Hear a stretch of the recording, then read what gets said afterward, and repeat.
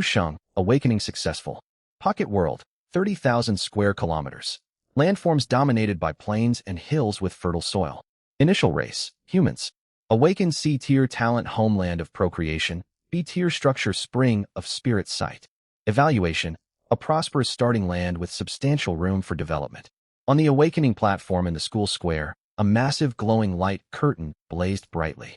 Other students of Class 31, Senior 3, queuing below, couldn't hold back exclamations upon hearing the announcement. Brother Lu really lives up to being top of our class. He actually awakened a C-tier talent. I don't think many students in ordinary classes have anything above C-tier, right? It's just a shame the human race is far too weak in the early stages. If it weren't for that, with the C-tier procreation talent pumping out population, he might even outmatch students from elite classes. Still not bad. Shang has outstanding academic grades. He might score around 600 in the National College Entrance Exam and stand a good chance of getting into a top-tier university. On the awakening platform, Shang sank into slight trance as he sensed the newly forged pocket world within him. Ever since he transmigrated to this world as a child, he had been eagerly awaiting this day of awakening upon turning 18. The reason was simple. This was a world where every person could become a god. Upon reaching adulthood at 18, everyone could attempt to open an internal pocket world with the aid of divine power and awaken one exclusive talent trait. Those who succeeded in awakening took a leap to become false gods blessed with 1,000 years of lifespan. Those who failed were doomed to remain mortals, destined to serve as laborers and servants for other gods, facing constant risk of complete annihilation. A pocket world spanning 30,000 square kilometers, paired with a C-tier talent and a B-tier structure, already made him a budding prodigy. Yet that was not why Shang was lost in thought. Within his mind, a brand new panel shimmered with faint luminescence. God, Shang, divine rank, false god, pocket world area, 30,000 square kilometers, environment, primarily plains and hills, subjects, humans. Subject population, 578 unranked mortal beings, talents. C-tier homeland of procreation. The more stable and secure living conditions are, the higher the breeding success rate and birth rate of all creatures within the pocket world. Maximum efficiency reaches 100x. Tier Lord of traits, insufficient activation energy. Requires expenditure of 1 million faith points for secondary activation. Assets, B-tier structure, spring of spirit sight. An X-tier talent? Over 18 years living in this world and 12 years of schooling. Shang only new talent ranks spanned F through SSS. He had never once heard of an X rank. Could this be his transmigrator golden finger? A talent surpassing all established rankings? Shang's breathing quickened, and the palm resting on the awakening stone pillar trembled faintly. He understood what this implied. Surge after surge of overwhelming joy welled up inside him, making him yearn to roar aloud. The urge was fierce, yet Shang restrained himself. The Great Xia Ministry of Education explicitly banned gods from interfering with student pocket worlds, but an X-tier talent was far too extraordinary. There was no guarantee some power-hungry figure would not take desperate risks. He needed to return home first, uncover the exact effects of this talent, then plan his next steps. 1 million faith points sounded like a vast sum to ordinary families, but Shang's parents were both demigods belonging to the middle class.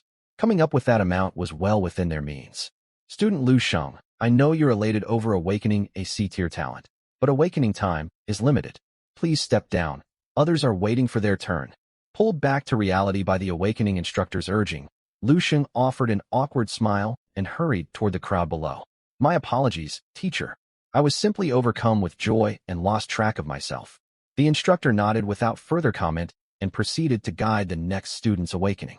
Wang Ping, awakening successful. Pocket world, 5,000 square kilometers. Landforms dominated by deserts and mountains. Initial race, serpent folk. Awakened E-tier talent, berserk rage. Evaluation, barren land with limited developmental potential. Ouyang Na, awakening successful. Pocket world, 300,000 square kilometers. Landforms dominated by deadlands, desert, and wasteland. Initial race, goblins. No talent awakened. Evaluation, vast yet extremely hostile starting territory. It is advised to replace the subject race, otherwise developmental potential remains extremely low. One after another, students from Class 31, Senior 3 stepped onto the platform.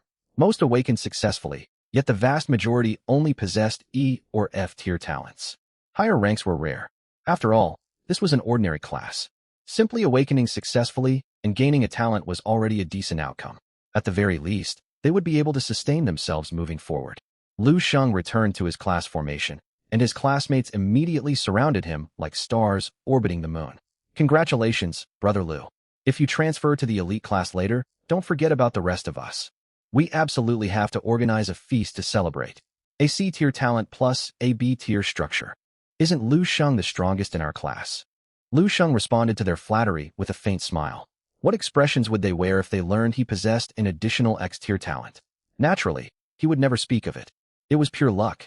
Lu Shang modestly waved his hand. Our class hasn't finished awakening yet. Someone might emerge later with even better talents and resources than me. It was nothing more than polite talk. Historical records showed that among ordinary classes at Linhai No. 1 High School, producing even one student with a C-tier or higher talent was considered extraordinary luck. Producing two? Practically impossible. Even without the X-tier talent, Lu Shang stood head and shoulders above everyone else in the ordinary class, and ascending to demigod status in the future was all but guaranteed. Next, Liang. At the sound of this name, the ongoing chatter died down. All eyes turned toward the awakening platform. Lu Shang watched as well, his gaze sharpening slightly. A young man wearing faded school uniform, exuding an aura of hardship, stepped onto the platform with his head hung low, heavy with nervousness. Liang, the poorest orphan student in the entire school. More importantly, there was lingering friction between the two of them. Back in Senior 1, Liang and Lu Shang's childhood friend Lu Ruyan had both enrolled at Linhai No. 1 High. Before long, however, Lu Ruyan deemed Liang far too impoverished. She believed that even if he awakened a pocket world in the future, he could never afford sufficient resources. She quickly broke things off with him and began pursuing Lu Shang, who came from a well-off household. Lu Shang had no interest in coming between others, yet Liang still harbored resentment toward him. Judging by his background and innate aptitude, the odds of him awakening a high-ranked talent should be slim. Lu Shang silently assessed him in his heart. Boom. Just then, blinding radiance erupted violently from the platform, and the broadcast voice echoed once more. Liang, awakening successful. Pocket world, 100,000 square kilometers. Landforms dominated by basins and river valleys. Initial race, Dragonkin. Awakened S-tier talent martial physique of Chi Seas, a tier-structured dragon blood pool, C-tier spirit, plant moon water immortal. Evaluation, an immensely prosperous starting territory. Near-perfect compatibility with the initial race, robust ecosystem, enormous developmental space, and staggering combat potential. Boom. The entire plaza erupted in uproar. How can this be? Liang is just an orphan. How did he awaken an S-tier talent?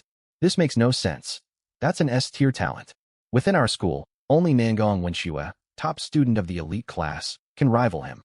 I remember, Liang and Brother Lu have some bad blood between them, don't they? Humph.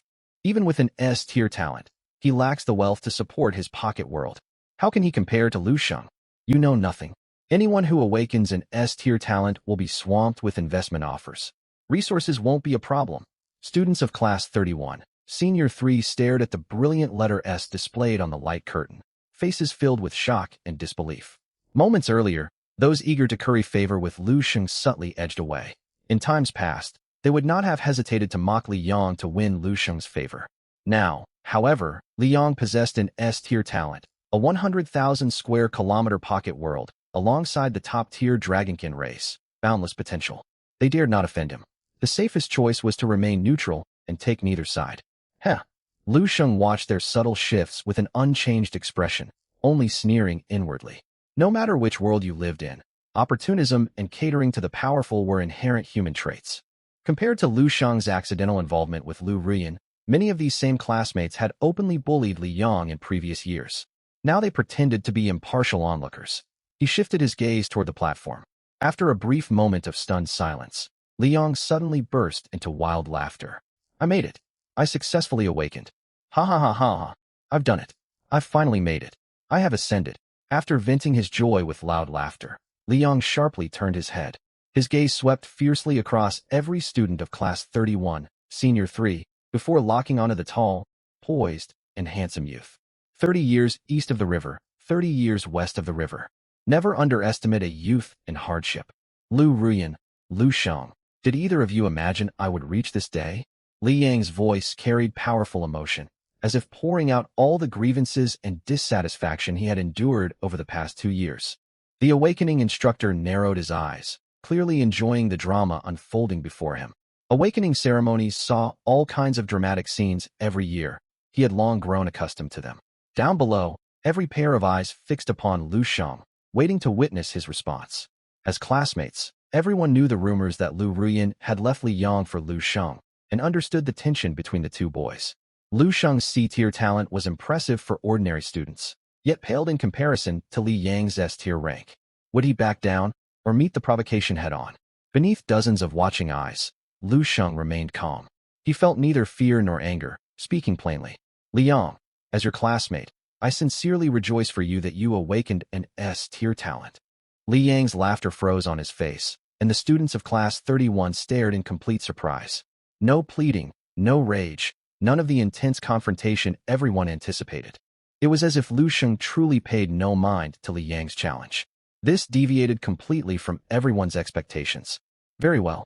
Now that all awakenings have concluded, everyone should head home to examine your pocket worlds. Discuss your future paths with your families as soon as possible. Settling on a development direction early will prevent wasted resources. Attend classes on time tomorrow. I will offer advice for pocket world development and share information regarding Ministry of Education grants, as well as details about the school's first monthly examination. As the atmosphere hung in awkward limbo, a gentle voice resounded for all to hear. A young, beautiful woman had silently stepped to the front of the class formation. Su Wanner, head teacher of Class 31, Senior 3, a genuine demigod. With the head teacher speaking, the tense standoff naturally came to an end. The awakening ceremony drew to a close. Students of Class 31 departed one by one. Lu Shang boarded a maglev shuttle bound for a high-end residential complex in the city center. Shangping Shujia, a residential district exclusive to demigods and their family members. His mind preoccupied with the X-tier talent, Lu Shang hurried out of the shuttle the moment it arrived and rushed straight back home. His parents had been waiting in the living room. Seeing him return, they immediately stood up to greet him. Son, how did it go? Was awakening successful? How large is your pocket world? What talent did you receive? Don't worry no matter what the outcome is. Your father can support you either way. Moved by their concerned expressions, Lu Shang smiled and replied, Awaken C-tier talent, homeland of procreation. There is also a spring of spirit sight within my pocket world. A C-tier talent. Just as expected of my son. I'll transfer 5 million faith points to you immediately as your initial startup capital. Lu Tiansheng waved his arm. The neural link band forged by technological gods flickered, and 5 million faith points transferred directly into Lu Shang's account. In this world, all national currencies had been abolished. Faith points served as the universal currency, and they could only be produced by subjects residing within divine pocket worlds. An unranked mortal subject generated 0.01 faith points per day. A first-order creature produced 0.1, a second-order creature 1, and so on for higher tiers. By the way, son, what is your initial race? Humans, Lu Shang answered truthfully. That works perfectly. Lu Tianxing slapped his thigh excitedly. You start off with the B-tier structure spring of spirit sight. It can gradually refine the physical aptitude of humans, steadily raising the chance of them developing spirit roots over time. The path of cultivation holds excellent prospects for you. Your father's subjects are also predominantly human. I will send over foundational cultivation arts for human practitioners later. That will save you from spending unnecessary wealth purchasing them. Lu Shang's mother Wang Ning added, Son, you have only just opened your pocket world. You need abundant resources to complete your ecosystem and achieve stable self-sustaining cycles. Spend freely where necessary. Tell us if you lack anything. Aim for outstanding results in the upcoming monthly exam to make your parents proud. One of your father's colleagues' sons awakened a C-tier talent and never stops bragging about it. Your father has been itching for you to outshine him. Lu Tianxing protested at once. What are you saying? Our son is outstanding. I have every right to boast. And old Zhao's son is in the elite class, acting high and mighty. Once my son transfers into the elite class, we'll see how arrogant he remains. Mom, Dad, I haven't inspected my pocket world yet. I'm heading to my room first. Seizing the chance to escape before the conversation drifted further off track, Lu Shang excused himself. Off you go. Today is a joyous occasion. Later your father will personally cook dinner to show off his skills. Back inside his bedroom, Lu Shang sat down and closed his eyes. His consciousness sank straight into his pocket world. Endless plains stretched into the distance, dotted with rolling hills and forests.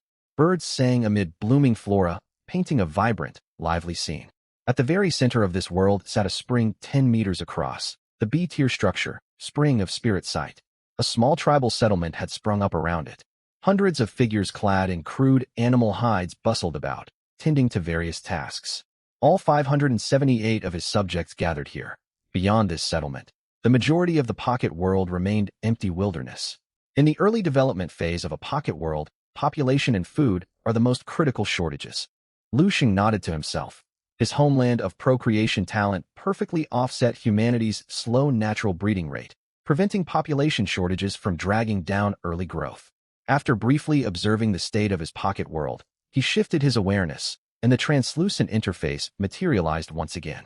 Talents: C-tier homeland of procreation, X-tier lord of traits, insufficient activation energy. Requires expenditure of 1 million faith points for secondary activation. Activate. 5 million faith points rested within his account. Shang did not hesitate for a second and confirmed the activation command. Faint ripples spread through the space. 1 million faith points vanished. The panel flickered, and new text appeared. God, Shang, talents. C-tier homeland of procreation description omitted X-tier lord of traits. Every midnight in the main world, one brand new random rank talent trait refreshes automatically. All previously acquired talent traits are permanently retained. So every single day, I gain an additional talent, with no upper limit on rank. Shang swallowed hard as he read the description of Lord of Traits. In this realm filled with gods, cases of dual talents were not entirely unheard of. 1,000 years prior, a god surnamed Tang appeared to possess only an F-tier plant growth talent on the surface, while secretly holding a hidden SSS-Tier forging talent. Since the founding of the divine calendar, such individuals remained extremely rare, numbered on just a handful of hands. Yet if this power functioned as described, Shang could potentially gain an infinite number of talents.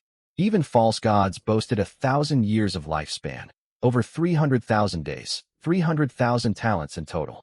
Even if every single one was merely F-tier, that collective power would easily crush peerless geniuses with SSS-tier talents. Shang drew a deep breath to calm his surging excitement and tapped the neural link band on his wrist. Powerful as Lord of Traits was, its strength required time to mature. With poor luck in the short term, he could still fall behind prodigies born with S-tier talents. Furthermore, developing a divine pocket world depended on far more than talents alone. Resources and careful governance by the god were the true keys to progress. Blindly pouring in resources might rapidly boost strength short-term, yet severe hidden crises would inevitably erupt. What's more, while his parents were demigods with comfortable wealth, they could not compare to top-tier aristocratic clans capable of purchasing special world wonders for their heirs from birth. Shang tapped the band, and a translucent light screen instantly materialized. Ding! Intelligent Entity Shadow, at your service. Detected user is a senior high school student. Tax exemption applies to ordinary purchases. Please enter the items you wish to buy or sell. Population remained his top priority in the initial stage. With my C-tier homeland of procreation, I don't need to deliberately introduce predators to create crisis. On the contrary, the safer and more stable the environment, the faster the population will expand. Shang reviewed the territory layout. 10 li outside the tribal settlement lay a small forest. The variety and quantity of fauna and flora within were limited, making the ecosystem prone to total collapse. When that time came, the tribal folk relying on hunting would face starvation. He now needed to open up several more sources of grain for his tribesmen to boost their ability to withstand risks in the future. Search for grain seeds. Tags: human, sustainable. Shang typed on his smart wristwatch. Searching. Search complete. Based on your official records, the following grain seeds are available. Common rice seeds. Mature rice offers moderate satiety and plain flavor. 1 harvest per year, with no additional bonuses. Price: 1 ton/10 faith points. Red rice seeds. Mature red rice nourishes vitality and blood. Long-term consumption can slightly improve vigor, strength, and physical constitution, delivering powerful satiety. A small bowl provides energy for an entire day, though texture is coarse. Price: 1 ton/1000 faith points. Spirit rice seeds. Mature spirit rice brims with spiritual energy. Regular consumption marginally raises aptitude and speeds up cultivation. It offers average satiety and excellent taste. 1 harvest per year, with extremely low ripening rate and stringent environmental requirements. Price: 10,000 faith points. Naturally, Shang intended to develop along the immortal cultivation civilization path. Aside from his lifelong childhood dream of cultivating immortals, immortal cultivation grew increasingly formidable in later stages, perfectly suiting the strengths of the Lord of Lexicons. Moreover, Tianxing specialized in immortal cultivation. He could offer maximum support, saving Shang countless faith points. But the immortal path was not one anyone could tread at will. There was a well-known question. Without spirit roots, is cultivation truly impossible? Shang's answer was yes. From the moment he first laid eyes on the tribesmen, he had discovered that none of the 578 people possessed spirit roots. Barring special talents granting innate spirit roots, all other methods only raised awakening odds. There was no hope for this generation. He could only wait and hope descendants born in the future would awaken spirit roots. Still, he could not wait idly. Since immortal cultivation was temporarily unfeasible, physical training would come first. Purchase 10 tons of red rice seeds and 10 tons of spirit rice seeds. After quick mental calculations, Shang reached his decision. While 20 tons of seeds sounded substantial, they would not fully sustain 500 people. Yet one crucial detail remained. Time flowed at different speeds between the main world and the small world. One day in the main world equaled 1 year inside the small world. The primitive tribesfolk held no modern concepts of morality. Men and women paired freely. Children knew only their mothers, not their fathers. Without contraceptive measures, nearly every woman fell pregnant each year. Before long, the tribe's population would surge exponentially. As he confirmed the purchase, 11,000 faith points were deducted. 2 gilded cards materialized out of thin air before him, printed with images of red rice seeds and spirit rice seeds respectively. All matter within the small world could be condensed into card-like forms through divine power and transported via spatial energy. It was an extremely convenient function, though it meant the cosmic delivery service was officially out of a job. Shang projected his consciousness into the small world. With a wave of his hand, the 2 cards transformed into streams of light descending near the spirit ice spring. At the same instant, a voice rumbling like the grand hymns of the great Tao echoed in every tribesman's mind. Heaven and earth are impartial. They treat all living things as straw dogs. Today, I take pity on your suffering and bestow upon you 2 varieties of grain seeds. These grains strengthen the body, and prolonged consumption improves innate aptitude. You must sow them across fertile lands, tend them diligently, and labor unceasingly. Only then will granaries remain full, and no soul shall perish from hunger. We offer thanks for the deity's grace. Every tribesman knelt respectfully, prostrating themselves fully to the ground and shouting in unison. After receiving instructions, the tribesmen quickly mobilized. This was where the advantage of highly intelligent beings showed. The 500 people split work clearly. Excluding pregnant women, half traveled to the nearby forest to hunt, while the rest took seed stocks and set about clearing land to plant both varieties across the surrounding fertile soil. Only half an hour had passed in reality, yet vast stretches of farmland sprouted around the tribe in the small world. Planted close to the spirit ice spring, the red rice and spirit rice flourished, already reaching over 10 centimeters in height. Had his initial race been unintelligent creatures such as goblins, they would have done nothing but reproduce endlessly. Even gifted seeds would never have been planted. Shang then opened his wristwatch mailbox to find a parcel sent by his father Tianxing. The parcel contained 2 foundational cultivation manuals, the Immortal Cultivation Text Qi Refining Formula and the Body Training Technique Wild Ox Body Refining Art.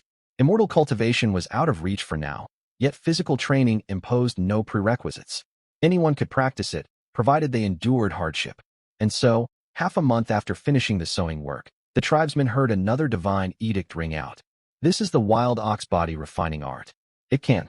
After dinner, Shang's consciousness returned.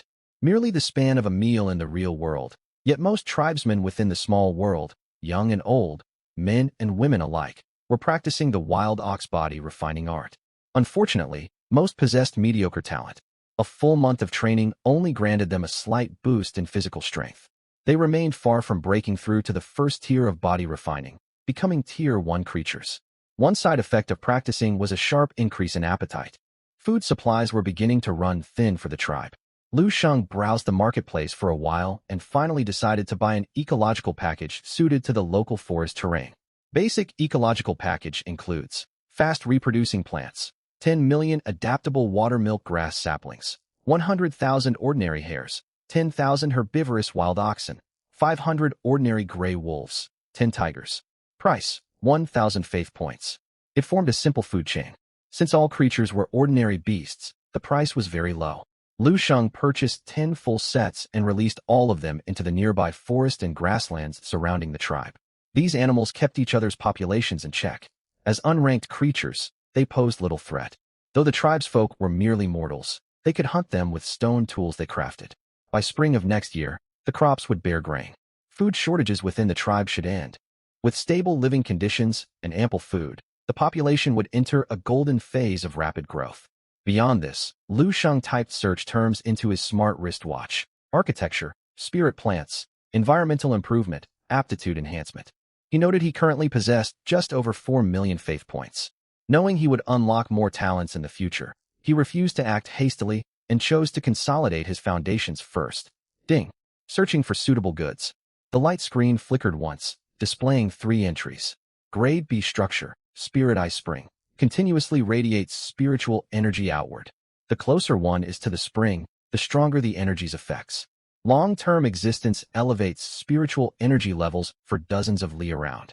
Gradually improves the tribesman's physical condition and marginally raises the chance their descendants will awaken spirit roots. Price, 5 million faith points. Grade C structure. Tempering pool. Consume 100 gene of animal blood daily. After 10 years of continuous feeding, it will refine 1 blood tempering pill. Consuming the pill drastically boosts a warrior's vitality and blood energy. A regular blood tempering pill holds a value of roughly 1,000 faith points. Price, 100,000 faith points. Grade B spirit plant. Stone milk bamboo. Mature specimens produce 1 drop of condensed stone milk every decade. The milk tempers flesh and blood and enhances innate aptitude. It demands strict growing conditions and easily attracts pests, requiring constant care. Its growth cycle is lengthy. Young bamboo requires 100 years to mature, and fully grown specimens are extremely difficult to transplant. Mature stone milk bamboo price, 10 million faith points. Young stone milk bamboo price, 2 million faith points. He could disregard the first entry entirely. It was the Spirit Eye Spring that already existed within his world when he awakened. While he could scrape together enough faith points to purchase another, it was unnecessary. He would face countless expenses ahead. Squandering 5 million faith points on the first day would strain even parents who were demigods. His gaze fell on the second offering instead. 1 blood tempering pill every 10 years, meaning 1,000 days to break even. Damn, that seemed like a poor deal. Shang hesitated, then turned to the third entry, the grade B spirit plant stone milk bamboo, and let out a helpless sigh. Are you joking? 100 years just to reach maturity. 100 years within the small world equaled 100 days in the main world. Everything would have moved on long before then. On top of that, it required harsh living conditions and risked failure at any stage of growth. It was clearly a problematic spirit plant, which explained the massive price gap between young and mature specimens. Shang sighed. Truly, boosting his tribesmen's innate aptitude would be no simple task. He would wait to see what talent awakened at midnight before making further plans. Shang closed the marketplace interface, lay down on his bed, and opened his class chat group. Have you all heard? Liang awakened an S-rank talent. The Nangang clan, one of the 4 great families of Linhai City, has taken notice of him. Rumor says he signed a deity contract, and his whole family has moved into a villa. Huh? He only just opened his small world and already signed a patron contract. Isn't that rushing things? Sigh, us ordinary folks. Even if we awaken great talents and powerful initial subjects, without resources in the early phase, development will stall anyway. Besides, Liang's Qi martial body cultivation devours enormous amounts of resources. It simply means he'll work for them for decades in exchange for funding. Still better than those of us who cannot attract any investors at all. Don't get me started. My initial world is barren. Famine has struck. Several of my subjects have already starved to death. I remember you awakened a forging talent. I have surplus grain in my small world. Want to strike a trade? Most students in the group were complaining or exchanging information and trading surplus supplies they possessed. Liang secured investment already? With an S-rank talent, financial backing from a major clan, and dragonfolk as his top-tier initial race, his development will surge. Shang pondered. Liang's name would undoubtedly resound across Linhai No. 1 High School in the upcoming monthly school exam, drawing countless factions offering investment. This sparked a train of thought in Shang. If powerful parties approached him later with an investment offer, demanding he sign a deity contract promising to serve them for decades or centuries once he grew into a mighty deity, would he agree? As these thoughts swirled, time ticked onward. The wall clock struck 12. Lu Shang immersed his consciousness into his divine realm.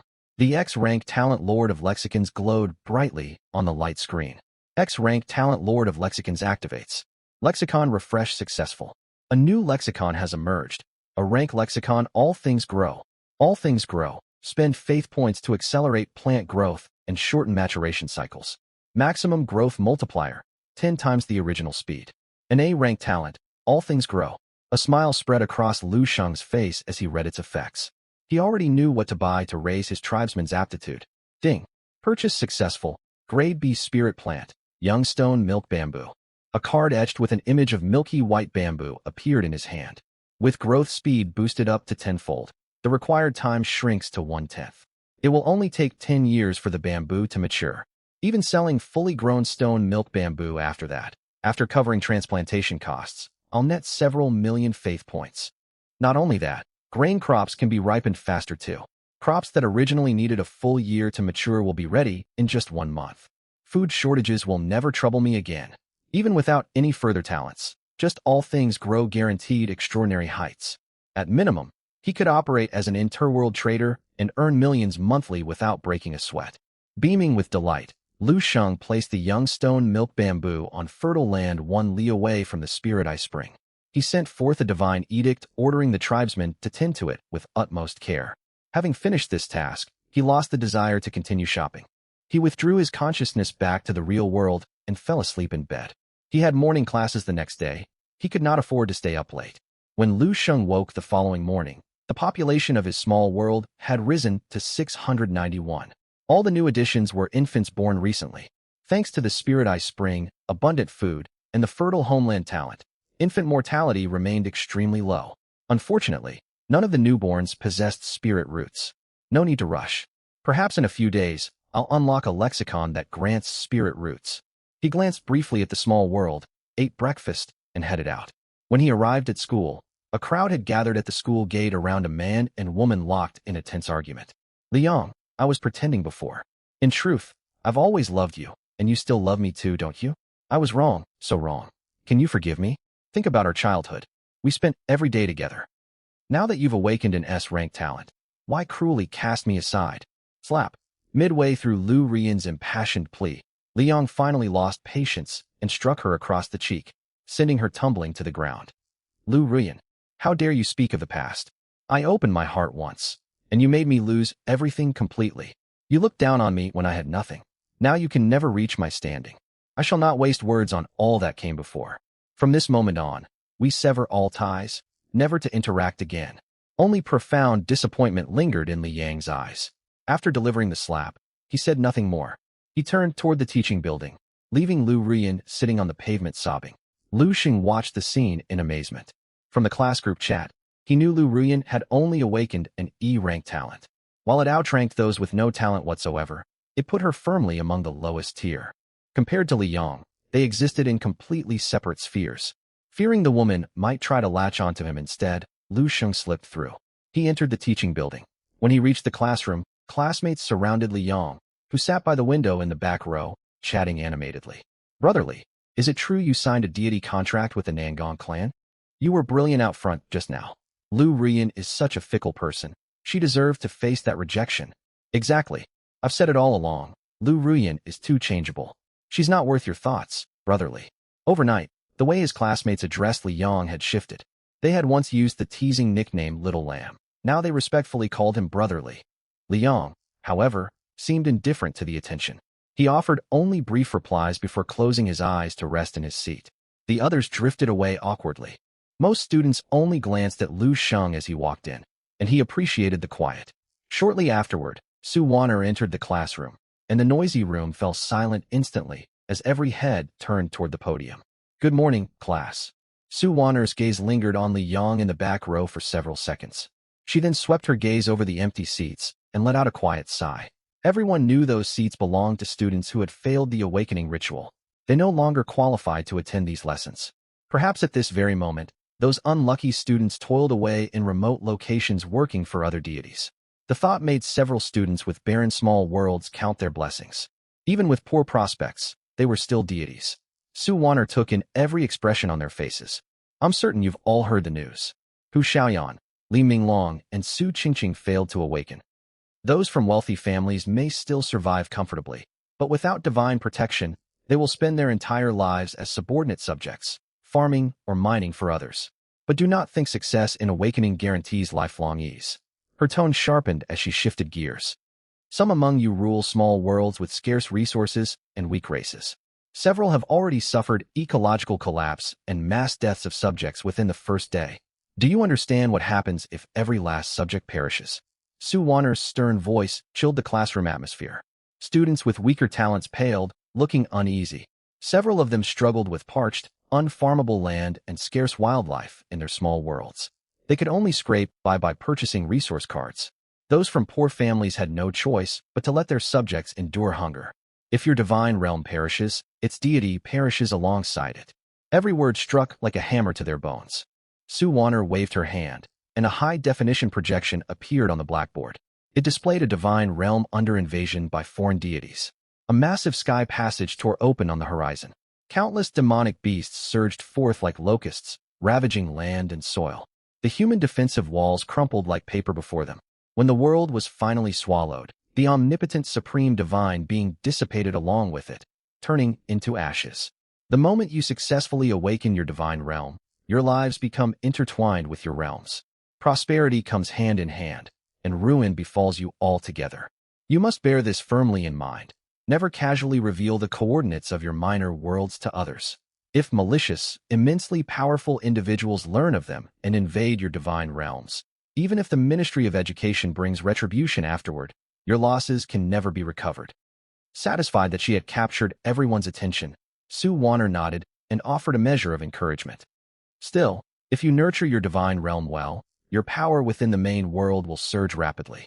Shifting mountains, overturning seas, and traversing vast distances in an instant will be well within your reach. If you seize the chance to ascend to true godhood, you shall remain youthful and immortal for as long as your divine realm endures. These words instantly ignited the enthusiasm of every student in the classroom, and they could not help but let their imaginations run wild. Even Lu Shang's heart stirred violently. To move mountains and overturn seas, to live forever. That day will not be far away. Lu Shang clenched his fist, his eyes glinting with resolve. Up on the platform, Su Wan'er continued her lecture. The core of today's lesson is a reminder. Your subjects within the divine realm share an intimate bond with you. Stay humble. Do not slack off just because your innate talent is mediocre, nor grow arrogant and neglect nurturing your subjects simply because you possess great talent. Many among you come from impoverished families. For this reason, the Ministry of Education has rolled out subsidy policies. Students with different evaluation grades can apply for interest-free student loans of varying amounts, which you may check at any time. Beyond that, I have the most important announcement, the monthly school examination held by Linhai No. 1 High School. Su Wan'er tapped the desk, and every student in the classroom sat up straight, their expressions turning earnest. As you all know, the college entrance examination totals 1,000 points. 100 points for theory, 300 points for divine realm prosperity, and 600 points for practical combat. Thus, the combat prowess of your subjects holds immense importance. Your primary focus moving forward can be raising your subjects' cultivation ranks and equipping them. The higher your ranking, the greater the subsidies you will receive from the Ministry of Education. All students ranked within the top 100 in this monthly exam will be awarded 1 million faith points by the Ministry of Education. Those in the top 30 school-wide may select one Class C building of their choice, and the top 10 will additionally receive a Class B building of their own picking. Boom. The atmosphere in the classroom erupted. Even Li Yang's eyes blazed with fervor, and emotion finally surfaced on his face. A Class B building. Even the weakest among them was worth millions of faith points, while those with extraordinary effects could command tens of millions, priceless treasures that could not be bought for any price. Very well. I have covered everything I needed to say. If you have any questions regarding your divine realms, you may come forward now. I will provide solutions for each of you. Most students of Class 11, senior year, came from ordinary households and could not afford to hire divine consultants for guidance. Su Wan'er was the only demigod within their reach. For this reason, A crowd lingered beside Su Wanner until the bell rang, waiting eagerly for her advice. Lu Shang, however, appeared uninterested. One day in the main world equaled 1 year within the minor worlds. The flow of time was far too rapid. A small oversight could trigger the collapse of the fragile ecosystems within these pocket realms. Yet he had purchased 10 ecological packages the previous day. Even if accidents arose, the vast diversity and volume of species would sustain and regulate the environment on their own, so there was little cause for concern. On top of that, he possessed a tenfold crop growth acceleration ability, eliminating any risk of food shortages. He caught Li Yang's gaze, nodded toward him, then left the classroom. He had once had a group of acquaintances within Class 11, senior year. But after Li Yang awakened his S-grade talent, those people feared being dragged into trouble and never sought him out again. Lu Sheng was glad to be free of their company. Returning home, he immediately turned his attention to his minor world. Nearly half a year had passed within the realm. Record, your subject, Long, has broken through to the first layer of body tempering, becoming a first-order creature. Record, your subject, Long, has been elected tribal leader, becoming the first chieftain of the Giba tribe. Thanks to spirit rice and red rice boosting their physical condition, a first-order creature had emerged far sooner than Lu Shang had anticipated. Near the Spirit Eye Spring, the tribe's appearance had already undergone noticeable changes. A half-meter-tall palisade of sharp stakes encircled the dwellings, clear proof that his subjects had developed a sense of territoriality. The spirit rice and red rice bestowed by the divine being ripened so quickly. This is the 5th harvest this year, is it not? We have far more than we can eat. The granaries are overflowing. We will need to build another storage house in a few days, I reckon. Chieftain Long has gone hunting again. We will have meat for supper tonight. Within the tribe, men tilled the land while women wove cloth. Every woman tended to 1 or 2 children, or held an infant in her arms. Lu Sheng focused his sight on the subject named Long. The man led a hunting party of dozens deep into the forest, tracking wild bison. His muscles bulged, and his frame moved with lithe agility. Relying on preset traps, with Long at the forefront as a body-tempering first-layer warrior, the group could bring down an adult wild bison in a little over 10 minutes. They then hauled the carcasses back to the settlement one by one. The tribe has not yet flourished. Our subjects are only marginally stronger than ordinary humans, and transporting game remains terribly slow. Lu Sheng observed that while Long's hunting team spent 3 hours slaying prey, they required 3 times as long to carry the animal carcasses back. With this thought in mind, he activated his smart wristband and began searching the marketplace interface. Filters, kindred, low food requirements, hardworking, and enduring. Ding. Suitable kindred have been located. Kindred, Stonefolk rank. First order creature description. Stonefolk possess immense strength and work tirelessly. Their rock-hard skin withstands wind and sunlight for centuries without harm, and they boast lengthy lifespans. Upon death, they fragment into smaller stone golems. They feed solely on soil. As long as they are not overworked or starved for prolonged periods, they are easy to cultivate. However, their intelligence is limited, making them incapable of complex labor. Price: 1,000 faith points per individual. Warning: while stonefolk are first-order creatures with timid temperaments and poor combat skill, their brute strength makes accidental injury possible if your minor world subjects are weak. Choose carefully. Lu Sheng's eyes lit up upon reading the stonefolk's profile. He had seen these creatures before through his mother Wang Ning. They were commonly used for mining and hauling cargo, incredibly convenient. Their simple minds meant there was no risk of rebellion. A single first-order stonefolk could match 10 ordinary body-tempering martial artists. Lu Sheng promptly spent 100,000 faith points to purchase 100 stonefolk, releasing them into his minor world and granting command authority to Long. Inside the minor world, Long was directing the hunting party to move the remaining beast carcasses when a streak of light shot across the sky, crashing to the ground like a meteor. 103-meter-tall beings formed from stacked rock appeared on the spot. At the same time, a divine edict echoed in his ears. These are Stone's servants, gifted with prodigious strength. They may be used to speed transportation and carve roads. Make full use of them. Long dropped to his knees at once, pressing his forehead to the earth. Praise the divine being. He rose swiftly afterward and called out to the hunters behind him. These are stonefolk, servants sent by the divine being, who takes pity on our toil. Place the beast carcasses upon their backs at once. Praise the divine being. Praise the divine being, echoed 30 hunters in unison. Hearing Long's words, the men of the hunting party bowed respectfully and lifted the carcasses they carried. loading them onto the towering stone folk. Loads that weighed heavily for the humans felt as light as paper to the stone folk. A single stone being could lift 7 or 8 wild bison with ease. The stone folk's heavy weight compacted the ground as they walked, and loose pebbles falling from their bodies marked a clear trail for others to follow. With the stone folk's aid, transport efficiency surged. Many tribesfolk were freed from hauling duties, able to join hunting parties or expand the tribe's population. The tribe began to expand rapidly. Shang knew this growth stemmed not only from the millions of faith points he had invested, but also the tenfold crop growth buff. Without spirit rice and red rice to strengthen his subjects' physiques, no body-tempering warriors would have emerged, and the tribe would lack the capacity to command the stone folk. At this stage, apart from Liang, almost no one else in the ordinary class could match his pace of development. In the days that followed, Shang attended each mandatory lecture at school before hurrying home to research methods of strengthening his subjects. Quality mattered more than sheer numbers when it came to subjects. Furthermore, thanks to fertile homeland, his population grew steadily, leaving him no need to rush expansion. His current priority was continuously improving his minor world's environment and gradually elevating his subjects' natural aptitudes, laying a solid foundation for generations to come. On the contrary, a sudden massive population boom would trigger crises involving food, housing, and conflicts between clans. 10 days passed quickly. 10 years elapsed within the minor world. During this time, Shang purchased millions of earthworms, ladybugs, beetles, springtails, and other soil-aerating beneficial insects. He also introduced thousands of foxes, 100,000 hares, dozens of eagles, and other common beasts to enrich the food chain. Another 100,000 faith points were spent. By now, the minor world had undergone earth-shaking changes since its awakening.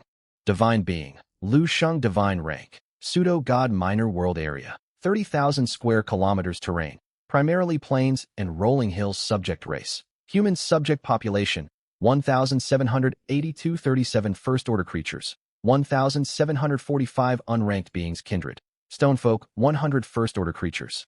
Innate talents, Grade C Fertile Homeland, X Grade Lord of Epithets, Grade F Rapid Excavation, S Grade Infrastructure Master, Grade A All Things Flourish, Grade F Woodworking Adept, Grade F Savory Flesh, Grade F Robust Health, Grade C Steel Frame. Structures owned, Grade B Spirit I Spring ×1, Grade B Spirit Plant Milk Bamboo ×1, numerous unranked flora and fauna, faith points. 1.69 million subjects generate 21.15 daily. Over 10 days, the tribal population had expanded from an initial 600 to more than 1,700, though most of the new additions were children under 10 years old. The tribe's outer borders expanded several li outward, enclosing the Grade B Spirit Plant Milk Bamboo within a separately designated cultivation zone. Along the tribe's periphery, a tall black stone wall rose steadily. Stone folk carried rock and soil with swift movements, lacking the customary sluggishness of their kind. This was thanks to a new epithet Shang obtained on the 5th day, the S-Grade Trade Infrastructure Master. Infrastructure Master. By expending faith points, all construction within your minor world proceeds 10 times faster. Material utilization efficiency doubles, and finished structures boast far greater durability. All subjects and affiliated kindred will gradually gain deeper understanding of construction work. With the stonefolk's labor, the young city took shape rapidly. It would be fully completed within another 2 weeks. Progress would have been even faster if manpower were not limited. Naturally, Shang guided the development every step of the way. The practical segment of the monthly exam evaluated the combat capabilities of subjects, operating similarly to a tower defense game. The more waves of monsters they repelled, and the longer they endured, the higher the score. If he could fight from within city walls, he would hold an innate advantage. 36 tribesfolk with superior natural talent had broken through bottlenecks to become body-tempering warriors, yet none surpassed the 3rd layer of body tempering. Only Long had reached the mid-stage of body tempering. Empowered by the Grade C talent Steel Frame, his tribesfolk fought far stronger than warriors of equal rank from other realms. Long, chieftain of the Giba tribe, could even defeat a pack of adult tigers with his bare hands. Shang unlocked many talents over these 10 days, yet most offered limited immediate benefits.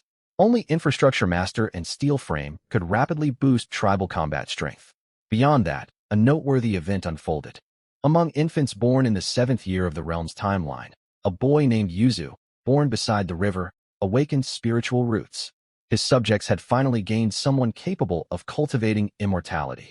Spiritual roots, 4 elements roots, water, fire, earth, wood cultivation arts, none cultivation realm, none innate talents, none constitution, mortal. Compared to martial artists, immortal cultivators possessed far greater versatility and longevity, with boundless room for growth. Though he bore only 4 element roots, Shang resolved to spare no effort nurturing him. Within the minor world, the milk bamboo guarded by rotating sentries for 11 years finally condensed a drop of milky white liquid, dripping into a carved leaf trough beneath the stalk. A nearby tribesman hurried forward and collected the liquid in a jade vial, storing it with the utmost care. The chieftain had said this single drop of spirit essence was more precious than any of their lives. Shang witnessed the entire scene. Joy surged within him. All things flourish not only shortened the maturation cycle of the milk bamboo tenfold, but also accelerated the formation of spirit essence by the same margin. Ordinary divine beings needed 110 years to harvest their first drop of spirit essence. Shang required merely 11. It would be perfect for refining Yuzu's physique and purifying his mortal flesh. Shortly after the spirit essence formed, Long traveled to the milk bamboo grove and retrieved the jade vial. He arrived at a stone hut and knocked upon its door. "Chieftain Long, what brings you here? Is there a task you wish my family to undertake?" A woman holding Yuzu stepped outside, gazing at Long with deep respect. As the tribe's founding chieftain, Long had led the people to abundant food and shelter and begun building their city. Every tribesman revered him without question. "The divine being has sent forth an oracle. Your son Yuzu possesses the aptitude to become an immortal. The Divine One has bestowed an immortal cultivation technique, alongside the spirit liquid from the milk bamboo. Praise the divine being." The woman did not doubt Long's words for an instant. She handed the toddler in her arms to him, and Yuzu drank the spirit essence. Minutes later, Yuzu let out a cry and twisted restlessly in the woman's embrace. Pitch-black filth seeped from every pore of his skin, coating his body completely. His mother was terrified, but Long assured her the transformation was normal. He carried Yuzu to the river and washed him clean, revealing a child remade. His skin was fair as snow, and his eyes shimmered like starlight, clearly distinct from all other children. From that moment onward, 3-year-old Yuzu officially began practicing the Qi refining manual. The tribal population has nearly doubled, and we command a sizable force of body-tempering warriors. Ordinary meat can no longer meet their nutritional demands. Shang fell into thought. He resolved to introduce edible first-order creatures to his minor world. The Giba tribe's current strength was more than sufficient to hunt such beasts. Search filters. First-order creature, edible for humans, moderate aggressiveness. Thanks to his grade F talent savory flesh, any creature fit for consumption would serve as excellent sustenance. These were merely 11 talents. Once he acquired more, every facet of development could be covered. The glowing interface of his smart wristband quickly displayed the targets he sought. Ding. Suitable first-order creatures located. Bloodfiend boar, first-order creature.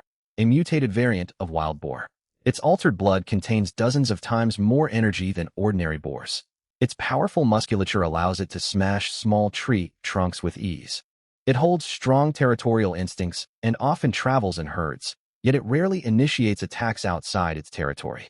Its flesh holds extraordinary nutritional value, ideal for replenishing vital energy in martial artists. It reproduces at a moderate pace and requires sustainable hunting management. Price: 100 faith points per individual. Though both ranked as first-order creatures, bloodfiend boars, as prey animals, serve far fewer practical functions than labor-focused stonefolk, which explain the vast difference in price. Shang immediately purchased 5,000 specimens. He released 3,000 into the small forest near the tribe, and the remaining 2,000 into a large forest 50 li east of the emerging city.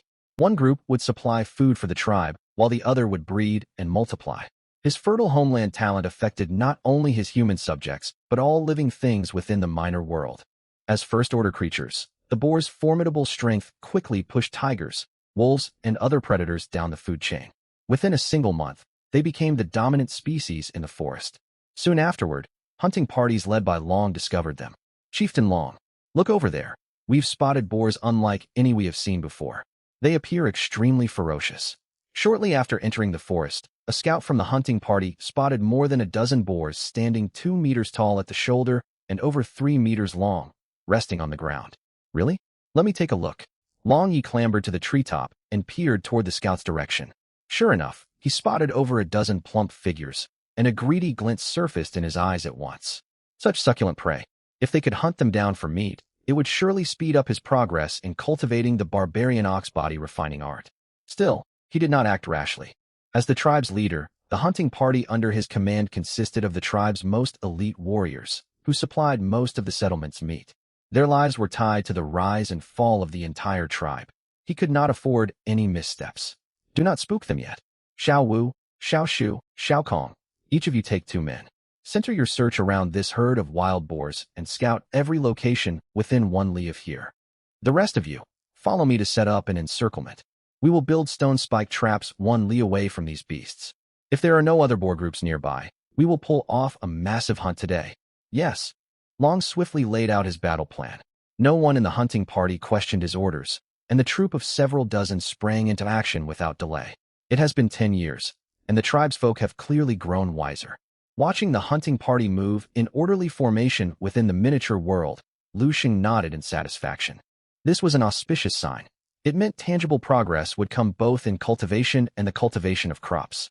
His consciousness lingered within the miniature world, observing how Long and his men hunted the blood-red porcupines, when his mother Wang Ning's voice echoed from outside his room in the main world.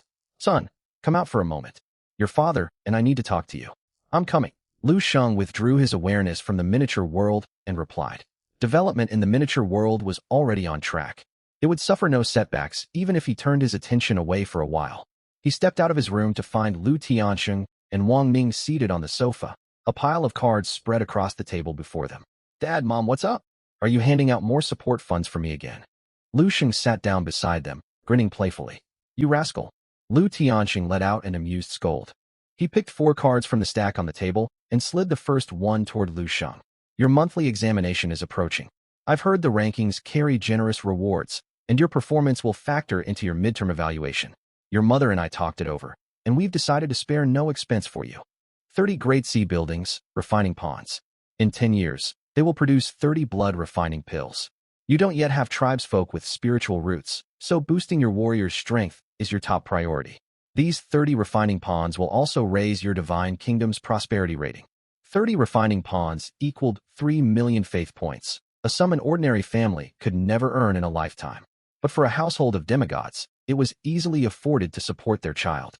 Shang felt grateful to be reborn into a demigod's family. His starting line was far higher than those who could not even afford grain.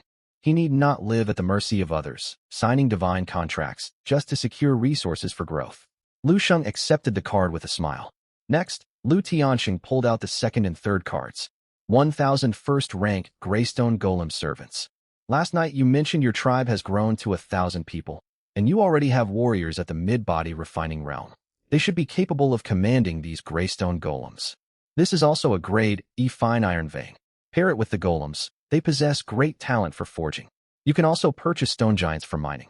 Before long, you will be able to mass-produce grade F and grade E weaponry. A grade E fine iron vein. Shang was utterly stunned. Though only grade E, this vein was far more valuable than the refining ponds or Greystone Golem servants. It was an incredibly profitable asset. After all, even the lowest grade F weapon sold for 100 faith points on the terminal network, while grade E arms fetched 10,000 faith points apiece. There was an unbridgeable gap in combat power between tribesfolk armed with proper gear and those without. The value of a mineral vein was incalculable. Owners almost always kept them for personal exploitation, rarely putting them up for public trade. His parents were truly pouring immense resources into him. Mom, Dad, this is far too precious. If you developed it yourselves, you could earn far greater profits, right? Shang asked in confusion. We certainly could, but mineral veins cannot be relocated once planted. Resources like this are exceedingly rare, and they grant huge bonus points for the National College entrance examination. Shang tried to speak further, yet Lu Tiansheng waved his hand. Just take it, son. You possess outstanding talent. Your miniature world is developing far better than those owned by ordinary grade C talents. You may well become a true deity one day. When that happens, your father and I will rely on you to live in comfort. Shang patted his chest confidently. Just wait and see. You'll enjoy the good life, thanks to me. Very well.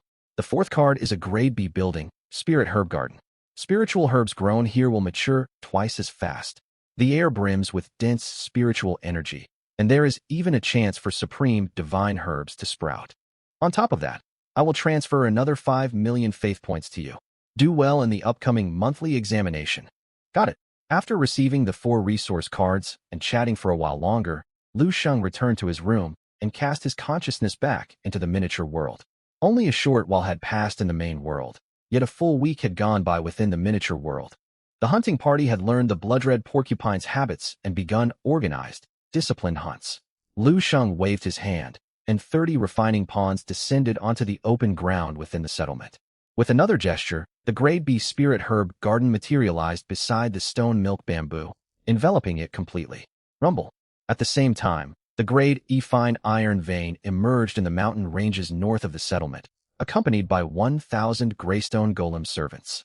Upon receiving Shang's divine edict, the golems immediately set about mining fine iron and processing or with practice skill.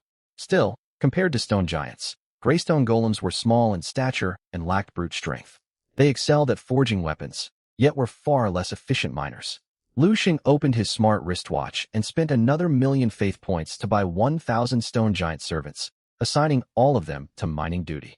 Soon afterward, every human tribesfolk heard the voice of their god resounding in their minds. 30 refining ponds shall stand on the open ground south of the settlement. Each pond requires 100 gene of beast blood poured into it every day. After 10 years, each shall yield 1 blood refining pill. Beside the stone milk bamboo, I have lowered a spirit herb garden. All rare medicinal plants will be cultivated here henceforth, their growth speed doubled. Tend them carefully and watch over them day and night. 70 li north of the settlement lies a mountain range holding a fine iron vein. I have ordered my servants to mine ore and forge weapons there. Every year, you must send a troop to collect finished arms. In 20 years, foreign monsters will invade. You must prepare yourselves, stand firm, and fight to the last breath. Defy this warning, and your entire tribe shall be exterminated. Boom, boom, boom. Every working human tribesman knelt and pressed their foreheads to the ground, shouting in unison, "We obey the divine edict." Shang pondered for a moment before relaying news of the invasion, which coincided with the monthly examination, to his people. He had noticed that with steady development, abundant food, and almost no accidental deaths, some tribesfolk had grown idle and indulgent. The most effective remedy for such complacency was to present a grave existential threat. A shared crisis would give them purpose and drive. The monster invasion tied to the monthly examination was the perfect threat to leverage.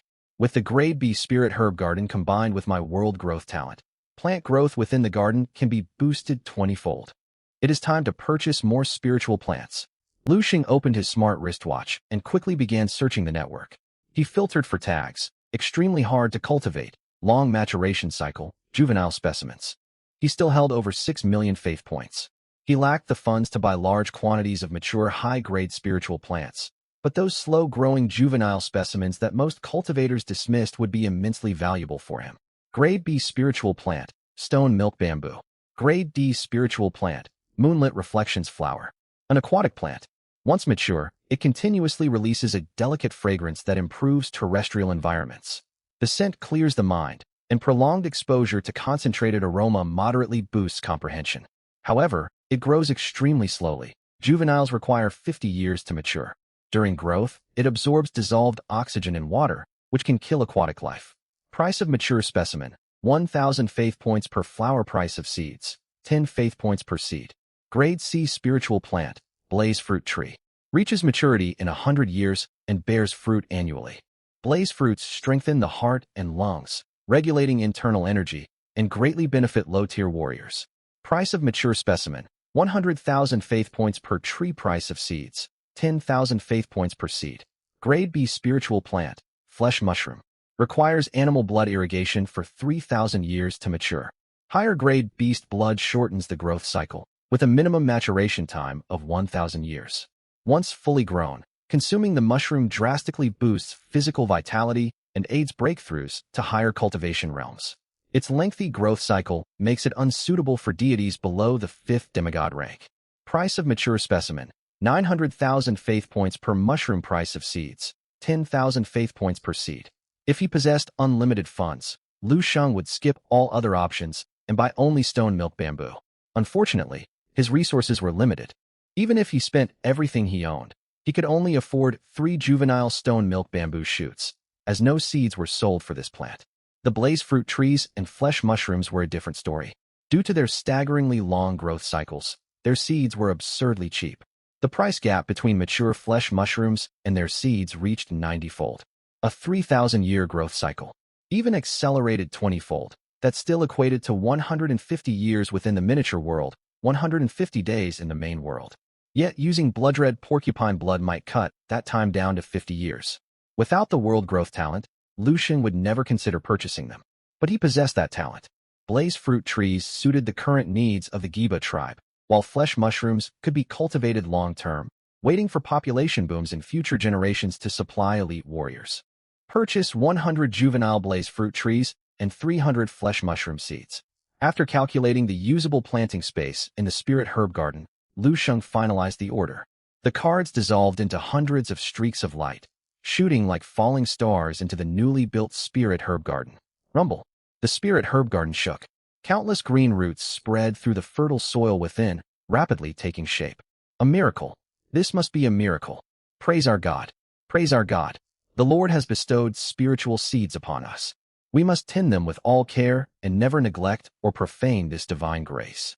The 70-year-old elder, appointed by Long to guard the spirit herb garden, witnessed the scene, overcome with gratitude as he slammed his head repeatedly against the ground. The young herb apprentices behind him knelt and followed his lead, giving thanks for the divine favor.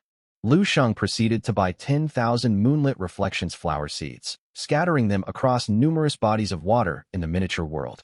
He sent word to Long to strictly control their planting, or risk exhausting the tribe's drinking water sources. With this influx of new resources, the miniature world entered another phase of rapid expansion. Miniature World Year 17.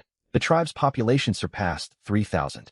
Over 100 warriors stood at the body refining realm, 13 at mid-body refining realm, and tribal leader Long reached peak mid-body refining realm, only one step away from advancing to late-body refining realm. Children born years prior had grown into adults, displaying far greater talent for martial cultivation than the older generation. That same year, Yuzo turned 10. Record. Your tribe's folk Yuzo has achieved progress in the Qi refining formula, breaking through to Qi refining layer 1. Young Yuzo was endlessly curious about all aspects of tribal life. As the tribe's first cultivator of immortal arts, he had displayed extraordinary wisdom and talent from childhood. In lessons, he could effortlessly answer questions that stumped other children his age, and even draw further conclusions from what he learned. Word of the child prodigy spread throughout the tribe. In the same year, unrestrained hunting by the Giba tribe drove down blood-red porcupine numbers in the small forest nearest the settlement to below 4,000. The following year, after discussion among the tribe's folk, they resolved to embark on an expedition to a large forest 50 li away. Freed from predators for 7 years, the porcupine population in this forest surged from 2,000 to 15,000, then stabilized at roughly 10,000 once competition for food and territory set in. When Long led the hunting party there, he was astounded by the massive herd. Having learned lessons from the smaller forest, he avoided overhunting this time. He would maintain the porcupine population at half the forest's sustainable carrying capacity, around 5,000 heads. At this number, the porcupines could reproduce at their maximum possible rate. 3 new grade D traits manifested in the miniature world: innate acumen. Newborn infants develop awareness faster, learning knowledge, tool use, and cultivation earlier than before. Cooperative instinct. Work efficiency rises by 50% when multiple people collaborate. Collective satisfaction among tribesfolk improves moderately. Beast's fury, active trait, causes beasts within the miniature world's borders to send their blood surging temporarily, doubling their strength. 2 grade F traits: armor piercing, accelerated metabolism. 1 grade C trait, growing valor. The longer a battle drags on, the sharper the tribesfolk's combat intuition and the higher their fighting fervor, boosting combat effectiveness by up to 100%. Tribesfolk will not flee from battle even amid heavy casualties. 1 grade B trait, toxin immunity, grants resistance to most poisons and drastically reduces disease rates. Individually, each trait might seem modest, yet combined, they transform the tribe completely. All but the largely situational Beast's fury contributed greatly to both the tribe's long-term sustainability and immediate combat prowess. Mining operations at the fine iron vein are running smoothly. The Giba tribe collects manufactured weapons each year. Now all 100-plus body refining realm warriors carry grade E arms, while remaining fighters are equipped with grade F bows and fine iron arrows.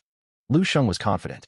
Once the settlement walls were finished, the fine iron arrows paired with the armor-piercing trait might allow his people to repel the first waves of invading monsters in the monthly examination with minimal casualties. If the invaders relied on venomous attacks, he would hold an overwhelming advantage. Growing valor would ensure his tribesfolk fought until their last breath. Still, he had no intention of exhausting his divine kingdom's strength for higher examination scores at this critical stage of development. The moonlit reflections flowers matured and spread widely across waterways. When tribesfolk woke and breathed in their fragrance, they felt refreshed and invigorated. The miniature world continued its orderly development. 10-meter-tall black stone walls rose on all four sides of the settlement, enclosing the tribe and all vital resource sites. With the boost from cooperative instinct and aid from newly summoned stone giants, wall construction progressed faster than Lu Shang anticipated. He estimated the entire fortress would be fully completed within another 2 to 3 years. Long officially named the settlement Blackstone City, Lu Shang watched the scene for a while longer. Noticing the clock had struck 6 in the evening, he pulled his consciousness out of the miniature world. An important guest was arriving at his home tonight. Lu Tianxing's old classmate Zhao Ding, a genuine deity, a first-rank true god. "Hello, uncle and aunt." The moment he opened his bedroom door, a young voice rang out. In the living room, Lu Tianxing and Wang Ning stood to greet their visitor. In the doorway stood a powerfully built man in plain black robes, bearing an extraordinary aura. Without a doubt, this important divine guest was first-rank true god Zhao Ding. Beside him stood a young man of ordinary yet neat features, roughly Lu Shang's age. "Xiao Shang, you're out?" Lu Tianxing noticed his son emerging from the room and stepped forward to introduce them. "Come, meet Uncle Zhao. I've told you about him many times. He achieved the greatest heights out of everyone in our class back then." He then gestured to the youth beside Zhao Ding. "This is Uncle Zhao's son, Zhao Mingjian. He also attends Linhai No. 1 High School, in the top senior elite class. He awakened a grade B talent. If you run into any confusion cultivating your divine kingdom, you can ask Brother Mingjian for advice. Your Uncle Zhao and I have matters to discuss, so you two young people can chat for now." With that, Lu Tianxing led Zhao Ding aside, chatting amicably. Their bond remained strong despite the vast gap in their status. Though Zhao Ding was merely a first-rank true god, true gods and demigods existed on entirely separate tiers of power. Lu Shang had heard his father recount that they had grown up together as childhood friends. During a campaign against a foreign demigod in university, Lu Tianxing had once saved Zhao Ding's life, owing to that life or death favor. Zhao Ding was a man of deep loyalty. After ascending to become a true god over the years, he had aided Lu Tianxing many times, always bringing him along whenever favorable opportunities arose. At that moment, Zhao Ding turned his head and spoke. "Mingjian, get along well with him. Guide Xiao Shang more." From his perspective, although Lu Shang had awakened a grade C talent and possessed a grade B structure, the Spirit Eye Spring, putting him among the top students in the ordinary classes, he still paled in comparison to Zhao Mingjian. Zhao Mingjian belonged to the elite class and was the son of a god. After all, the Spirit Eye Spring was only worth 5 million faith points. The initial resources Zhao Ding had given Zhao Mingjian on the very first day were valued at more than 100 million faith points. That was not to mention the resource cards and other forms of support he had provided. "Understood." Zhao Mingjian replied obediently. Once the adults moved to the other side, Zhao Mingjian relaxed his demeanor. He draped an arm casually over Lu Shang's shoulder, acting as if they were old acquaintances. "Brother Lu, I heard from my father. You awakened a grade C talent with the human race as your initial species. If you had chosen the beast race or the Zerg race, you could have rapidly amassed troops in the early stages, giving you a shot at transferring to the elite class during the midterm assessment. But don't worry, your elder brother here wields a grade B talent. If you run into any trouble at school in the future, just mention my name, and it will surely intimidate plenty of people. Then I'll have to rely on your support, Brother Zhao," Lu Shang said with a chuckle. He thought Zhao Mingjian was a decent person and offered a little flattery. Calling someone elder brother cost him nothing after all. "Ha ha ha, count on me." Zhao Mingjian's spirits lifted instantly at the address of Brother Zhao, and he straightened his back. After a moment's thought, he issued a sincere reminder. "Brother Lu, for this monthly assessment, you'd better pour all your resources into boosting your subjects' combat power and aim for a spot within the school's top 10. If you manage to obtain a grade B structure, It will be worthwhile even if only dozens of your subjects survive. There was profound meaning behind those words. Linhai No. 1 High School housed 3 elite classes with 30 students each. Every student came from a divine household, and almost all possessed talents of grade C or higher. Backed by immense funding, if Lu Shang did not possess the talent, Lord of Keywords, how could he hope to stand out among such competitors with merely a grade C talent? Even with Lord of Keywords, Lu Shang did not believe he could surpass them in the early phase. Originally, he had set a modest goal of breaking into the school's top 100 for this monthly assessment. Lu Shang's eyes flickered, and he quickly asked, "Brother Zhao, what's the reasoning behind this?" "It's simple," Zhao Mingjian said mysteriously. "Students from the ordinary classes don't know this. They think the rewards for this monthly assessment are incredibly generous, but for us elite class students, a grade B structure is merely an added bonus. We are still in the early development stage of our miniature worlds. Population and high-end combatants are extremely scarce. Even I will not go all out in the monthly assessment. If my subjects suffer heavy casualties or monsters draw near vital resource zones, I will end the examination right away. Only during the mid-term class placement assessment will the elite class students unleash their full strength." I see now. Lu Shang suddenly understood. The rewards that ordinary class students craved fervently meant little to elite class students. They were not willing to risk the future development of their miniature worlds fighting desperately for them. Moreover, unlike Lu Shang, ordinary gods lacked the S-grade talent, infrastructure pioneer. They could not build effective defenses around high-grade resource zones. If high-grade spiritual plants and structures were destroyed, their losses would be too great to bear. But even so, would I be willing to sacrifice my subjects? Lu Shang pondered silently. If Blackstone City faced the threat of being breached, he would halt the examination without hesitation. He could not allow the spiritual farmlands and medicinal gardens inside the city to sustain any damage whatsoever. Compared to the elite class students, he only held the minor advantage of city walls, granting him a slightly higher threshold for endurance. By the way, how are your subjects developing now? What is your population, and how many first-order creatures do you have within your tribe? Even the last-ranked student in my elite class 2 commands over 100 first-order creatures, each equipped with an E-grade weapon.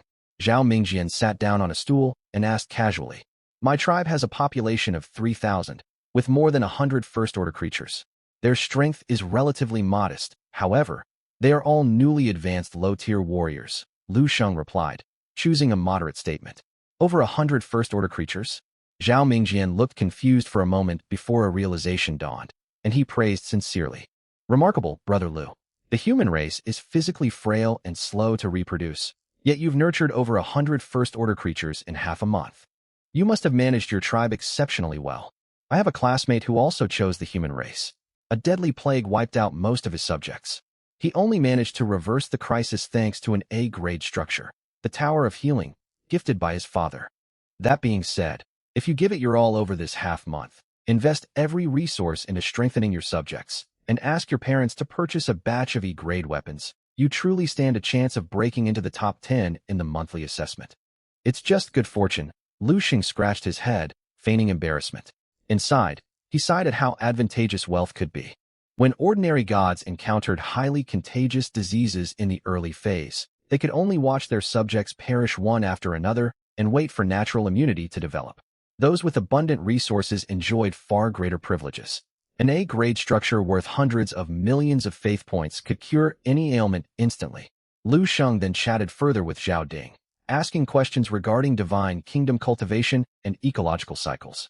Zhao Mingjian shared his insights openly. Meanwhile, Lu Shang gained a clearer picture of this elite class student. Zhao Mingjian's initial species were merfolk, and he possessed a grade B talent, bloodline atavism.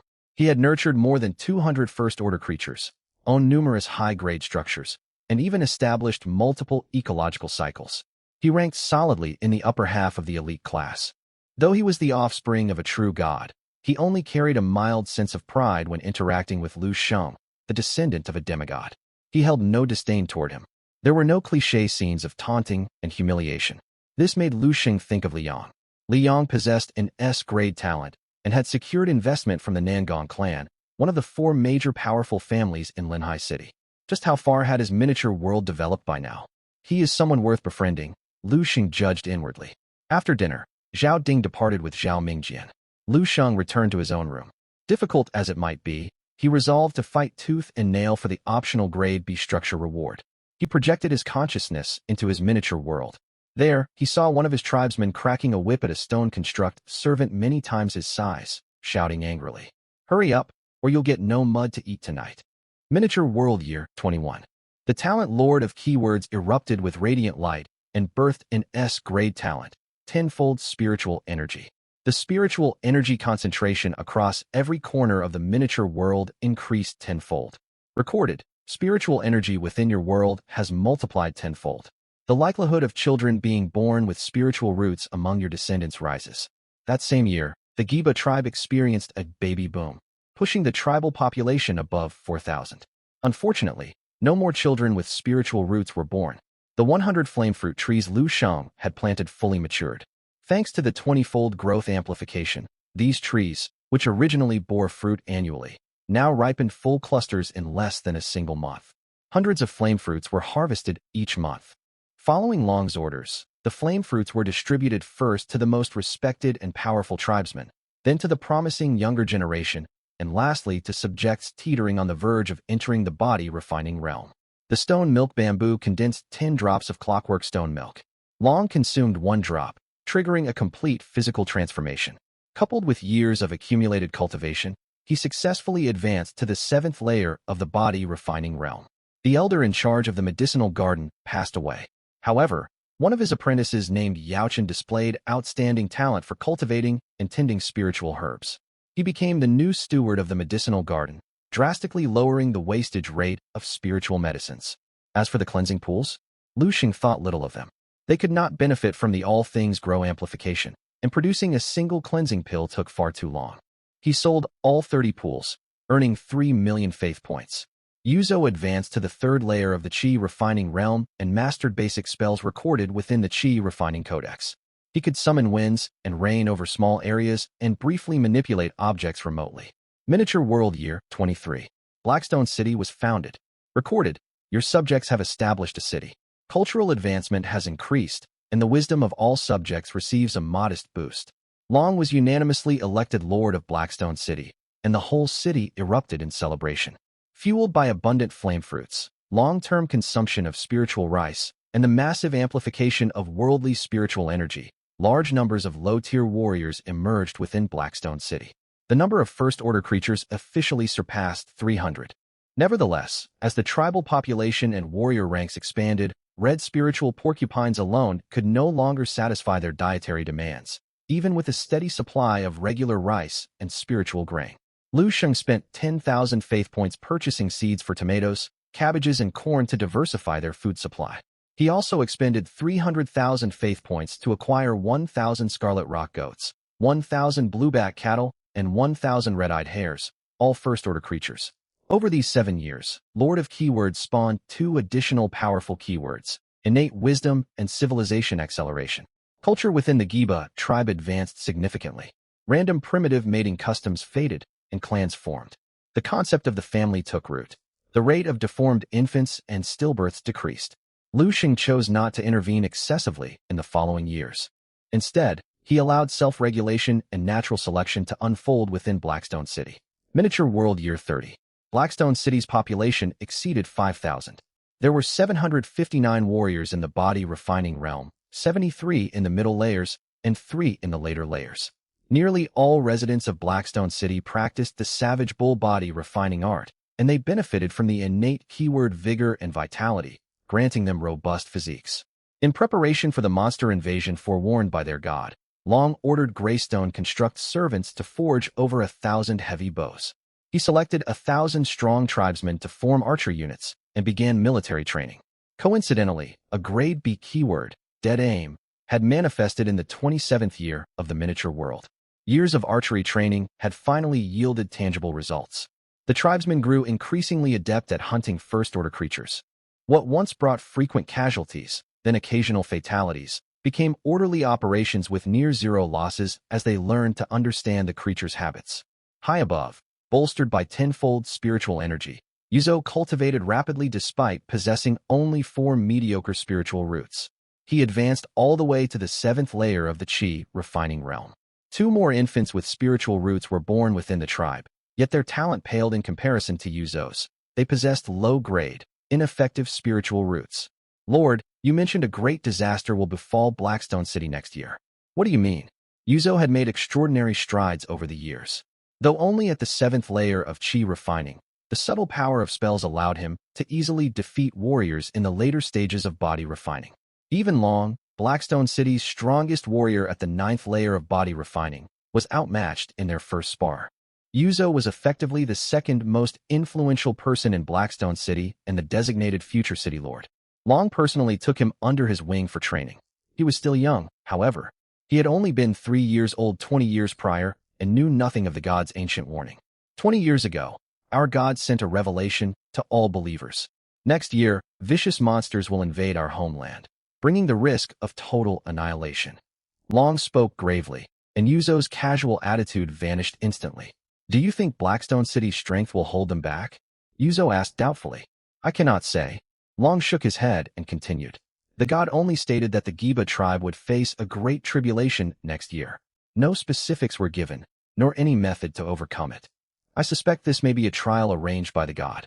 We will prevail, City Lord. Yuzo's expression filled with confidence. He clenched his fist, and several sharp iron swords lifted off the ground beside him, swirling through the air with sharp whistles. We command hundreds of trained warriors, an archer corps, and massive, thick city walls. No monster can break through. Besides, you have me. Once I channel my incantations, I will wipe every last invader out. Well said, well said. A warm, kindly smile spread across Long's weathered face as he looked at the youth who still retained traces of childishness. I am growing old. Once the monster invasion ends, I plan to step down and enjoy my remaining years. The future of Blackstone City will rest upon your shoulders. High up in the endless sky of the miniature world, Shang overlooked all that unfolded. A translucent light screen materialized before him. God, Shang divine rank, pseudo-god miniature world area, 30,000 square kilometers terrain, primarily plains and rolling hills subject species, human race subject population, 5,622, 760 first-order creatures, 4,532 ordinary subjects. Serving constructs, stone constructs 1,000 first-order, greystone constructs 1,103 first-order talents. X-grade Lord of Keywords, S-grade Tenfold Spiritual Energy, S-grade Infrastructure Pioneer, A-grade All Things Grow, B-grade Dead Aim, B-grade Toxin Immunity, C-grade Fertile Homelands, C-grade Civilization Acceleration. Assets, Grade B Structure Spirit Eye Spring ×1, Grade B Structure Medicinal Garden ×1, E-grade Fine Iron Vein ×1, Grade B Spiritual Plant Stone Milk Bamboo ×1, Grade B Spiritual Plant Flesh Mushroom ×300, Flame Fruit Trees ×100, Red Spiritual Porcupines ×6,000, Scarlet Rock Goats ×3, 659. Cultivation Methods, Chi Refining Codex, Savage Bull Body Refining Art Faith Points. 5.1 million subjects generate 121. 22 faith points daily. He possessed 2 S-grade keywords, 1 A-grade keyword, 2 B-grade keywords, alongside numerous lower-tier keywords. The development speed of his miniature world was astonishing. Less than half a month had passed since his conversation with Zhao Mingjian, yet earth-shaking changes had taken place within Blackstone City. With my current strength, do I stand a chance of securing a place among the school's top 10 in the monthly assessment? Shang withdrew his consciousness from the miniature world. At that moment, a notification popped up on his smart wristband from the class group of Class 31, Ordinary Senior Grade 3, Linhai No. 1 High School. Su Wanner at everyone attention, all students. Tomorrow marks the monthly assessment. The theoretical examination begins at 10 in the morning. Rest early tonight. Do not stay up late to conserve energy for tomorrow. Zhang Yang, received. Wang Ping, received. October 2nd arrived, the date of the first monthly assessment for Senior Grade 3 at Linhai No. 1 High School.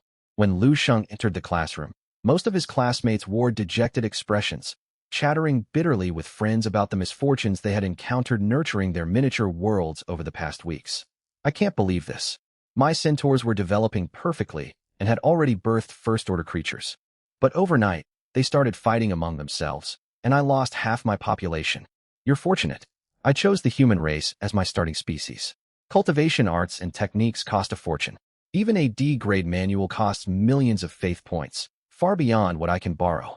I don't have a single first-order creature yet in my miniature world. My subjects starved down to mere dozens. I've already applied for crisis relief support. All of you are lacking ambition. My serpent folk population has reached 3,000, and I've even raised a serpent folk queen. Didn't you mock me before for having barren land and a weak initial species? My goal is the school's top 100 this time.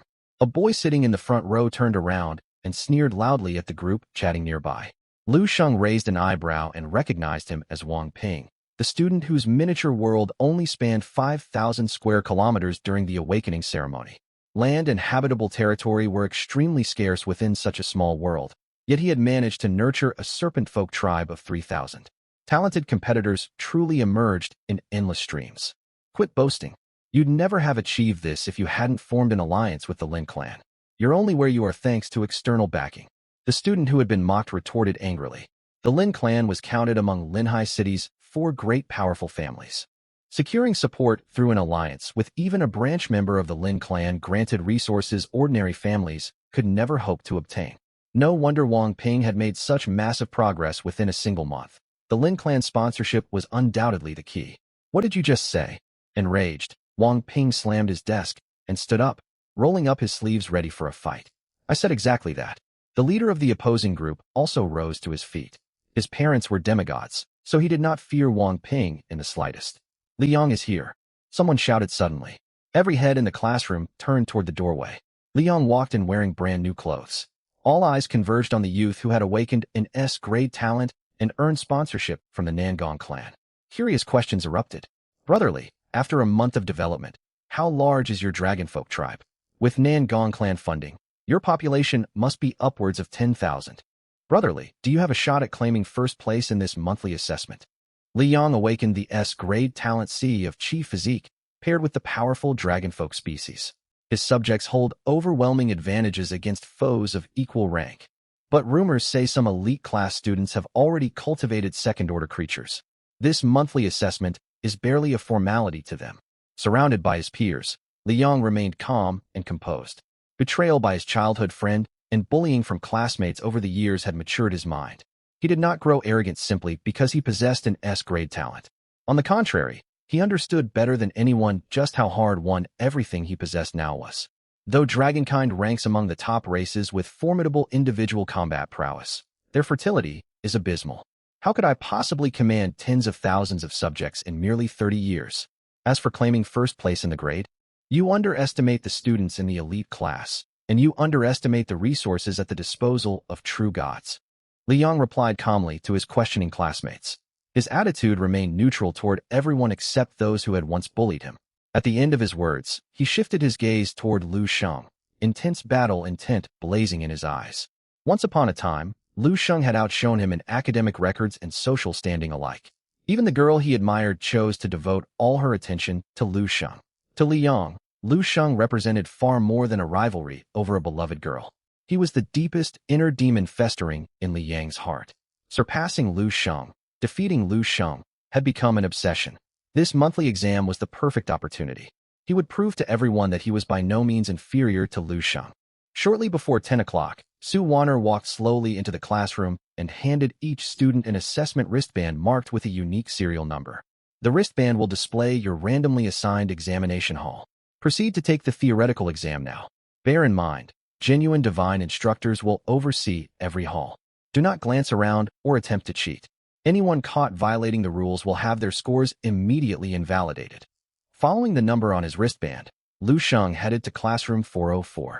A cheerful bell rang out, marking the official start of the monthly exam. The theoretical examination questions were fairly straightforward. They asked simple things such as, what do first-order creatures of X species feed on? Which crop seeds thrive? And which ones struggle to grow in environment X? How to prevent the spread of infectious diseases within a miniature world? What are the conditions required to switch the race of your initial subjects? The final major question required examinees to draft what they believed to be the optimal development plan for their divine kingdom based on the given conditions. As the consistent top student of Class 31, Senior 3, Lu Shang knew all this information thoroughly and finished answering every question in short order. Ding! The examination has concluded. All candidates must stop writing immediately. Supervising instructors shall intervene and issue a public warning to any examinee who continues to answer questions. The next segment was the Divine Kingdom Prosperity Assessment. Examinees were required to enter specialized cultivation pods to link their consciousness with the lead examiner, a genuine deity. The deity, alongside artificial intelligences, would evaluate the prosperity of each student's miniature world. Record, an unknown will is spying on your world record. You have granted access permissions. Lu Sheng's consciousness hovered thousands of meters above his miniature world. Sensing the tsunami-like wave of mental power sweeping toward him, he felt a flicker of nervousness. The Divine Kingdom Prosperity Assessment was worth 300 points. Scoring factored in miniature world size, quantity and grade of resources, population scale and quality, alongside the world's potential for future growth, among other criteria. So far, he only had a rough idea of Zhao Mingjian's ability level, without knowing if he was holding back. If he scored poorly in this segment, even high marks in the subsequent practical combat assessment might not be enough to secure a spot within the top 10 of the grade. While Lu Sheng grew anxious, far across the void, a towering, imposing figure peered through countless layers of space, observing the miniature worlds of Senior 3 students. This was the chief examiner for Linhai No. 1 High School's monthly exam, a deity of the first order. He conducted evaluations alongside artificial intelligences to prevent favoritism and cheating. Nangong Wenxue truly lives up to her S-grade talent. She has managed to cultivate goblins, a low-intelligence race, to such heights. In just a single month, her subjects number 130,000, complete with high priests, goblin giants, goblin assassins. Truly astonishing. The standard among regular class students varies wildly. Some examinees' subjects still rely on fishing for survival, without a single resource building constructed. Wait a minute, who is this? They've already built a walled city. The spiritual energy concentration in this miniature world is remarkably high. 5,000 inhabitants, nearly 800 first-order creatures, such a high proportion of martial artists, and even a chi-refining grand cultivator. Good heavens! The chief examiner's gaze suddenly locked onto Lu Sheng's miniature world, surprise spreading across his face. 800 first-order creatures meant little to a true deity, yet it was extraordinary for a student whose divine domain had awakened merely 30 days prior. Among regular class students, only one youth named Li Yang had achieved comparable progress, and Li Yang possessed an S-grade talent with financial backing from a powerful clan. According to the file on this young man named Lu Sheng, while his parents were 2 demigods, his talent was merely C-grade. Still, thousands of years had passed since the dawn of the divine era. There were countless examples of deities who began life with low-tier talent, yet eventually ascended to become high-ranking gods. Everything fell within reasonable bounds. It seems this student Lu Sheng possesses remarkable talent for nurturing his subjects. Young talents are truly promising, truly promising. As the chief examiner praised Lu Sheng, he entered a fairly high score into the assessment system. The prosperity assessment has concluded. You have 10 minutes of rest. 10 minutes from now, the first wave of monster incursion will commence. Ensure your subjects are fully prepared. Once the assessment begins, students may communicate with the chief examiner mentally at any time. Simply think the word surrender to terminate the assessment instantly. An emotionless mechanical voice of an artificial intelligence echoed within Lu Sheng's consciousness. In this world, conflicts and wars between deities were decided by their divine kingdoms. Divine kingdoms invaded one another. The victor survived, claiming all the losers' resources and faith. The defeated perished. Their miniature world would slowly crumble, and even the deity themselves would dissolve into cosmic dust. This monthly exam simulated the scenario of a miniature world facing invasion. Naturally, this was merely one of many examination formats for the National College Entrance Examination, not a fixed standard. Within Lu Sheng's miniature world at this moment, men tilled the land while women wove cloth. Hunting parties ventured into nearby forests on scheduled hunts, in orderly formation. In the spiritual herb garden, Yao Chun oversaw numerous apprentices, teaching them to identify medicinal plants and master proper watering techniques. Every corner brimmed with prosperity. In the small forest outside Blackstone City, a troop of 300 archers gripped heavy bows forged by greystone goblins, taking aim. They nailed fine iron arrows, bending to take aim at targets 100 meters away. Loose! At Long's command, 300 arrows streaked into the air, letting out sharp whistles as they flew. They pierced tree trunks several meters thick, leaving visible holes in the timber. Blessed with the talent trait marksman, every member of the troop advanced rapidly through training. After years of practice, each archer boasted marksmanship rivaling that of Lu Bu. Excellent. Continue training. After inspecting the troops, Long returned to Blackstone City. Hundreds of stationed soldiers lined the city walls, clad in E-grade armor and wielding E-grade weapons, fully equipped and alert. For tall watchtowers rose at each side of the city wall, constantly manned by sentries with exceptional eyesight. 100 meters beyond Blackstone City, a moat 7 to 8 meters wide and more than 10 meters deep wrapped around the settlement, safeguarding the city. Boom. Just then, a deep, authoritative voice capable of penetrating every corner descended upon the miniature world, halting all activity. Every inhabitant, from Long, Lord of Blackstone City, down to 3-year-old children, received a message transmitted directly to their minds, an edict from their deity. In 2 days' time, monsters would launch an invasion. Their mission was to slay all intruders and defend their homeland. Hurry! Recall all clansfolk immediately. Suspend all hunts and training exercises. The monsters' types remain unknown. Lay as many traps as we can. Distribute flame fruits and spirit stone milk to clansfolk on the verge of breaking through their cultivation bottlenecks. Inspect the city walls and weaponry. No faults can be tolerated. Over the next 2 days, every resident of Blackstone City, young and old alike who were physically capable, sprang into action. They understood that only by holding the walls and wiping out invaders could they survive and embrace a hopeful future. On the final night before the assessment began, Long stood atop Blackstone City's highest wall. Below him gathered over 1,000 tribesfolk of the Giba tribe. Light rain drizzled down, yet no one bowed their head.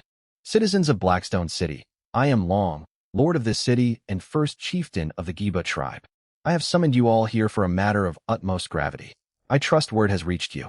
At any moment from tomorrow onward, invaders from distant lands will breach our home through unknown means. They may be grotesque, towering, and powerful, yet they share a single goal: to destroy our homeland. Long's impassioned speech stirred the tribesfolk below. Anger blazed in their eyes as they gritted their teeth and clenched their fists, eager to tear the unknown invaders apart. But we will not fear them. Think back to how the Giba tribe began. We once lived in straw huts and survived on wild herbs.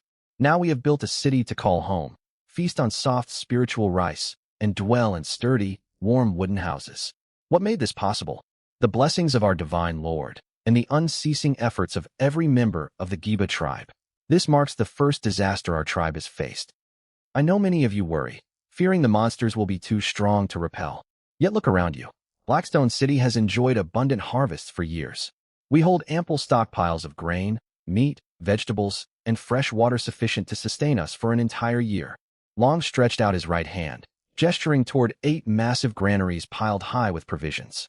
Upon Blackstone City's walls stand our archers, trained for years. Every soldier carries weapons forged from fine iron.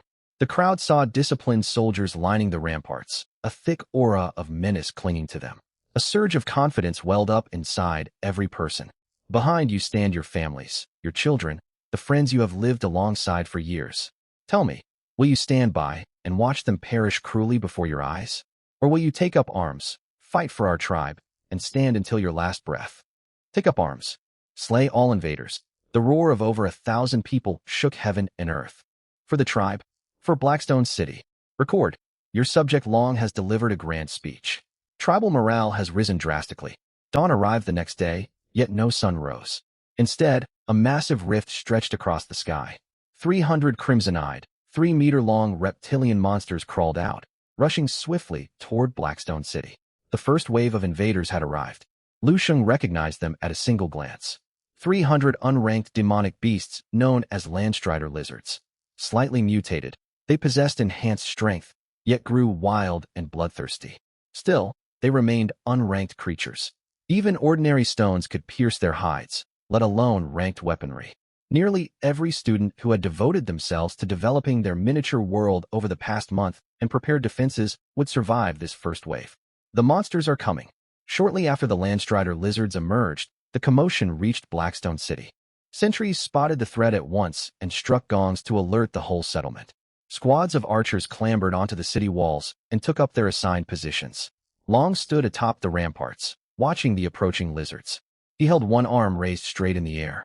First and second squad, prepare to loose arrows. Loose.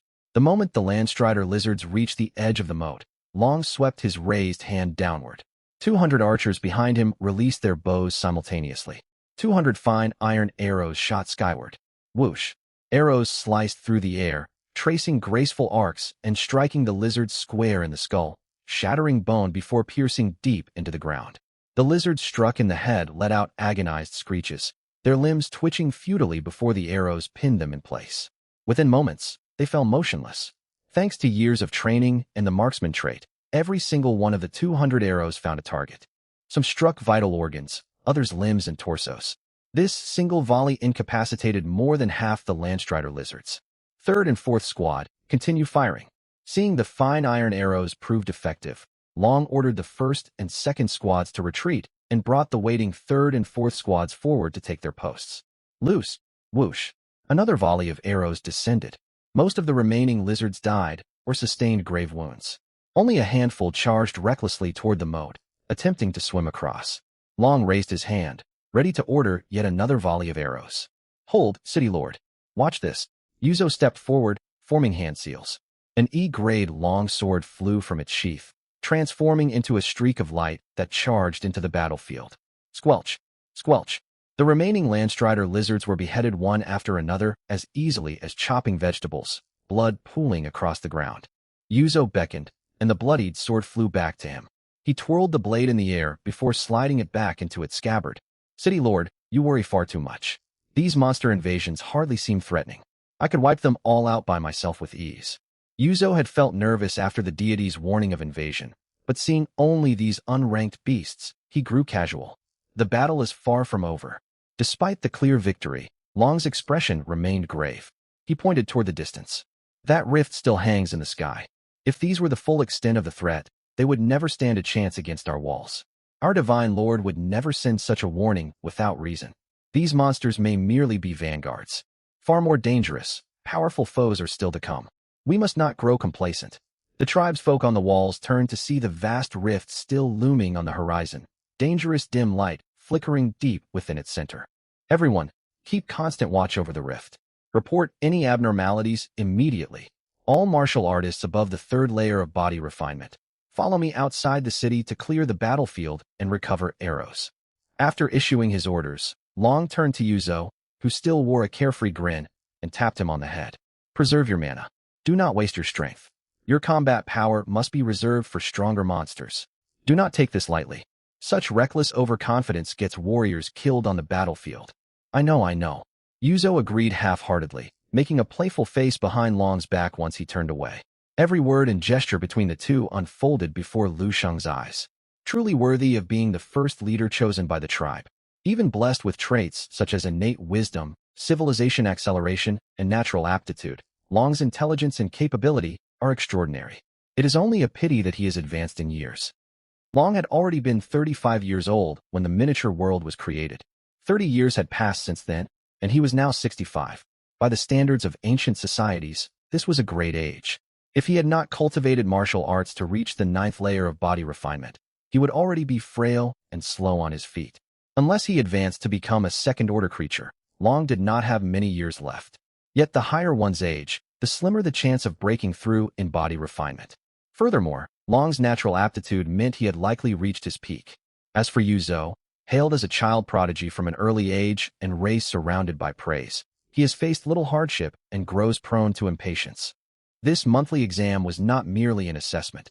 It was also an opportunity to temper his subjects. Lu Sheng hoped Yuzo's character would mature through this battle. As his thoughts drifted, the second wave of monsters arrived. Rumble. 503-meter-tall giant black bears charged out of the rift, their heavy paws pounding the ground like war drums. 30 of the leading bears bore thick rocky hides that served as natural armor, shielding most of their bodies. These were first-order creatures, rockshell bears. Behind them followed 470 ordinary demonic black bears.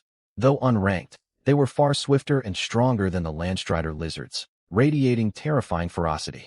Ordinary, unranked human tribes would be crushed to pulp by a single paw strike from these beasts. Fortunately, the arrows were forged from E-grade fine iron ore. Coupled with the armor-piercing trait, which boosted penetration against all forms of defense by 50%, they could easily pierce the rockshell armor. Whoosh, whoosh, whoosh. Another rain of arrows descended. The 30 rockshell bears at the front were instantly riddled with wounds, great rents torn into their rocky hides as blood gushed out. They collapsed heavily to the ground. Squads rotated continuously, third and fourth, then fourth and fifth, before cycling back to first and second. After 5 or 6 volleys of arrows, the second wave of demonic bears had barely crossed the moat before every last one perished. 10 minutes later, the third wave of monsters arrived. Shang took one look, and his pupils constricted sharply. The difficulty had surged. From deep within the distant fissure, 300 dark griffins took flight, each possessing the strength of a first-order creature. This third wave would claim 9 out of 10 examinees. Faced with volleys from the archers of the Giba tribe, the griffins consciously dodged the arrows. Though the deadly accuracy trait triggered at critical moments, most projectiles missed vital areas. Moreover, as flying creatures, all the traps they had laid earlier were rendered completely useless. When they drew near the city walls, more than 100 bloodied griffins dove downward, lunging to seize everyone atop the battlements. An untrained tribesman was suddenly caught by the shoulders by one dark griffin. The beast soared upward and hurled him from a great height. He crashed to the ground below and perished instantly. Archers, fall back and seek openings. Melee warriors, shield the bowman. Amid the rising panic, Long stepped forward. He slashed a diving dark griffin apart with one blade and shouted the command.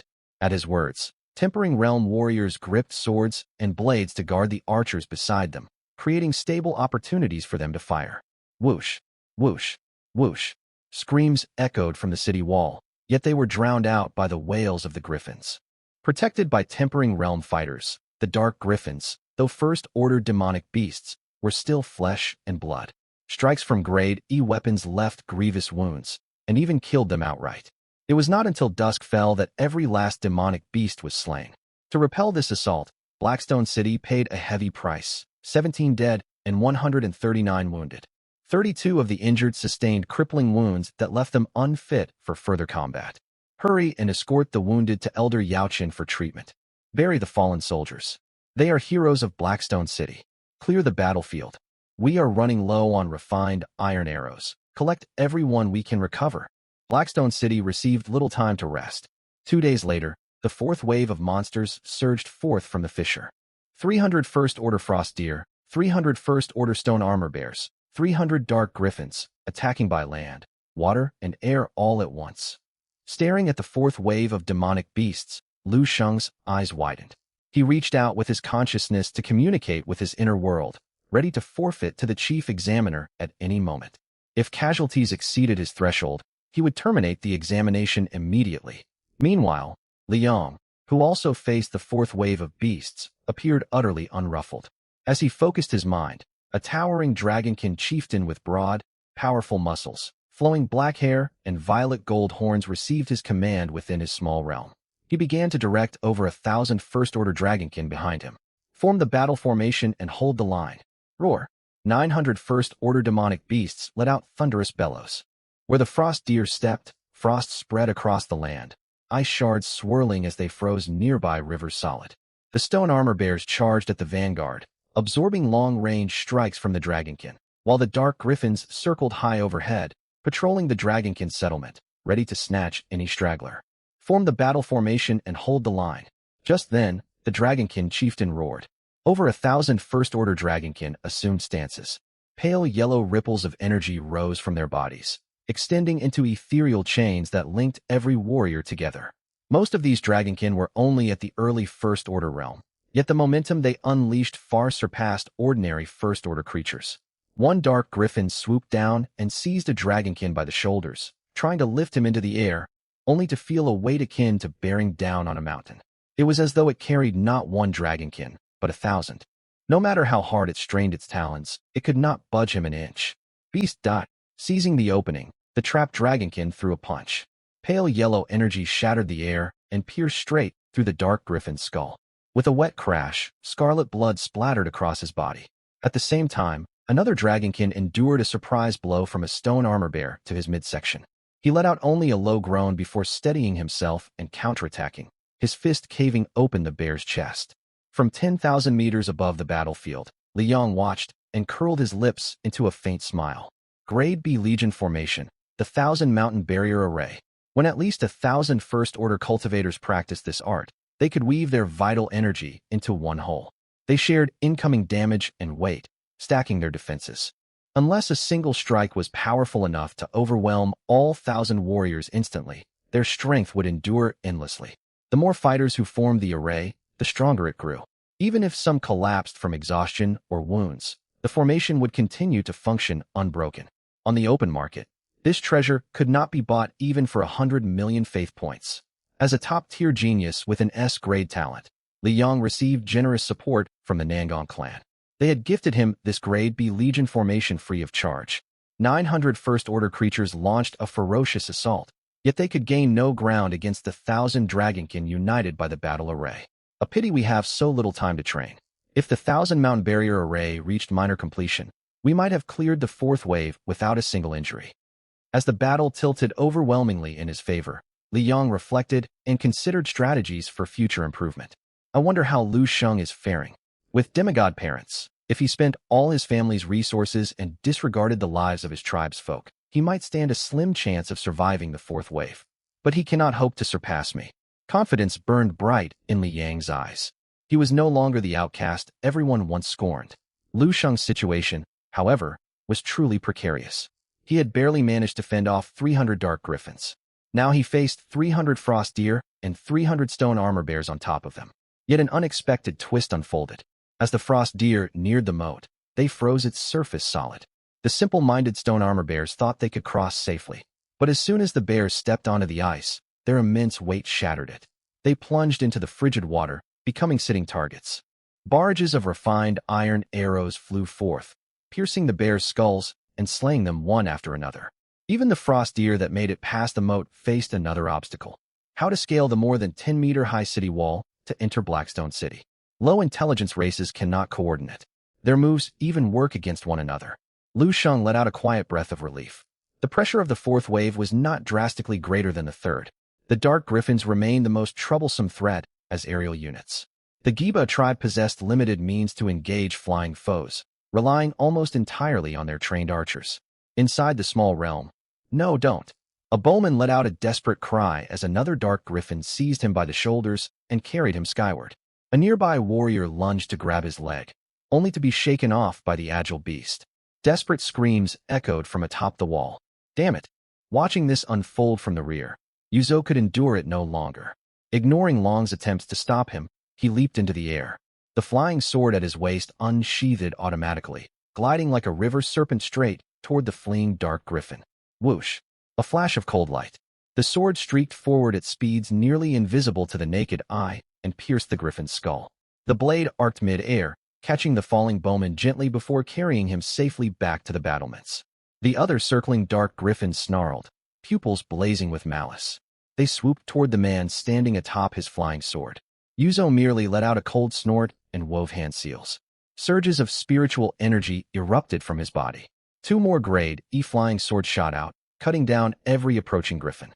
The aerial demonic beasts that posed such a deadly threat to Tempering Realm warriors were nothing more than prey before Yuzo, a cultivator of the Qi refining realm. Dark griffins crashed to the ground one after another. The morale of the Giba tribe surged, and they launched a renewed counterattack. 2 hours later, the battlements of Blackstone City were strewn with the mangled remains of Dark Griffins. Pools of blood nearly dyed the Blackstone walls, a harrowing sight to behold. It's finally over. One tribesman collapsed exhausted against the parapet. He stared at the silent battlefield and heaved a deep sigh of relief. No, this is far from finished. Long pointed toward the distant fissure, his expression grim. He could sense each successive wave growing stronger. This marked the fourth assault.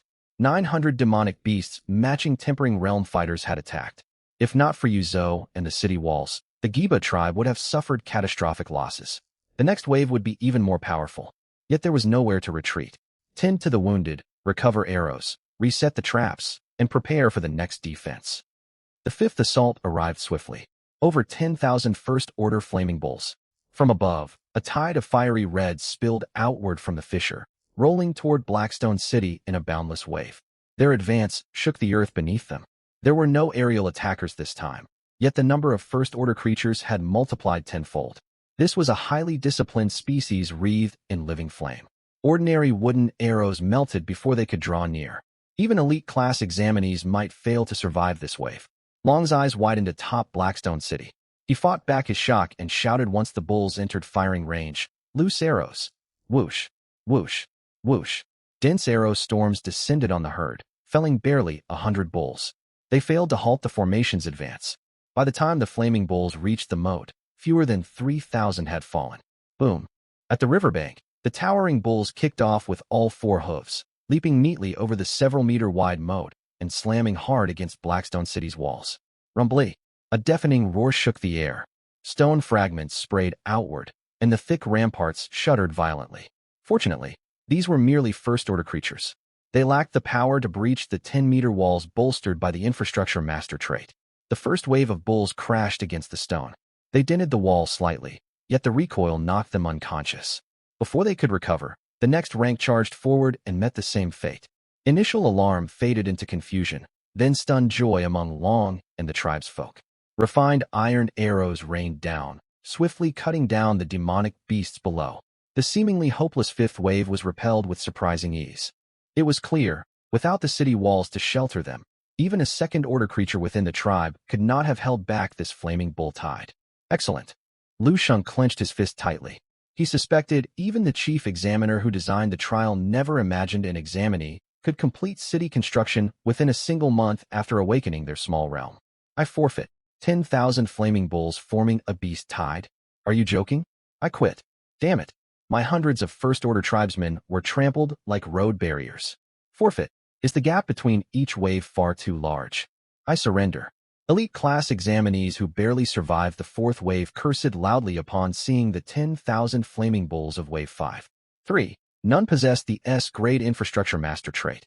They had spent their first month developing resources and strengthening their people, leaving no time to build fortifications. Most tribes resided on open plains, utterly defenseless against tides of first-order beasts. One after another, they chose to forfeit. 5. Even Liang, who commanded 1,000 first-order dragonkin and wielded the Legion battle array, terminated the examination immediately after losing over 100 warriors in brief combat.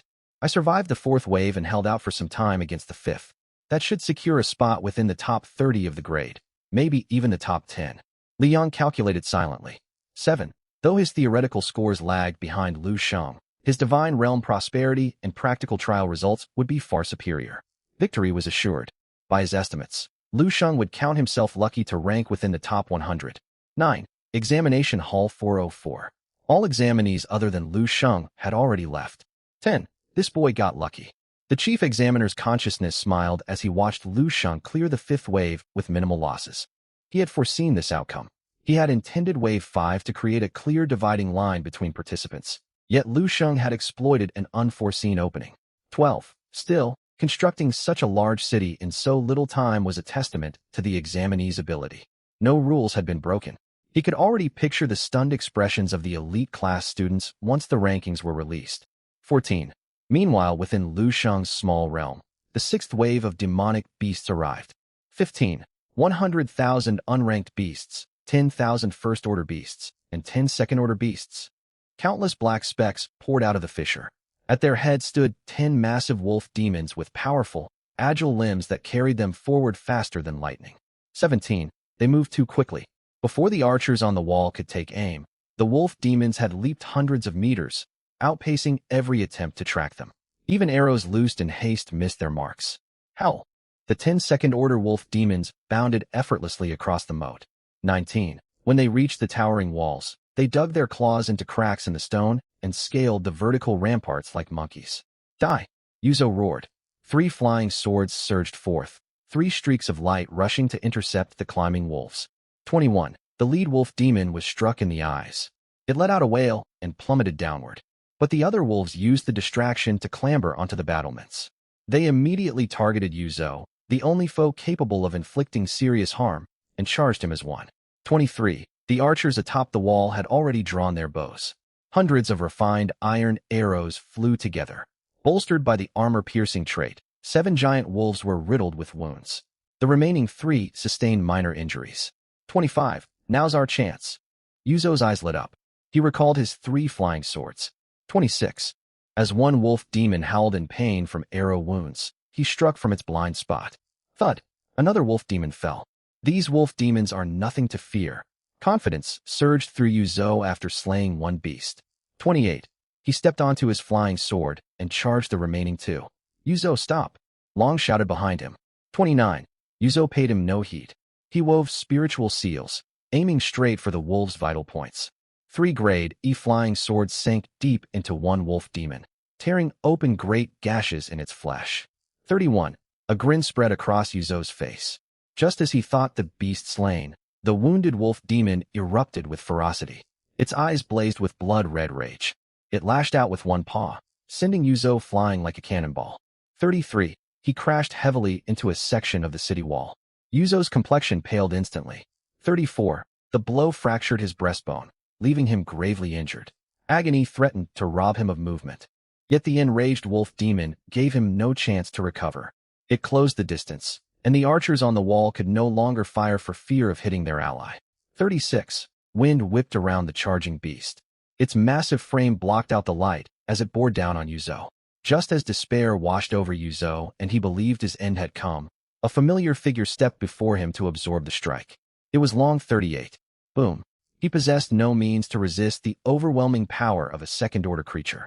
Long was sent flying dozens of meters by a single paw strike and crashed into a wooden building inside the city. No one could tell if he lived. 40. Inolo. Yuzo's eyes widened. Sorrow crashed over him, yet he was powerless to intervene. Despair gripped the Giba tribe. These 10 vanguard beasts could easily overwhelm their 2 strongest warriors. 42. What hope did they stand against the endless tide of monsters surging behind them? Would Blackstone City fall this day? Crash. Just as the 3 wolf demons prepared to continue their slaughter, a vast, boundless giant palm descended from the heavens. 44. With one grasp, every demonic beast vanished without a trace, as if they had never existed. 45. The massive fissure stretching across the sky slowly sealed and faded into nothingness. What is this? A deity. A god has intervened. Blackstone City is saved. 47. Praise our Lord. Praise our Lord. After a moment of stunned silence, the people of Blackstone City erupted in wild joy. 48. They dropped to their knees and kowtowed, cheering loudly. Shang had chosen to forfeit. He could not bear to watch the tribe's only cultivator perish. 50. Yuzo was merely 23 years old. He stood every chance of breaking through to Foundation establishment and might even glimpse the Golden Core realm one day. He had hesitated to forfeit the instant Long took the blow for Yuzo for a deliberate reason. 52. Long was advanced in years. Some men live as leaders and die as legends of faith. 53. Rather than fading away slowly from old age, a heroic death was far more fitting. If his sacrifice could spur Yuzo's growth and secure the tribe's prosperity, it would all be worthwhile. 55. As expected, after finishing their prayers to their deity, Yuzo dragged his injured body toward Long to check on him. Yaochen quickly held him back. Master Yuzo, your injuries are critical. We have already dispatched men to tend to City Lord Long. You must seek treatment at once as well. 57. Sorrow laced Yaochen's tone, yet there was no room for argument. Very well. 58. Yuzo hesitated, then followed Yaochen away. The brute strength of a second-order beast was immense. Though he practiced immortal cultivation, his physical body was not robust. 60. Even a casual strike had shifted his internal organs. Without the protection of the steel physique trait and spiritual energy stabilizing his insides, he would have lost the ability to move entirely. The trial has concluded. All examinees, please exit the hall. 62. When Shang returned to classroom 1, senior grade 3, every classmate was already present. 63. As he stepped through the doorway, all eyes turned toward him with strange expressions. Even Su Wanner, standing on the podium, looked surprised. She could not help asking, Shang, I am curious. Which wave did you reach in the practical trial to return so late? I got lucky. I barely cleared the 5th wave and chose to withdraw at the 6th. Shang scratched the back of his neck and replied sheepishly, You cleared the 5th wave? The moment the words left his mouth, Su Wanner and every student in classroom 1, including Liang, fell completely stunned. Everyone present bore E-grade or F-grade talents, ordinary by all standards. Most lacked even first-order subjects and failed against the 2nd wave. A handful from wealthier families with carefully laid development plans still crumbled against the 3rd wave of 300 first-order Dark Griffins and chose to forfeit. Among everyone present, apart from Liang, the S-talent genius sponsored by the Nangong clan, no one even knew what monsters would arrive in the 4th wave. He cleared the 5th wave? You've got to be joking. Even Liang only made it to the 5th wave before choosing to withdraw. I only have a D-grade talent. My family bought 10 C-grade buildings for me, and my tribe has 50 first-order creatures, yet I couldn't get past the 3rd wave. Lu Sheng only has a C-grade talent. He's just talking big. Lu Sheng's initial race is humans, which are weak in the early stages. How could he possibly outperform Liang? Is Jiahao pulling our legs? Every student in Class 11, Senior 3 wore expressions of disbelief, convinced Lu Sheng was boasting. Only Liang, seated by the window in the back row, frowned faintly. Is this real? Did he truly clear the 5th trial? Knowing his character, he wouldn't lie just to show off. But logically, this shouldn't be possible. Liang racked his brains, unable to figure out how Lu Sheng endured the onslaught of 10,000 first-order blazing fireballs and counterattacked successfully. The only plausible explanation was that Lu Sheng's demigod parents had transferred all their high-tier resources and elite followers from their divine realm into his. Yet such an act would directly collapse the ecosystem of their own divine realm. No sane person would ever do something like that. Why exactly? Anxiety gnawed at Li Yang's heart. If Lu Sheng was telling the truth, that meant he had once again been outshone by this rival. All right, everyone, stop chattering. Let us hear what Lu Sheng has to say. Compared to the restless students, Su Weiner, a demigod, remained calm and turned to Lu Sheng. Though she was not the examiner, she had learned the contents of the practical assessment once all candidates began. The 5th wave of monster incursions posed immense difficulty. Even elite class prodigies backed by true gods struggled to pass, let alone Lu Sheng. She was genuinely curious how he had pulled it off. My tribesfolk possess high intelligence. Shortly after awakening their miniature realm, they advanced culturally, and several tribesfolk with architectural talent emerged. They constructed city walls surrounding the tribe. I also received thousands of stone giant followers and greystone gnomes funded by my parents. Combined with large-scale construction efforts, we barely finished building the city yesterday. Without those city walls, I would never have been able to fend off the 5th monster invasion. Lu Sheng's words were half truth and half fiction, yet sounded highly credible. At the very least, the students' expressions shifted from outright disbelief to doubt. Up on the platform, Su Weiner nodded after listening, accepting his account. Lu Sheng, you certainly had good fortune. Choosing to prioritize city construction for your people in the early phase of your divine realm shows you prepared thoroughly for this monthly exam. From what I know, fewer than 5 students across our school have cleared the 5th wave. Coupled with your nearly full marks in theoretical exams, you stand a strong chance of breaking into the school's top 10 this time. The students below clutched their heads, utterly stunned. Lu Sheng? In the school's top 10? These two terms seemed impossible to connect, leaving their minds lagging. If the name had been Liang, no one would have reacted with such shock. But this was Lu Sheng, merely a regular class student with a C-grade talent. How could this make sense? Merely luck, nothing more. Lu Sheng offered no firm confirmation, only smiling faintly. This was only the beginning. As an X-rank Lord of Entries, he would grow stronger the further he progressed. There would be plenty more shocks awaiting everyone in the future. After Lu Sheng finished explaining, the way everyone looked at him shifted. Only a small handful still watched him skeptically, refusing to trust his words. Lu Sheng paid them no mind. Once the monthly exam results were released, all doubts would be silenced. The monthly exam has concluded today. I am certain many of you encountered numerous issues during the practical assessment, and your divine realms sustained varying degrees of damage. However, this is not entirely a bad thing. I suspect many of you provide your tribesfolk with whatever they lack while nurturing them, and populate your realms with low aggressive creatures. I must warn you, this works short-term, but over time, your people will grow complacent. Idleness and reluctance to work will spread through your tribe. This will prove fatal to the development of any divine realm. The conversation drifted away from Lu Sheng, and Su Weiner began recapping the exam to offer guidance. Therefore, as long as your divine realm's core remains unharmed, you must create appropriate pressure for your people moving forward. You may introduce suitably dangerous creatures or establish fair reward and punishment systems. We will skip formal lessons today following the exam. Head home now, reflect on the lessons learned from this assessment, and sort out your experiences. Monthly exam results will be released tonight. Keep an eye on the class group and the school notice board. Since this is your first examination after awakening your divine realms, many scores will be relatively low. This is normal. Your primary focus should be your rankings. Dismissed. When Lu Sheng returned home, he was immediately met by his parents' concerned gazes. Son, how did the monthly exam go? Lu Tiansheng and Wang Ning stared at him expectantly. It went fairly well. I might even make the school's top 10. Lu Shang casually set his school bag aside, picked up an apple from the table, wiped it, and took a bite. Top 10? If you really pull that off, I'll call you dad. Disbelief was plain on Lu Tianqing's face. Wang Ming rolled her eyes too. That would be rather awkward, wouldn't it? Lu Shang stroked his chin and pretended to look embarrassed. Cheeky boy, don't get carried away just because you got a little praise.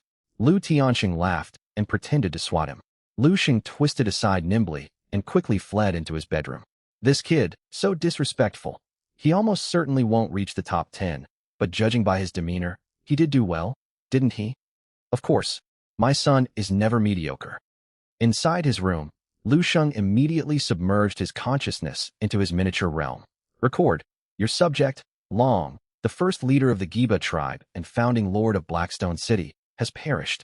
Record, the Giba tribe holds a prayer ritual for Long. Record, your subject Yuzu has been elected as the second lord of Blackstone City. Only a few hours had passed in the real world, yet more than a month had gone by within the miniature realm since the rift opened and the monster invasion began. Long had sustained grave injuries, shielding Yuzu from an attack by a second-order demon wolf. By the time he received treatment, he was already on his last breath. He clung to life solely to deliver his final words to Yuzu. Yuzu, you are a good boy, ambitious and gifted. But cough, you are still young and lack prudence. When you govern Blackstone City, always heed Uncle Sue's counsel. The future of Blackstone City rests upon your shoulders. After delivering his last wish, the 65-year-old elder drew his final breath, closing his eyes peacefully forever. Beside him, Yuzu wept bitterly. Rest assured, I will lead the Giba tribe toward greater prosperity. From that day onward, Yuzu seemed transformed.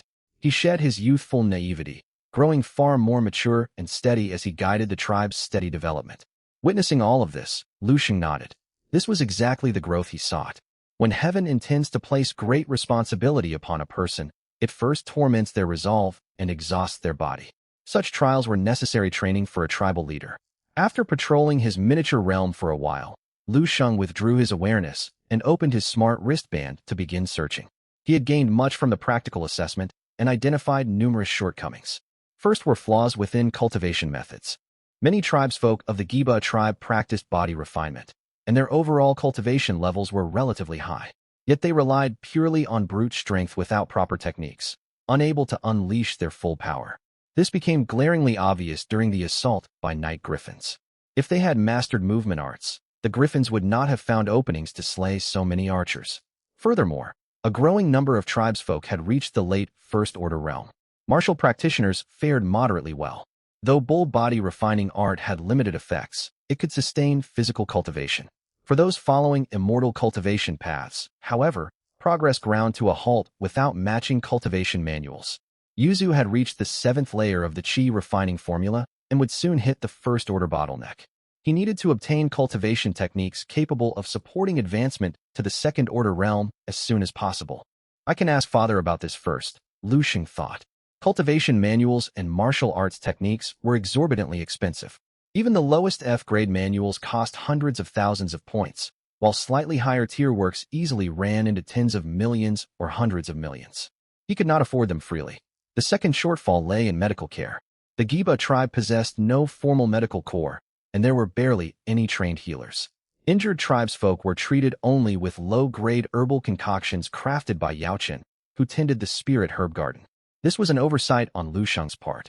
Thanks to the effects of entries such as vitality boost, robust health, accelerated metabolism, and toxin immunity, combined with training in the bull body refining art, illness was almost unheard of among the Giba tribe.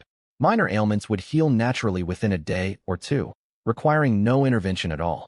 This created the illusion that healers were unnecessary for the tribe.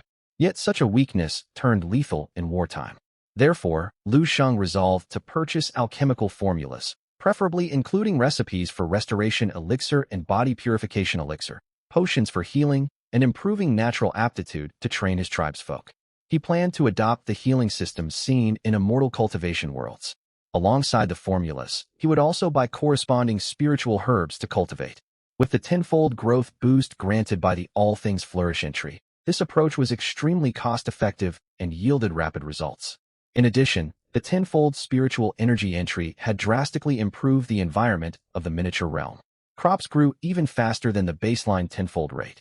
I will look into alchemical formulas and spirit herbs first. I can bring up cultivation manuals with father once exam results come out. With such rankings, he will hardly refuse my request. After sorting out his plans, Shang activated the terminal on his wrist and began his search. Tags: alchemy formula, healing, aptitude enhancement, matching spirit herbs. The electronic screen flickered and displayed relevant goods. Ding. E-grade formula, restoration elixir. When consumed, this elixir releases pure medicinal power to stop bleeding, mend wounds, speed recovery, ease pain and fatigue, and restore small amounts of vitality and stamina. Repeated consumption in a short time builds resistance. Ingredients required: restoration grass, blood moon orchid, 100 spirit fruit. Formula price: 1 million faith points. D-grade formula, body purification elixir. This elixir purifies the physical form, flushing out impurities to moderately improve innate talent. The effect only applies upon the first consumption. Ingredients required: spirit spring water, cold jade crystal, 100-year bone vine, 100-year spirit ginseng. Formula price: 3 million faith points. Notice: alchemy formulas are protected intellectual property. Buyers are granted usage rights only. Unauthorized distribution will incur legal sanctions under Great Xia law. Intellectual property sure comes with a steep price tag. Shang muttered, purchasing both formulas. He also bought 10,000 saplings of each of the 7 required medicinal plants. Since the spirit herb garden was already full, he enclosed a new plot of land outside the city walls to grow the herbs. He also spent 1 million faith points on an E-grade alchemy furnace, reducing his account balance to a mere 5-digit sum. Meanwhile, Yaochun, who tended blazing fruit trees and flesh mushrooms patiently within the miniature realm, suddenly froze. Knowledge of how to brew restoration elixir and body purification elixir flooded his mind, including precise heat control, ingredient order, refining durations, and all other detailed requirements. He also learned the effects of the 2 potions. These 2 formulas shall spare the Giba tribe suffering from injury and sickness, while the second enhances natural talent and accelerates cultivation progress. 5 li west of Blackstone City lies fertile land planted with ingredients for these elixirs. Once they ripen, you may harvest them. I bestow an alchemy furnace upon you. Do not disappoint my expectations. The voice echoed from endless distances and faded away. Yaochun dropped to his knees and called out loudly, I shall abide by your divine teachings. I will master this craft diligently and live up to your grace. Yaochun proved naturally gifted in this field. He quickly grasped the refining process and began practicing alchemy. With abundant herbs for trial runs, he successfully crafted his first batch of restoration elixirs 2 weeks after receiving the formulas. As he grew proficient, his success rate rose sharply. He then moved on to refining body purification elixirs, trained apprentice alchemists, and distributed the potions widely among the Giba tribe folk. Shang watched the developments with great interest. Ding ding ding. A flood of notifications popped up on his smart wristband. Shang raised an eyebrow and withdrew his consciousness from the miniature realm to check. The chat application showed over 99 unread messages, originating from the class group, the Senior 3 student main group of Linhai No. 1 High School, as well as private messages from Zhao Mingjian and head teacher Su Weiner. Everyone was discussing one single subject: the monthly exam results. Shang opened the private chat channel with Su Weiner first. Congratulations, Shang. Your results for this Senior 3 monthly exam are as follows: 99 theoretical points, 107 divine realm prosperity points, 383 practical assessment points. Your total score stands at 589, ranking 4th across the entire grade. This is not 4th place within the regular classes, 4th among all Senior 3 students of Linhai No. 1 High School, including the 90 divine descendants in the elite class. Shang, you have truly astonished me. Su Weiner's excitement was evident in her message. As a regular class teacher with decades of teaching experience, she had never seen one of her students break into the grade's top 4. While it was merely a monthly exam, the achievement alone filled her with elation. 4th place. Shang was surprised upon seeing his ranking. He had only hoped to enter the top 10 and had not expected such a high standing within that tier. Still, this was excellent news. Higher rankings brought greater recognition, alongside richer rewards from the Ministry of Education. Shang typed a modest reply. I owe this to your guidance, teacher. He had barely sent the message when Su Weiner replied instantly. Your performance in this monthly exam was outstanding. Even the chief examiner spoke highly of you, drawing close attention from the school's senior administration. Accordingly, the school has made the following decision. Apart from the 5 million faith points and one self-selected grade B building awarded by the Education Bureau to the top 10 students, the school will issue an exclusive supplementary grant tailored to your circumstances. You will learn the specifics when you report to school tomorrow. Shang frowned. A special supplementary grant. Nothing is given for free without ulterior motives. In this profit-driven world, while Linhai No. 1 High School would never deliberately harm its students, this extra benefit surely came with strings attached. The school probably expected him to return as a faculty member once he ascended to godhood someday. Seeing Shang taking a while to reply, Su Wanner sent another explanation. You may not know this, Shang. Among the top 10 students in this monthly exam, you are the only one without patronage from established gods. The school views your achievement as perfect promotional material and plans to build an image of you as a self-made genius for publicity purposes. Hence this additional funding from the school itself. I understand now, Shang typed back. He would have hesitated if the conditions were demanding. This extra stipend was essentially payment for advertising services. On top of everything else, as the most outstanding student I have ever mentored, I intend to gift you a personal item of my own. A pale blue skill manual materialized alongside Su Wanner's incoming message in the chat window. Grade B Cultivation Manual, Beast Taming Codex. Upon reaching minor accomplishment, cultivators may channel spiritual energy to forge contractual bonds with beasts. Once mastered to this stage, tamed beasts one major realm weaker than the cultivator will never turn on their master. Further progression deepens the spiritual bond between master and beasts and raises the maximum number of controllable creatures. I originally purchased this manual with 3 distribution licenses, and only the final permit remains for you. A Grade B manual. Shang was utterly surprised and promptly accepted the manual item before firing off a quick message. This is far too precious, teacher. I can't possibly accept this. On the other end of the screen, Su Wanner's mouth twitched when she saw the manual had been claimed within seconds of being sent. She opted to brush past his polite refusal entirely. The 5 million faith points have already been transferred to your account. However, the school's exclusive reward and your Grade B building selection must be claimed in person tomorrow at school. Here is the catalog of Grade B buildings stored in our school inventory. You may look it over or discuss your choice with your family. Send me your final pick once you decide, and I will reserve it for you. After sending the message, Su Wanner shared an image displaying more than a dozen types of Grade B buildings alongside their respective functional descriptions. Grade B building. Master Craftsman Workshop. Forging work conducted within doubles crafting efficiency and product quality while cutting material consumption by half. Remaining stock, 1. Grade B building. Blood Forge. Fresh blood fed into the furnace condenses into blood pills. Consuming these pills accelerates subjects' cultivation speed and elevates their innate aptitude. Blood pills only take effect if the blood source and the consumers belong to the same species. Remaining stock, 1. Grade B building. Death Watchtower. Once erected, the souls of all creatures that perish within a 10-li radius will not dissipate.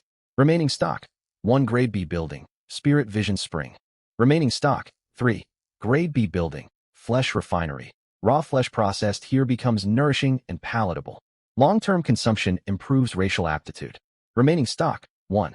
After poring over the list for a long time, Shang narrowed his choices down to 3 structures: the Master Craftsman Workshop, Spirit Vision Spring, and Flesh Refinery.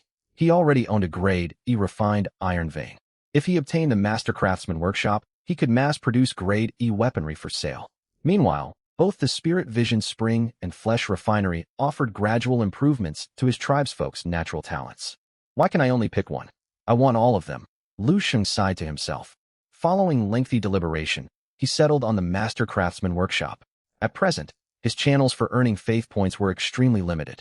Early-stage development required faith points for countless expenditures, so he needed a sustainable profit-generating industry of his own. He had once considered cultivating spirit plants, yet his tribe's internal consumption was already so high that current harvests barely met domestic demand. Weapons, by contrast, were durable goods. Selling excess stock would generate revenue without weakening his tribe's combat strength. Having made up his mind, Shang typed into the chat box, "Teacher Su, please reserve the Master Craftsman Workshop for me." Han Lai Su Wanner. Understood. Han Lai closing his conversation with Su Wanner, Shang opened Zhao Mingjian's contact page, greeted by a flood of unread messages. Dude Lu, I was only messing around before. How did you actually land a spot in the top 10? You scored 383 in practical assessment. Did you clear the fifth wave? 10,000 first-order blaze oxen. No normal person survives that onslaught. Be honest with me, did you use some hidden cheat? This outcome is completely absurd. Hey, reply when you see this. Lu Sheng let out a chuckle as he read Zhao Mingjian's messages. The two had stayed in regular contact ever since Zhao Ding visited his home previously. As the child of a true god, Zhao Mingjian possessed sharp insights into realm management, and his merman tribe had flourished considerably. By the time of the monthly exam, his forces boasted nearly 1,000 first-order creatures, supported by a Grade A building, the Crescent Cove.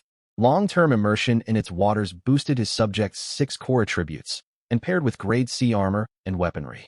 Rumor also stated he practiced a high-tier formation art, making his tribe's overall combat prowess no weaker than Lu Sheng's own. Even with such advantages, Zhao Mingjian had been forced to retreat against the relentless assault of 10,000 first-order blaze oxen. Lu Sheng sent a lazy reply. Pure luck. Luck my foot. Quit holding out on me. How did you beat the fifth wave with merely a Grade C talent and baseline human subjects? Could you have a rare dual talent system, with your public Grade C ability masking an S-tier hidden talent? Lu Sheng raised an eyebrow in surprise. Zhao Mingjian's guess was shockingly accurate. His secondary talent was an X-grade ability.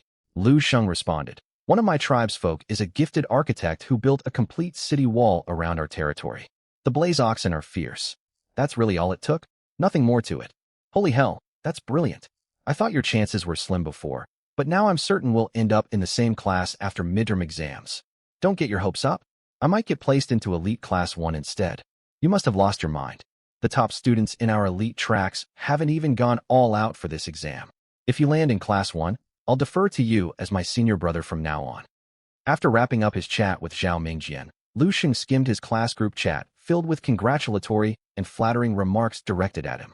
He felt indifferent toward these hollow gestures and had no interest in participating in the superficial banter. So he closed the window and opened the grade-wide student group chat instead. Discussions were swirling around him. Han Lai Lu Xiaohui Han Lai. Who even is Lu Sheng? I've never heard this name come up among elite class circles. Han Lai 18-year-old dashing lad Han Lai. He's a regular class student. Han Lai Kanji Han Lai. Wait, a regular class student? Did he awaken an extremely high-level talent? Han Lai 18-year-old dashing lad Han Lai. His talent is only Grade C. Han Lai Lu Xiaohui Han Lai. You're messing with me right now. If everything you said is true, I'll eat an entire kilogram of dirt on camera. Han Lai Xiao Qiao strives for strength Han Lai. I second that. Han Lai Dragon Overlord Han Lai. Count me in too.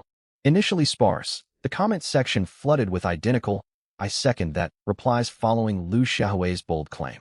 Users even tagged Lu Sheng's account to demand a personal explanation. Amid the flood of skeptical comments, Lu Sheng said nothing and simply uploaded a screenshot of his official awakening record filed with the Ministry of Education. Divine Ruler, Lu Sheng Divine Realm Area, 30,000 square kilometers subject race, humans talent, Grade C fertile homeland. He exited the group chat immediately after posting the image, leaving the forum to erupt in chaotic reactions without another word. Lu Sheng walked into the living room to find his parents, Lu Tianxing and Wang Ning, tapping away on their smart wristwatches. In this world, nearly all tradable goods originate from personal divine realms. Most divine beings sustain themselves by selling surplus stock for profit. Mom, Dad, my monthly exam results are out. I secured 4th place in the grade, just like I promised. Lu Sheng stepped forward and held up his chat history with Su Wanner for them to view, a faint look of pride on his face. His parents froze mid-operation the moment they saw the glowing screen before them. Lu Tianxing stared blankly. 4th place, really? It's genuinely 4th overall, Wang Ning murmured in stunned disbelief. She had dismissed her son's previous boasts as empty talk. Remember what you called me earlier when I got home today? Lu Sheng draped an arm over his father's shoulder with a playful grin. Lu Tianxing swatted his arm away with a sharp glare. You're awfully smug over your accomplishments. I'll transfer 10 million faith points to your account later. Thanks a ton. Lu Sheng then asked his parents about acquiring formal cultivation manuals, only to learn that Lu Tianxing possessed no spare copies. Cultivation arts used by realm subjects were protected under intellectual property laws and could not be freely distributed to outside parties. Still, Lu Tianxing assured his son he would explore alternative solutions if Lu Sheng was in urgent need of a manual. Deflated, Lu Sheng retreated back to his bedroom. As he shut the door, he overheard his father answering a phone call in the living room. Hey, old Zhao, this is Lu Tianxing speaking. No need for flattery. My boy only took 4th place. Still plenty of room for improvement. Huh? Don't downplay it. My son Lu Sheng has the makings of a true god. Inside his bedroom, Lu Sheng stared at the 15 million faith points resting in his account, his heart pounding with excitement. His first instinct was to purchase a foundational cultivation scripture right away. His finger hovered over the purchase interface on his smartwatch. Wait a minute. I still don't know what the school's exclusive supplementary reward entails. If a cultivation technique is among the available rewards, I'll have wasted faith points unnecessarily. After careful consideration, he resolved to wait for tomorrow's announcement. If no suitable technique was provided by the school, he would act then. He then projected his consciousness into his divine realm and crushed the Beast Taming Codex card. Vast reservoirs of knowledge and cultivation insight instantly flooded into the mind of Yuzo, his appointed steward. Yuzo, this is the Beast Taming Codex. Master its deeper layers to strengthen your soul and command hundreds of wild beasts. 30 years of internal time had allowed the Giba tribe to overcome its toughest early survival hurdles. The tribal population swelled past 5,000 following a generational population boom as younger tribesfolk reached maturity. In the aftermath of the monthly exam crisis, the number of tempering body realm warriors had risen to over 800. 13 tribesfolk who stood at the 6th layer of tempering body had broken through to the late stage after gaining combat enlightenment. Demand for meat supplies had skyrocketed sharply. Daily hunting parties, even with expanded numbers of hunted first-order beasts, were insufficient. A stable, controlled source of meat was now a critical necessity. Su Wanner would have never guessed Lu Sheng intended to develop a livestock breeding industry. I need species with high reproductive rates and substantial meat yields, ideally marked with premium meat quality traits to simplify feeding arrangements. Lu Sheng browsed the realm's resource database and shortlisted 3 first-order creatures known for rapid breeding: bloodhogs, red oxen, and breeder goblins. Bloodhog, massive physique with copious blood volume. A single adult bloodhog yields roughly 100 kilograms of blood. Red ox, crimson muscular frames. Consuming their flesh sharpens mental clarity and alleviates physical fatigue temporarily. Breeder goblin, a specialized variant of standard goblins capable of rapid self-multiplication. Each reproductive cycle yields a minimum of 8 offspring. Lu Sheng judged all 3 species viable for captive breeding. Bloodhogs supplied both meat and blood for fertilizing blood mushrooms. Red ox meat boosted tribal productivity by keeping workers alert and energized. As for the unappealing appearance of breeder goblins, humanity had a long history of consuming unappealing yet nourishing ingredients. After weighing his options, Lu Sheng purchased 100,000 bloodhogs, 100,000 red oxen, and 100,000 breeder goblins, releasing each herd into 3 separately fenced breeding compounds constructed outside Blackstone City. With stone constructs aiding construction work, Yuzo finished enclosing the 3 tin-li plots and erecting tall spiked stone barriers in only 2.5 weeks. Simple sheds were built within each enclosure to shelter the captive creatures. Lu Sheng planned to raise all 3 varieties simultaneously. Such dense concentrations of first-order beasts carried inherent riot risks, especially with the naturally volatile red oxen herds. This was where the Beast Taming Codex proved invaluable. Having grasped the foundational principles of the manual, Yuzo applied it effectively. With steady food provision and controlled living conditions, all beasts were completely docile by midnight that same day. A faint vibration emanated from Lu Sheng's X-grade talent, Lord of Traits, signaling the awakening of a new attribute. A grade trait, ever-vigorous vigor. Tribesfolk's vitality, physical strength, constitution, and mental faculties never degrade with age. Innate racial aptitude steadily improves as individuals grow older. Another immensely practical trait, Lu Sheng's eyes lit up with delight. Martial practitioners inevitably suffer degraded vitality and bodily control as they age, lowering their odds of breaking through higher cultivation realms. The late Elder Long, former ruler of Blackstone City, was trapped permanently within the tempering body realm at 65 years old. Trapped with no extraordinary fortuitous encounters to reverse his physical decline, even after surviving the monthly exam beast wave. The ever-vigorous vigor trait eliminated this limitation entirely. Tribesfolk would grow stronger with age without facing cultivation barriers caused by physical deterioration. Elder Long's passing might have been avoidable if this trait had activated sooner. The next day, after finishing routine classes, Lu Sheng followed Su Wanner into an elegantly furnished office where a middle-aged man dressed in a formal suit sat waiting. "Student Lu, This is Vice Principal Su Shang of Linhai No. 1 High School. Only his authorization can release your Master Craftsman workshop and reward you reserved yesterday. Furthermore, Vice Principal Su was the one who proposed this special grant program for you. Su Warner introduced the two formally upon entering the room. Good day, Principal Su. Greetings, Student Liu. Su Shang spoke in a steady tone, wearing a gentle smile as he regarded Liu Shang. Your name has spread throughout our school these past 2 days, and news of your accomplishment has even reached other academic institutions across the city. It was merely fortunate circumstance, Liu Shang replied modestly, paying little mind to his rising reputation. His primary concern remained the undisclosed school reward, anxious it might amount to a random grade B building. There is no need for false modesty. Su Shang waved off his comment and pulled out a gilded rune card. This is your grade B Master Craftsman workshop, awarded officially by the school. You may take possession of it now. As Teacher Su has likely informed you, your outstanding results despite having no divine lineage make your story powerful publicity material for our school's reputation. The school board has approved a special reward package exclusively for you. A massive pale blue hologram appeared in the center of the office, displaying 3 reward options. You are permitted to select one prize from the following list. The Grade B Cultivation Scripture Cloudflow Immortal Codex, 30 mature Grade A Moonlight Herbs, or a single Grade A building, Spirit Gale Moonveil. Liu Shang involuntarily swallowed hard. He was familiar with moonlight herbs. Though less valuable than Spirit Milk Bamboo, individual mature specimens still sold for 5 million faith points apiece on the open market. Grade A buildings held an astronomical market value, never selling for less than 100 million faith points each. Even so, high-grade cultivation scriptures were his most pressing requirement right now. Armed with a superior cultivation art, paired with the tenfold higher spiritual energy concentration within his divine realm and nourishment from spirit grain and magical beast meat, even the poorest spiritual root could achieve explosive cultivation progress. He tore his gaze away from the 2 tempting alternatives and stated firmly, I choose the Grade B cultivation scripture. Su Shang nodded and handed over the gilded card inscribed with the Cloudflow Immortal Codex. Word of your achievements will draw outreach invitations from powerful regional factions very soon, accompanied by extremely generous sponsorship offers. While Linhai No. 1 High School cannot restrict your personal decisions, we sincerely hope you will decline these external patronage agreements. Su Shang's request carried clear self-interest for the school.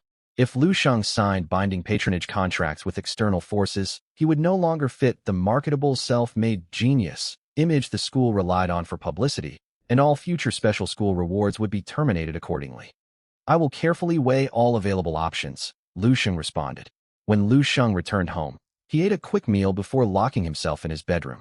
Opening his smartwatch inbox confirmed Su Shang's prediction. His mailbox was flooded with formal solicitations from major Linhai city factions, including correspondence from the city's 4 prominent aristocratic clans, all eager to secure his sponsorship. Every offer came with lavish benefits, yet each contract mandated mandatory decades-long service obligations ranging from 30 to 50 years following university graduation, alongside fixed annual resource tribute requirements from his divine realm.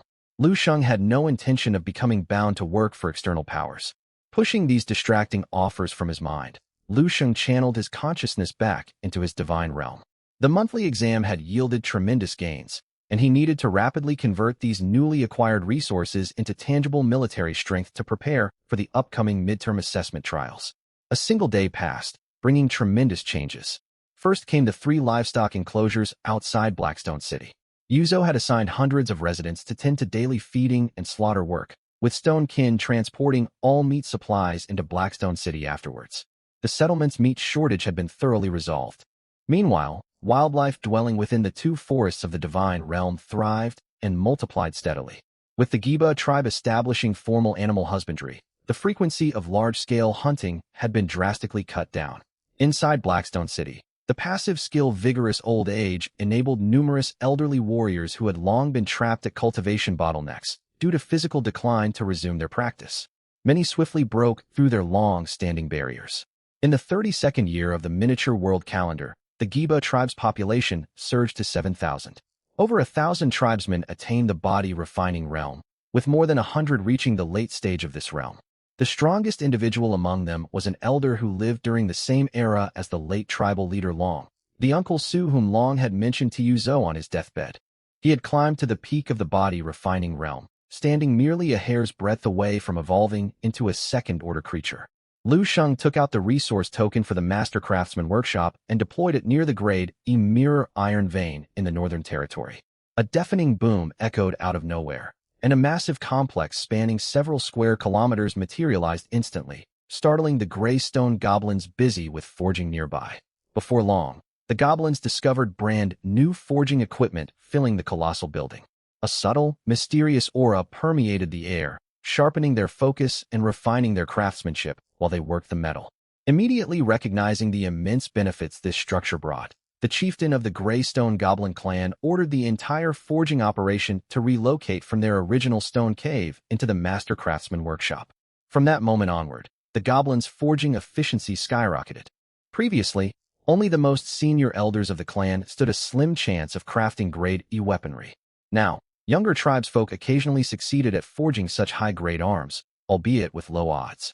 The success rate for crafting Grade F weapons had more than doubled. As a diligent deity, Shang refused to let his subjects grow complacent and idle. Even with boosted productivity, he kept the goblins' daily working hours unchanged. Under ideal conditions, the Greystone Goblins can produce 3,000 Grade F weapons and 100 Grade E weapons each year. Selling all of them would net 1.3 million faith points in total. Shang ran a rough calculation and licked his parched lips in excitement. 1 year inside the miniature world equaled 1 single day in the primary world. With the Master Craftsman Workshop in operation, as long as the Grade E Iron Vein remained intact, his daily revenue would exceed 1.3 million faith points. This figure would climb even higher if he expanded the population of Stonekin and Greystone Goblins. It was plain to see why the arms trade was known as an enormously lucrative industry. The profit margin was staggering. Naturally, actual earnings would be slightly lower due to inevitable forging failures, and normal weapon were sustained by Giba tribesmen in combat, yet the residual profit was still substantial. Shang then turned his attention to the Grade B cultivation manual Cloud C Immortal Codex. Far superior to the basic Qi gathering formula, this advanced manual supported cultivation all the way to the late nascent soul realm, fetching a market value of no less than 100 million faith points. He flicked his wrist, and the card holding the Cloud C Immortal Codex transformed into a stream of light that shot into the miniature world, infusing the complete text directly into Yuzo's mind. Drawing on his prior experience receiving divine knowledge, Yuzo quickly acclimatized to the influx of information. He soon realized this immortal cultivation art shared the same foundational roots as the Qi gathering formula, setting it apart from the beast-taming scripture he had learned before. For the first time, he learned that Qi condensation was not the pinnacle of cultivation. Higher realms existed above it. Foundation establishment, golden core, nascent soul, and beyond. Thank you for bestowing this sacred art upon me, divine lord. Yuzo knelt and kowtowed 3 times respectfully before hurrying into a sealed private chamber to fully comprehend the Cloud C Immortal Codex without delay. Having settled the matter of the immortal cultivation technique, Shang opened his smart wristband and purchased 1 movement skill and 1 offensive martial art. Grade D skill, Sky Leap description, channel physical vitality to boost movement speed and agility, granting brief anti-gravity hovering capability. Price, 1 million faith points. Grade D skill, Berserk King Fist description, circulate bodily vitality to concentrate full physical power into a single focal point, unleashing a devastating strike far exceeding ordinary attack potency. Price, 500,000 faith points. With his current faith point reserves, Shang purchased both abilities and sent the tokens into his miniature world. Bolstered by ample resources and newly acquired combat techniques, the Giba tribe entered a phase of rapid development. Traumatized by past monster incursions during monthly assessments and the passing of Leader Long, all tribesmen developed a strong sense of crisis, ushering in an era of universal martial training. Decades of sustained nourishment from red spirit rice, refined spirit grain, and flesh from first-order creatures had gifted the tribesfolk robust physical constitutions, allowing them to pick up martial arts training with remarkable ease. By the 38th year of the miniature world calendar, Shang unlocked 6 new innate buffs: Grade C All-Seeing Eyes, Grade F Enhanced Stamina, Grade D Rapid Regeneration, Grade E Accelerated Growth, Grade B Enlightened Comprehension, and Grade D Water Element Affinity. The tribe's population surpassed 10,000, with 3,000 tribesmen breaking into the body refining realm, 1,000 of whom were newly initiated practitioners.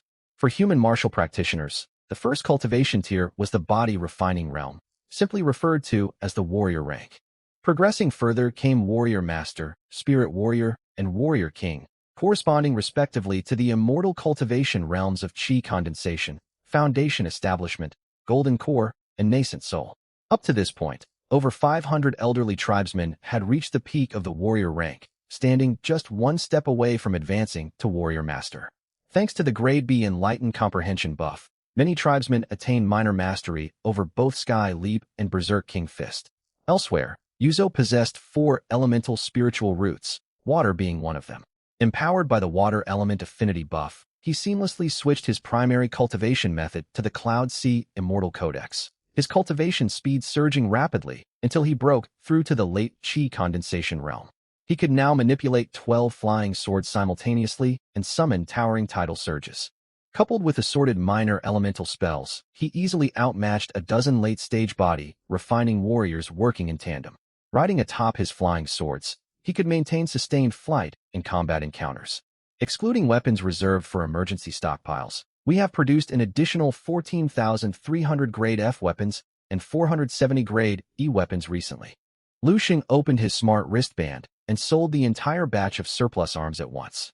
Benefiting from the student tax exemption policy, his account balance swelled by 6.13 million faith points, bringing his total faith points holdings to 27.73 million. With this massive influx of capital, it was time for Lu Shang to make long-term investments in his spiritual plant industry.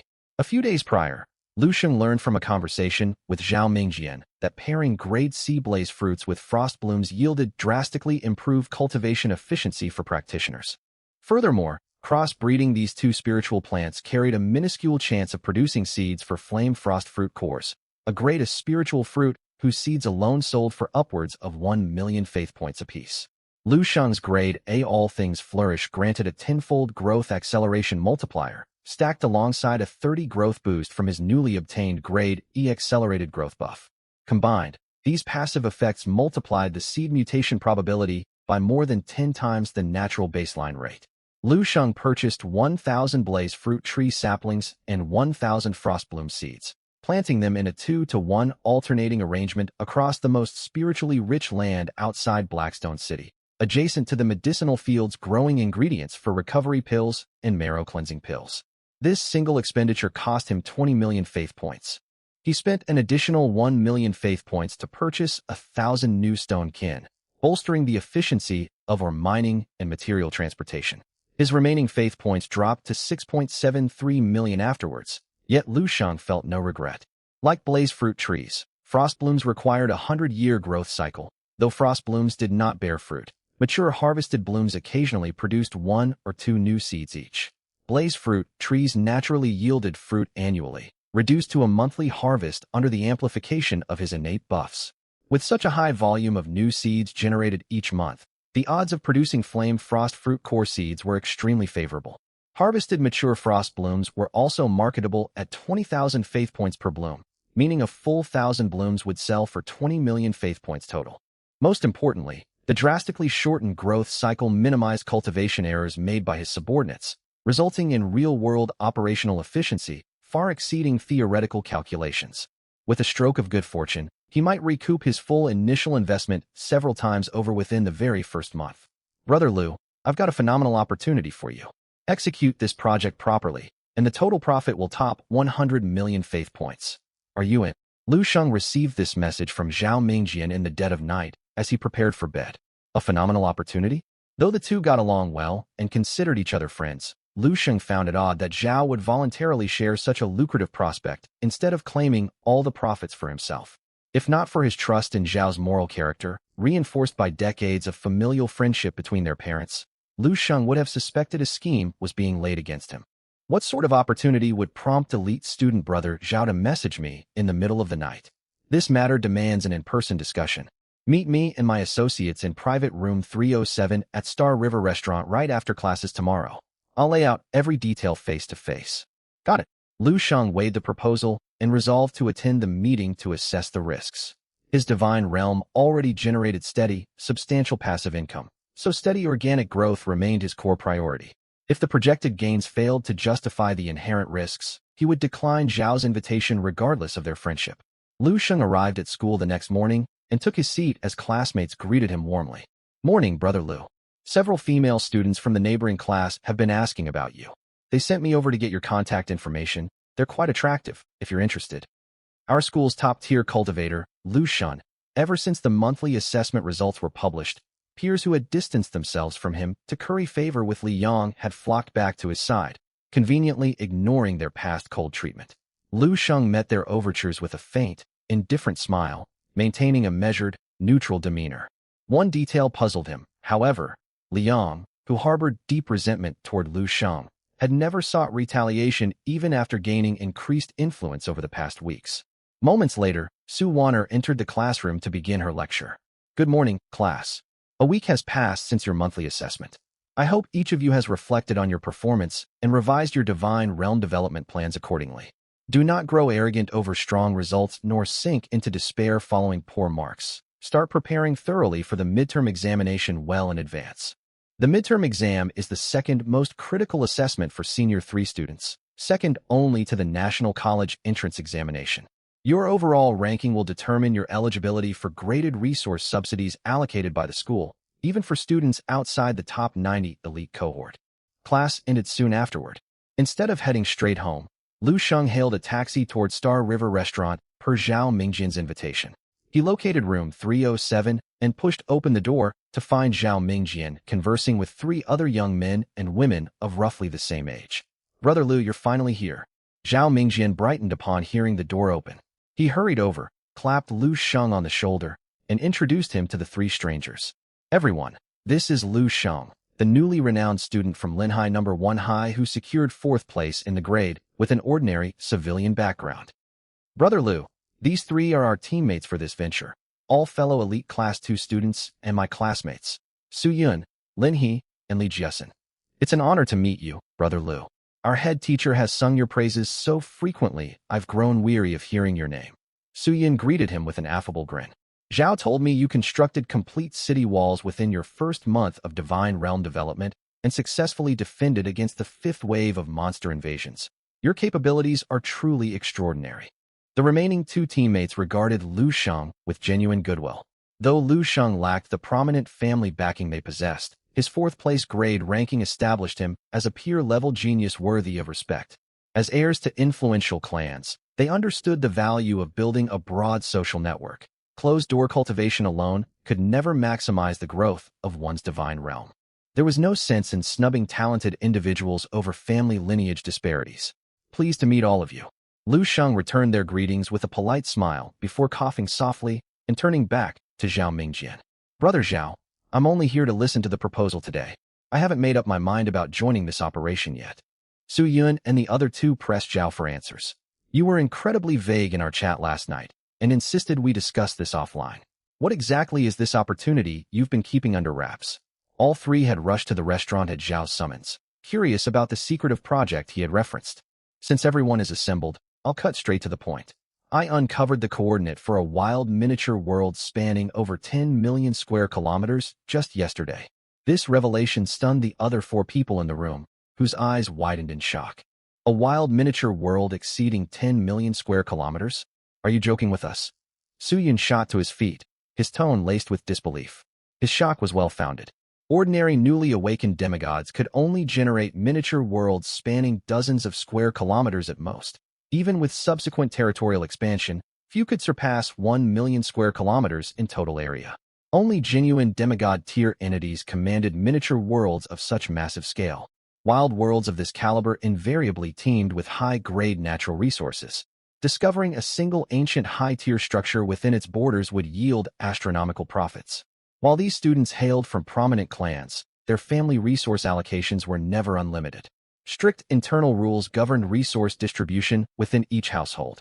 Higher talent and proven achievements unlocked greater family funding, while underperformance resulted in reduced financial support. Lu Sheng refused to be blinded by the massive potential profits and voiced his critical question. "Given how valuable this world is, why not task your father's faction with fully developing it instead of recruiting newly awakened demigods like us?" An intact wild world of 10 million square kilometers would hold a baseline market value of at least 100 billion faith points, a perpetual source of wealth. A treasure of this magnitude would never be shared with outsiders, not even close personal friends.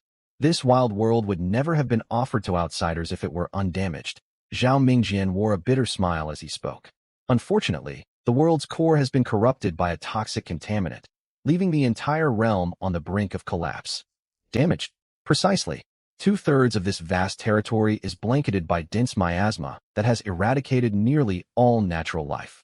Only the central region surrounding a special landmark called the Fountain of Life has moderately weakened miasma concentrations. Under normal circumstances, any deity with a world coordinate could tear open a dimensional passage to enter a wild world. This realm is an exception, however. Its corrupted core has become hypersensitive to powerful divine auras. When my father briefly attempted to open a passage, the backlash nearly caused the entire miniature world to disintegrate.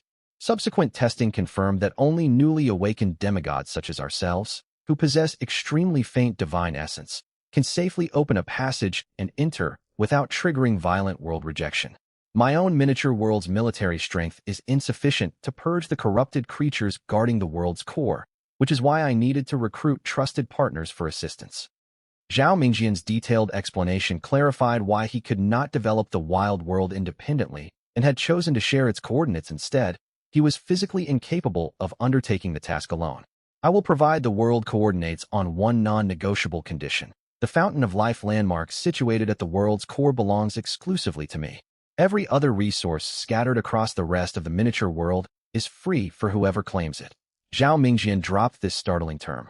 Silence settled over the occupants of private room 307 at Star River Restaurant as everyone sank into deep thought. As the provider of the world coordinates, Zhao Mingjian was justified in claiming the primary prize. Still, the remaining group needed to weigh whether the scattered residual resources justified deploying their own subjects to navigate the hazardous world for exploration. Miasma severely reduced visibility across the wild world. Ordinary unranked subjects would succumb to lethal poisoning within minutes of exposure. Only first-order subjects with enhanced physical resilience could traverse miasma-covered zones, yet prolonged exposure would gradually let toxins build up in their bodies and eventually kill them. All participants were still in the early developmental stages of their divine realms, making their pool of ranked subjects an extremely precious asset they could ill afford to lose. Brother Zhao, what is the toxicity level of the miasma? How long can a first-order creature survive by consuming grade E detoxification pills? Su Yun broke the silence after a short pause to pose the critical question. Within the central safe zone, one detoxification pill per day sustains a first-order creature for roughly 1 month. In the outer miasma wastelands, survival drops to a maximum of 3 days before fatal poisoning sets in if the subject does not retreat immediately. Zhao Mingjian answered promptly, evidence of prior field testing with his own subjects. 1 month of viability is manageable. Most high-value resources in wild worlds concentrate around the core region. If we send exploration teams in staggered rotations, we could fully survey the central zone within 10 to 15 days.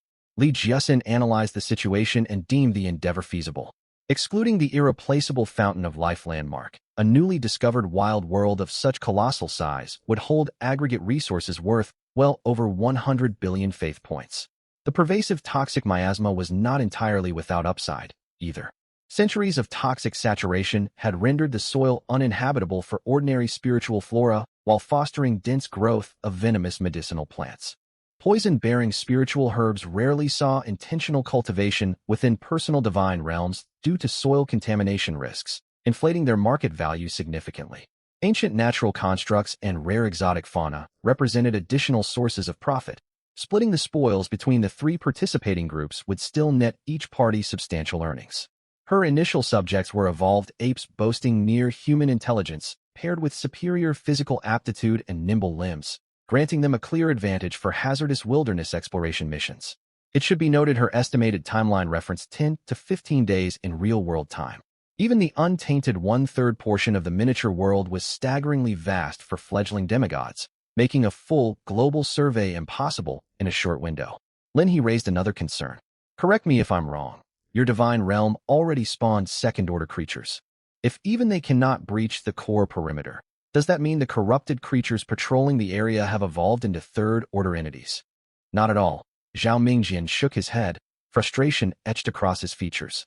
The hostile entities originated as ordinary zombies mutated by the world's toxic corruption.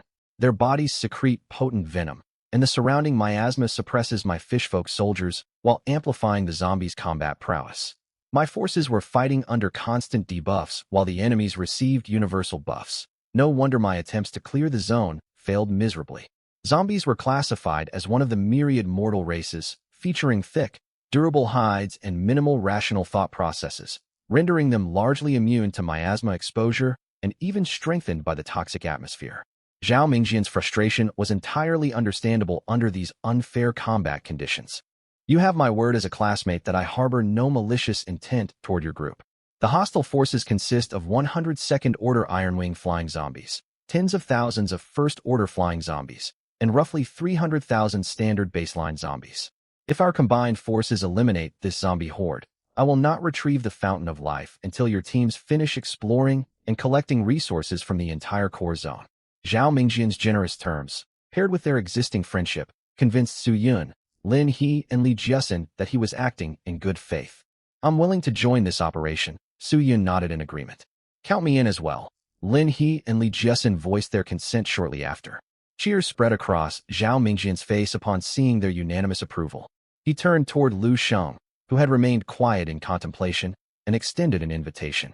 What is your verdict, Brother Lu? Join us. Without aristocratic clan backing, your channels for acquiring premium resources are limited. This is a rare opportunity to accelerate your divine realm's growth. We're on amicable terms already. We can cover for one another during fieldwork to minimize your subject casualties. The other participants joined in persuading Lu Shang to take part. In their eyes, Lu Shang lacked aristocratic family sponsorship, so his divine realm development must lag behind their own progress. They assumed his hesitation stemmed from fear of suffering heavy subject losses during the dangerous mission. What they could not perceive was the wild elation surging beneath Lu Shang's calm exterior. Perfectly timed, this opportunity couldn't have arrived at a better moment. Lu Shang struggled to contain his rising excitement. He had originally only attended the dinner out of curiosity, planning to integrate into the elite student circle to gain access to high-tier industry intelligence networks. Before meeting Zhao Mingjian, he had no idea that flamewood trees and ice frost fruits could be crossbred to produce grade A spiritual plant seeds in their offspring. Furthermore, scions from prominent clans possessed insights and mindsets regarding the development of divine kingdoms far superior to those of ordinary students. Lu Shang reaped tremendous benefits from his exchanges with Zhao Mingjian. But right now, he was truly struggling to contain his excitement. Shrouded in toxic miasma, visibility heavily obscured, forcing even first-order creatures to ingest antidote pills just to conduct basic exploration? What they failed to account for was that Lu Shang had long ago awakened a grade B trait, toxin immunity, shielding him from the vast majority of poisonous substances.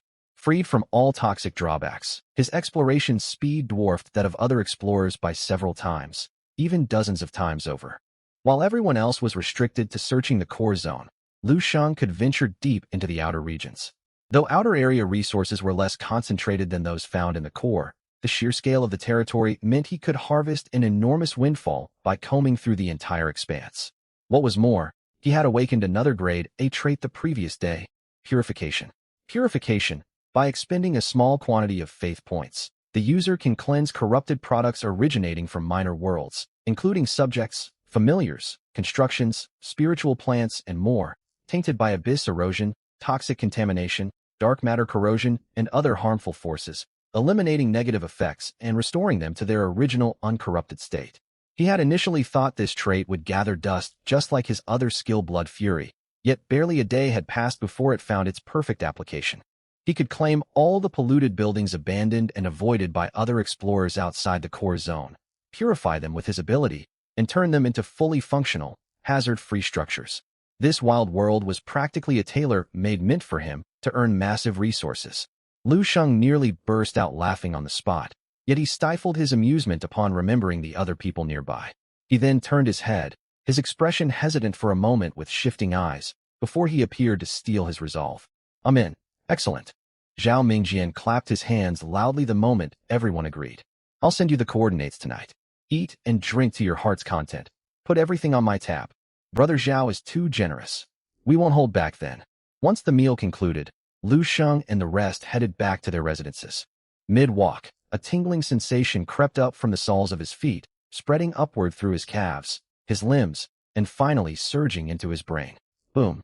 An indescribably powerful energy erupted within him, restructuring his physical body at an alarming, brutal pace. Agonizing pain washed over Lu Sheng, forcing him to halt his steps and lean against a roadside railing for support. What on earth is happening? Gasping heavily, veins bulged on his forehead from the searing pain. Sensing a disturbance linked to his divine domain, he shifted his consciousness into his miniature world, greeted by translucent floating text. Record. Your subject, Zhou Yu, has achieved a breakthrough in cultivation, advancing to the foundation establishment realm.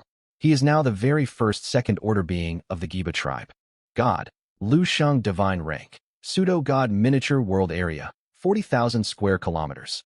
Terrain composition, predominantly plains and rolling hills. Subject race. Humans. Total subjects, 10,932 Han Lai 1 second-order life form, 3,918 first-order life forms, 7,013 unranked life forms. Han Lai familiars. Stone golems Han Lai 2, 231 first-order entities Han Lai, Greystone goblins Han Lai 2, 303 first-order entities Han Lai. Innate traits. X rank Lord of Traits, S rank tenfold spiritual energy, S rank infrastructure maniac, A rank vigor unfading, A rank flourishing life, A rank purification, B rank infallible marksmanship, B rank toxin immunity, C rank fertile homeland, C rank civilization acceleration. Assets. 1 times grade B structure spirit spring of insight, 1 times grade B structure spirit herb garden, grade B structure universal forge workshop, 1 times grade E refined iron vein, 1 times grade B spiritual plant milky bamboo, 300 times grade B spiritual plant flesh mushroom, 100 times grade C flame fruit trees, 1,000 times grade C ice blossoms.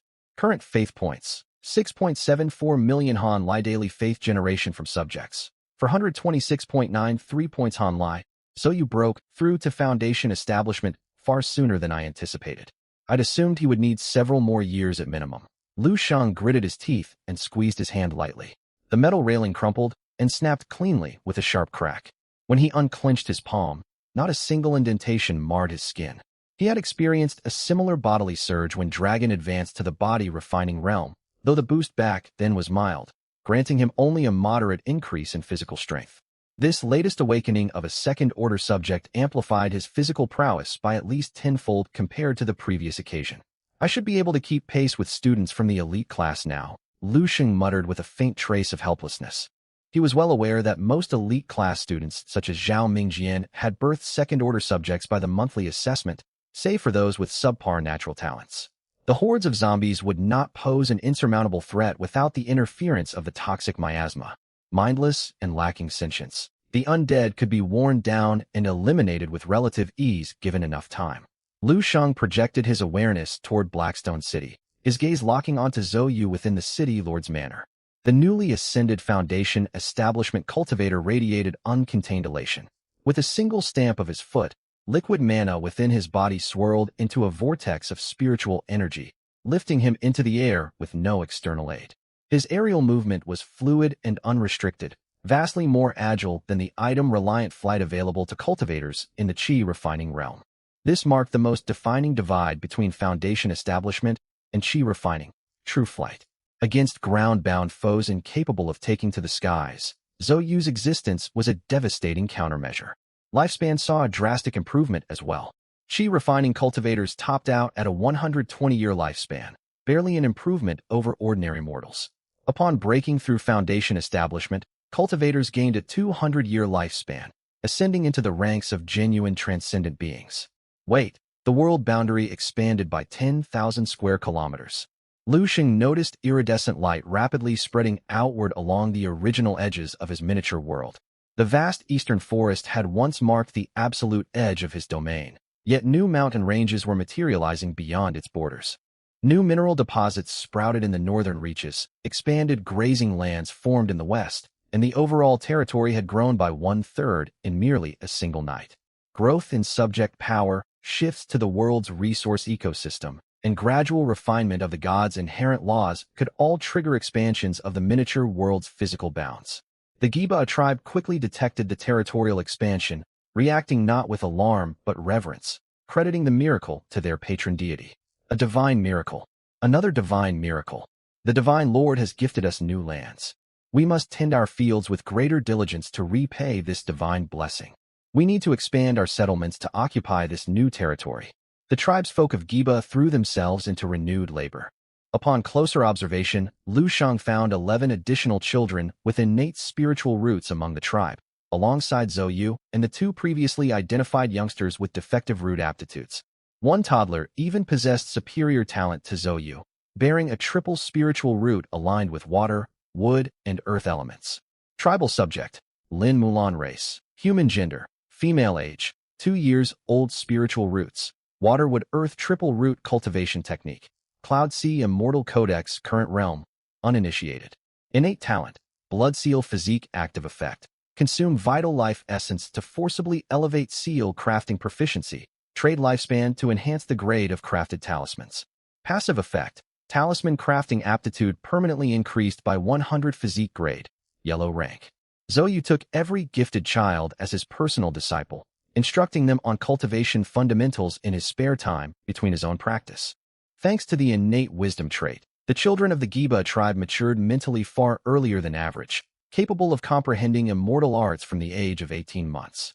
Under the tutelage of a foundation establishment expert, bolstered by the tenfold concentration of ambient spiritual energy, even youths with severely flawed spiritual roots advanced at remarkable speeds. One child born with worthless spiritual roots successfully advanced to the first tier of Qi refining by the age of 11. That evening after Shang returned home, a message arrived from Zhao Mingjian. Brother Liu, coordinates 110, 7778, 9183.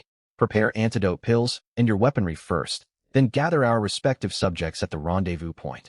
Understood. Shang sent his reply before sinking his consciousness back into his miniature world. Rather than hovering in the upper celestial plane of his domain, he headed straight for the world's outer boundary. Passing through the dimensional barrier of his miniature realm, he emerged into an endless cosmic expanse known as the World Sea. Here, he felt infinitesimally small, akin to a single grain of sand adrift in an endless ocean. All divine realms and miniature worlds, claimed or unclaimed, drift suspended within this boundless sea. Navigation was impossible without precise spatial coordinates to lock onto a target world amid the vast void. Guided by the coordinates Zhao Mingjian had provided, Shang pinpointed the target location within the World Sea with a thought and activated a dimensional passageway connecting the 2 realms.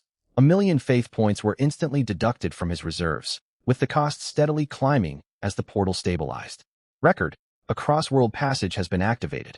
Dimensional linkage between the 2 worlds is in progress. A deafening rumble echoed as a massive fissure tore open along the periphery of Shang's miniature world, identical to the rift that spawned monster incursions during the school's monthly assessment. Witnessing the tear, the people of the Giba tribe were flooded with traumatic memories, plunging the entire settlement into panic. It's another rift. Just like the one 7 years ago, monsters are going to pour through. Sound the alarm. Alert Lord City Lord at once. Calamity. A new disaster has descended upon us. Panic and chaos rippled across the Giba tribe until Zhou stepped forward, acting on the divine edict relayed by Shang. He stood atop the walls of Blackstone City, assuming the same stalwart posture Dragon had taken years prior. Brave warriors of the Giba tribe, this is no disaster. It is a gift bestowed by our divine patron. This fissure leads to a separate world brimming with boundless opportunities and precious treasures, resources that will lift our tribe to new heights of prosperity and strength. The horrors of that catastrophic incursion 7 years ago remain fresh in all our minds. Many among us lost friends, children, loved ones. None can say for certain when such tragedy might strike once more. The tribesfolk who had survived the monster invasion gnashed their teeth, overcome with grief and simmering rage at the painful recollection. They would not allow history to repeat itself. The Giba tribe must grow stronger. We need valiant warriors to march forth, to claim what we need to thrive. Yet great danger always accompanies great fortune.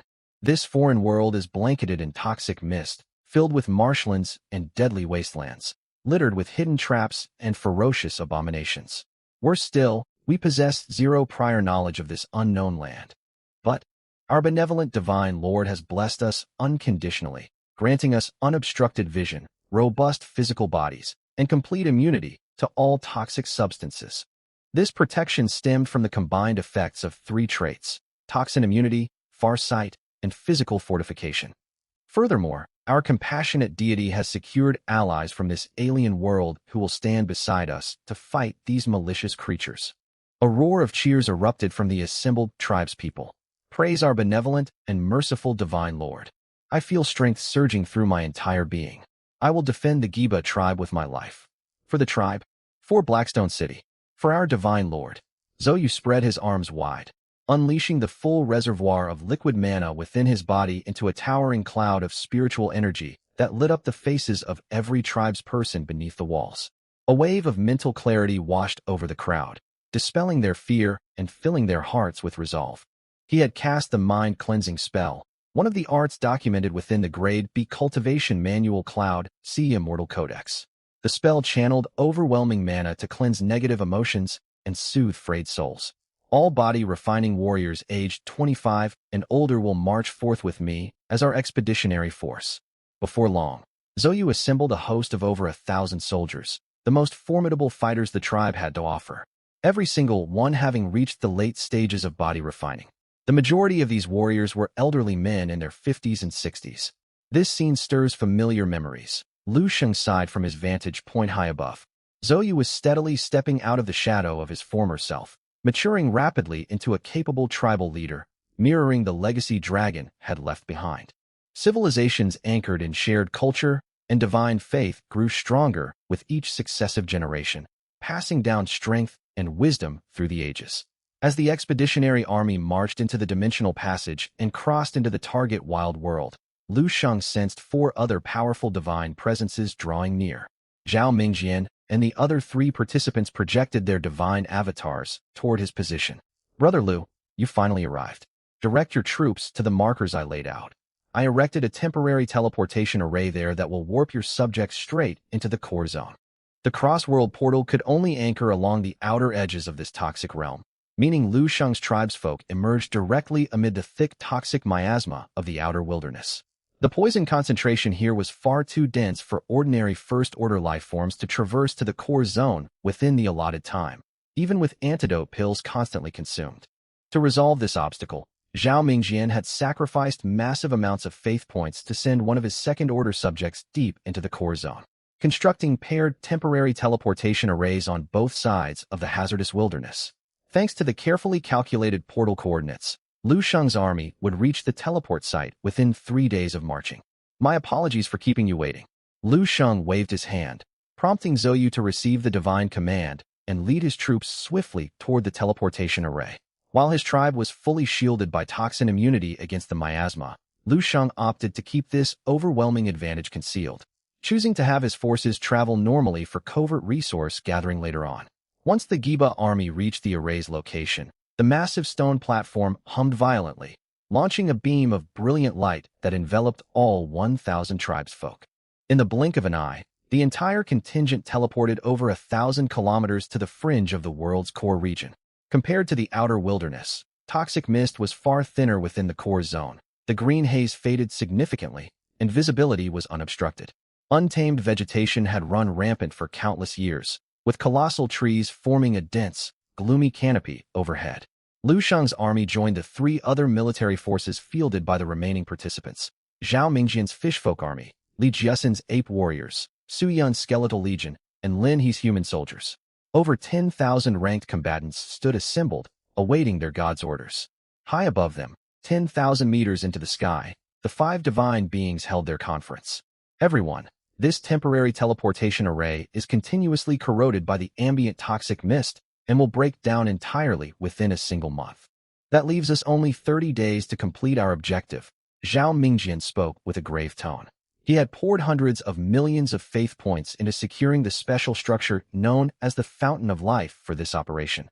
Failure would equate to a devastating financial loss. We understand. All four nodded in agreement. Eliminating the zombie hordes as quickly as possible would grant them free rein to scour the region for abandoned structures and wild spiritual plants. Let us advance in unison. The bulk of corrupted zombies are concentrated at the absolute center of this zone, with only scattered smaller packs patrolling the surrounding woodlands, easily dealt with.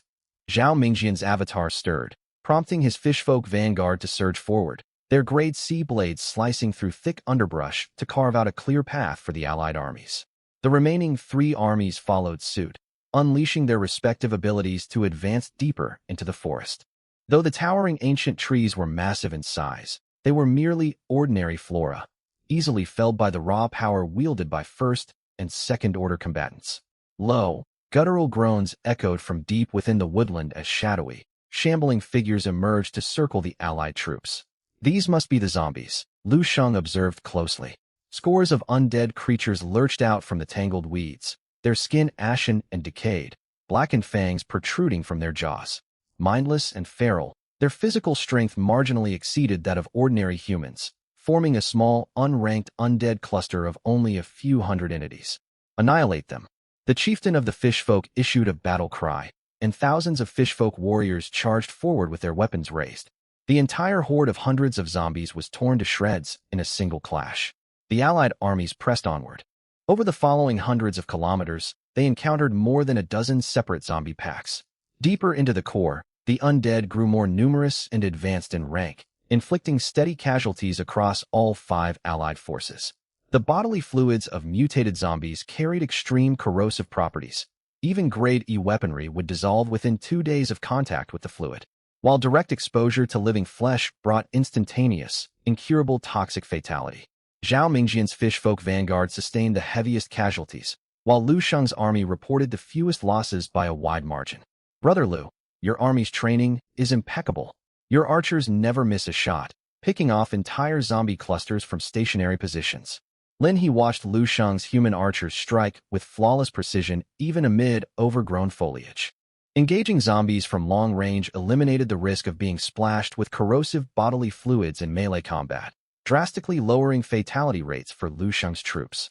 Their only losses amounted to expendable arrow shafts, a trivial cost compared to the destroyed Grade C and Grade E equipment suffered by the other armies. I suppose my subjects possess a natural aptitude for archery, Lu Sheng replied with an awkward laugh. He had never formally trained his archers at all.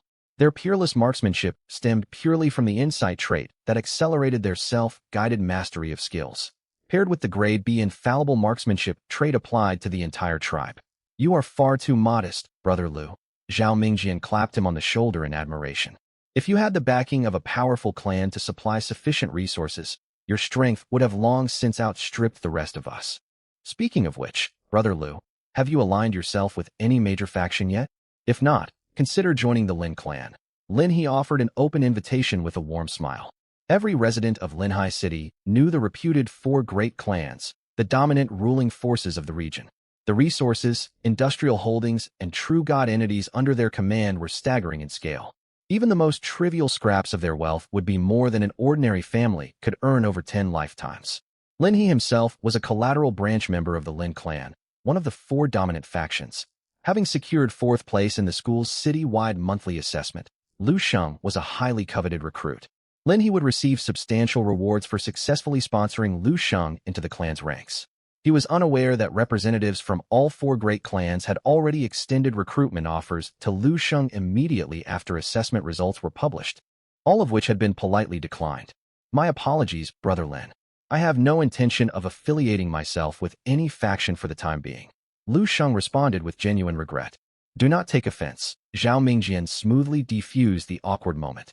I heard the school awarded Brother Lu special commendations for his assessment performance.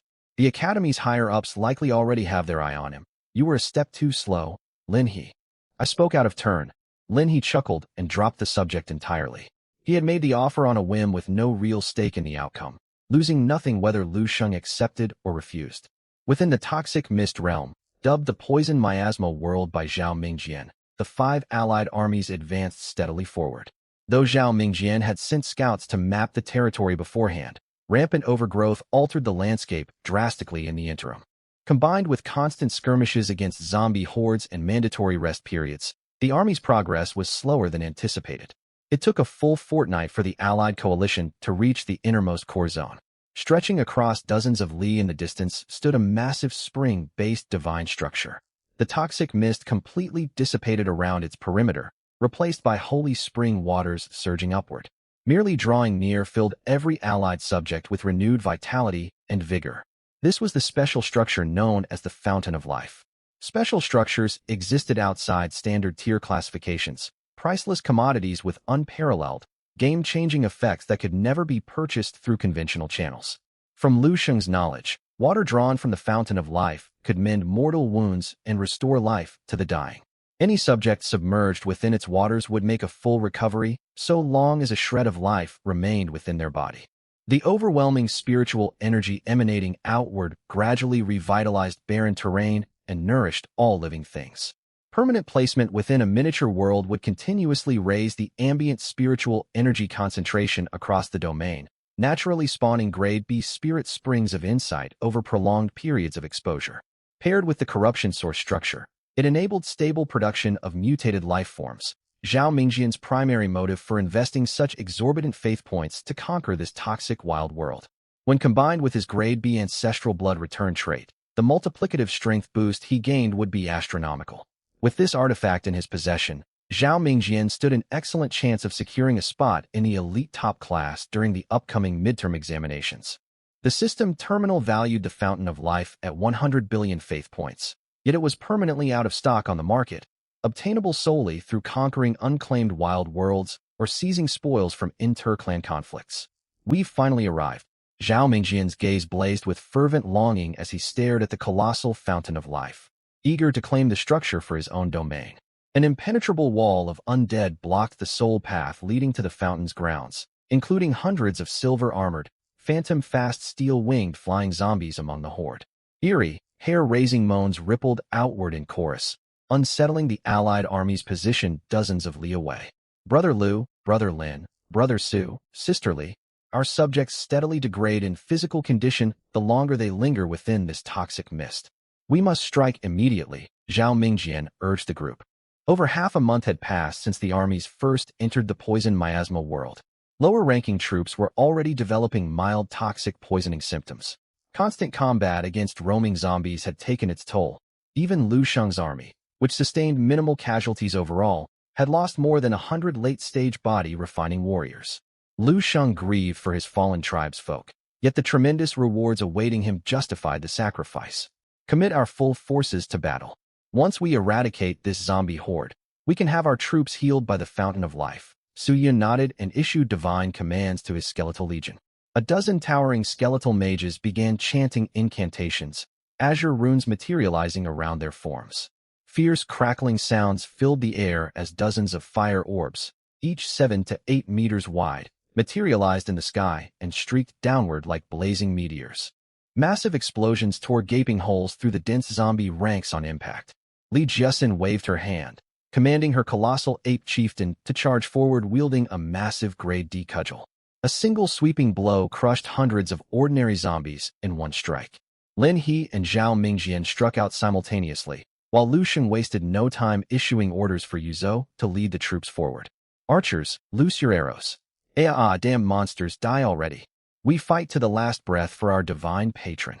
Yuzhou split the 1,000-strong army into 10 battalions, each further divided into 10 squads with a dedicated commander to oversee battlefield operations.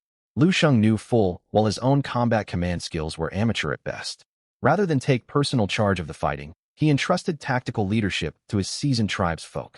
Yuzhou himself soared into the air, spiritual power surging in his palms. Dozens of grade E flying swords materialized, shooting forth like razor-sharp arrows into the horde of corpses. Squelch! Squelch! Blinding silver flashes sliced through the masses, beheading rows of zombies in a single stroke. Even iron-armored flying zombies could not withstand his assault. Bolstered by passive traits such as armor-piercing, iron physique, and strength amplification, his swords effortlessly pierced their defenses and slew the abominations. When matched against foes of equal rank, Lu Sheng's subjects were undeniably stronger than the followers of other divine beings. Good heavens, Brother Lu, does your Foundation Establishment cultivator possess an innate swordsmanship aptitude? He's only at the first layer of Foundation Establishment, yet his power is monstrous. Lin He stared in awe at Yuzhou mowing down zombies like a harvesting machine. The Foundation establishment cultivators raised within his own miniature world struggled fiercely against iron-armored flying zombies, even armed with Grade D weaponry. In contrast, Lu Shang's cultivator wielded merely Grade E swords and still sliced clean through the metallic plating of those flying undead. He burned with curiosity over Lu Shang's secret methods of cultivating his people. Though the second-tier warriors from Lu Shang's tribe could not match Yuzhou's overwhelming prowess, they each unleashed their unique abilities. Forming tight battle formations alongside thousands of troops, their collective combat power surged drastically, crushing every zombie that blocked their path. Hordes upon hordes of zombies slammed into the cohesive battle lines, inflicting only minimal casualties among the allied forces. The warriors under Zhao Mingjian and the other three deities had all mastered Legion formation arts, executing the tactical arrays with remarkable proficiency. Legion formations are truly overpowered. Once cultivated to minor completion, they can boost an army's overall combat strength by no less than 50%. Lu Shang murmured to himself as he observed the battle unfolding below. He resolved to purchase a set of Legion formation scriptures for his own people in due time. Before long, the ground was carpeted with mangled corpse fragments. Putrid green venom oozed from the broken cadavers, pooling into toxic puddles stretching across the terrain. The dense zombie blockade had finally been breached.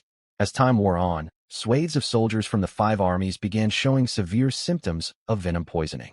Lu Shang and the others recalled these contaminated troops and rotated in fresh reinforcements to take their place.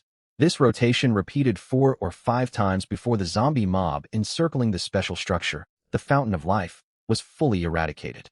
The 5 divine figures then issued divine edicts, commanding their surviving subjects to submerge themselves within the Fountain of Life. Battle wounds and venom accumulated from prolonged exposure to the miasma were swiftly healed by the fountain's restorative energies. It's finally over. Lin He heaved a deep sigh. Without the innate venom immunity trait his peers possessed, his human followers boasted the weakest natural physiques among the group. This left his faction with the heaviest casualties. Nearly 3,000 body refinement warriors had perished, along with 13 martial masters. Worse still, one Foundation establishment cultivator had fallen while engaging the iron-armored flying zombies.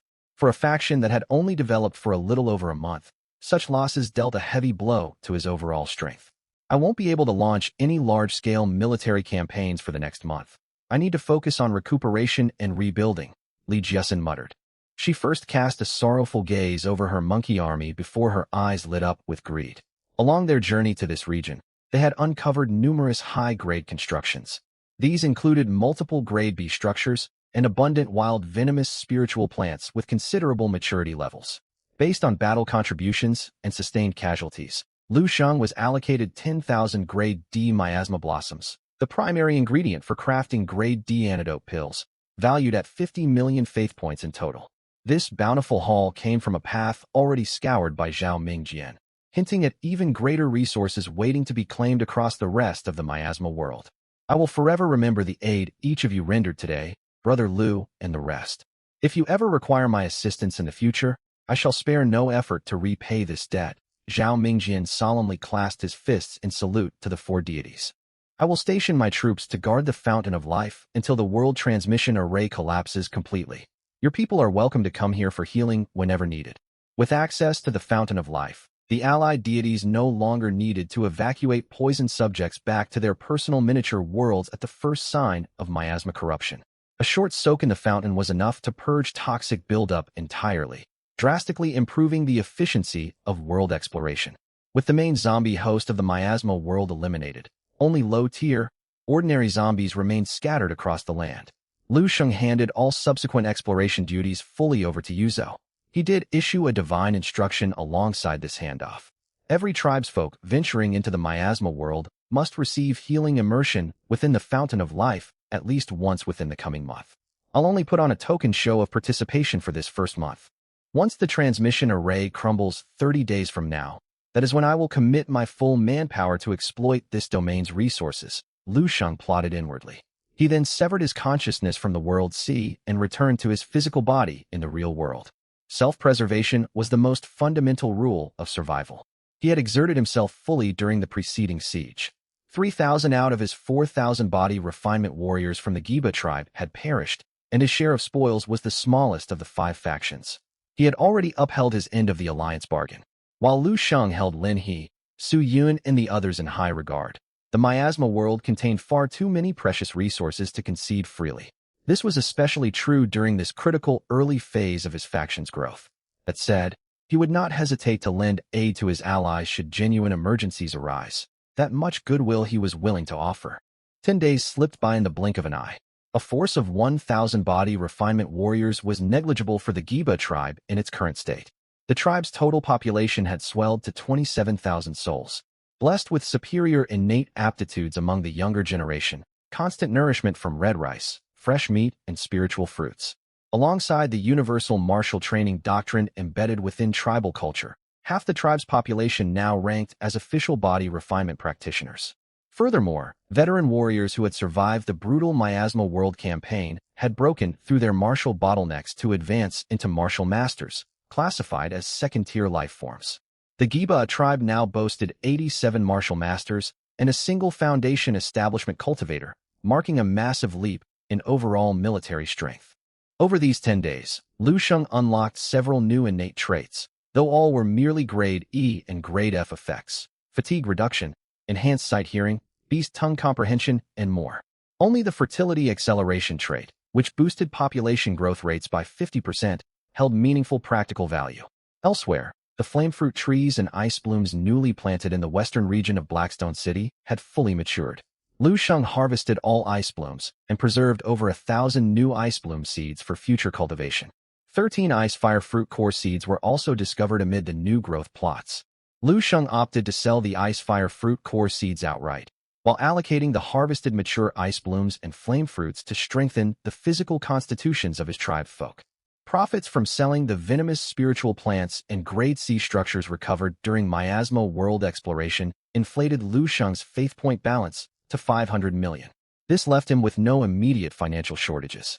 Now that I have ample funds, I need to relieve my people of excessive labor burdens, granting them more time for martial cultivation and population expansion.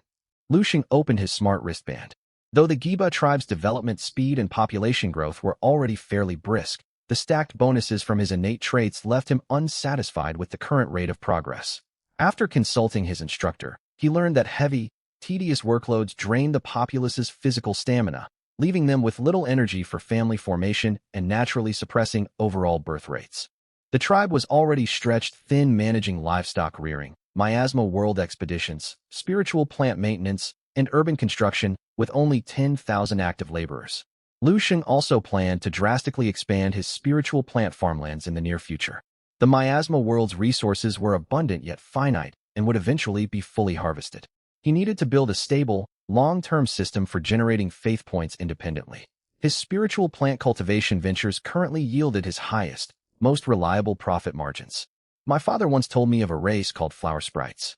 They possessed gentle temperaments and an innate talent for nurturing spiritual flora, capable of maximizing the growth quality of nearly all spiritual plants, though purchasing them comes at a steep price.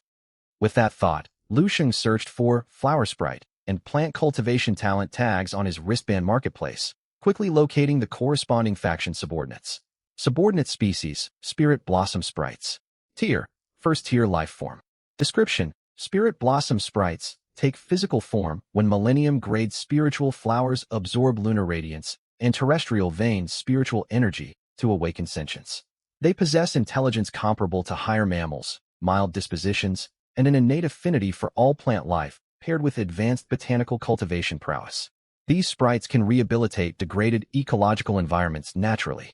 A standard first-tier Spirit Blossom Sprite boasts a natural lifespan of 300 to 500 years, with a chance to advance in rank when dwelling in high spiritual energy density regions. Weaknesses: Sprites develop depressive conditions if confined to barren territories with sparse vegetation and low spiritual energy, or if their cultivated spiritual plants are destroyed or harvested recklessly. Severe depression diminishes their work efficiency drastically and may even lead to fatal decline in extreme cases. Market price: 1 million faith points per individual. Note: new Spirit Blossom Sprites can be conceived by paired sprites, albeit with an extremely low natural birth rate. As a rare premium subordinate race, Spirit Blossom Sprites differed vastly from low-value, growth-limited creatures such as blood hogs and red oxen.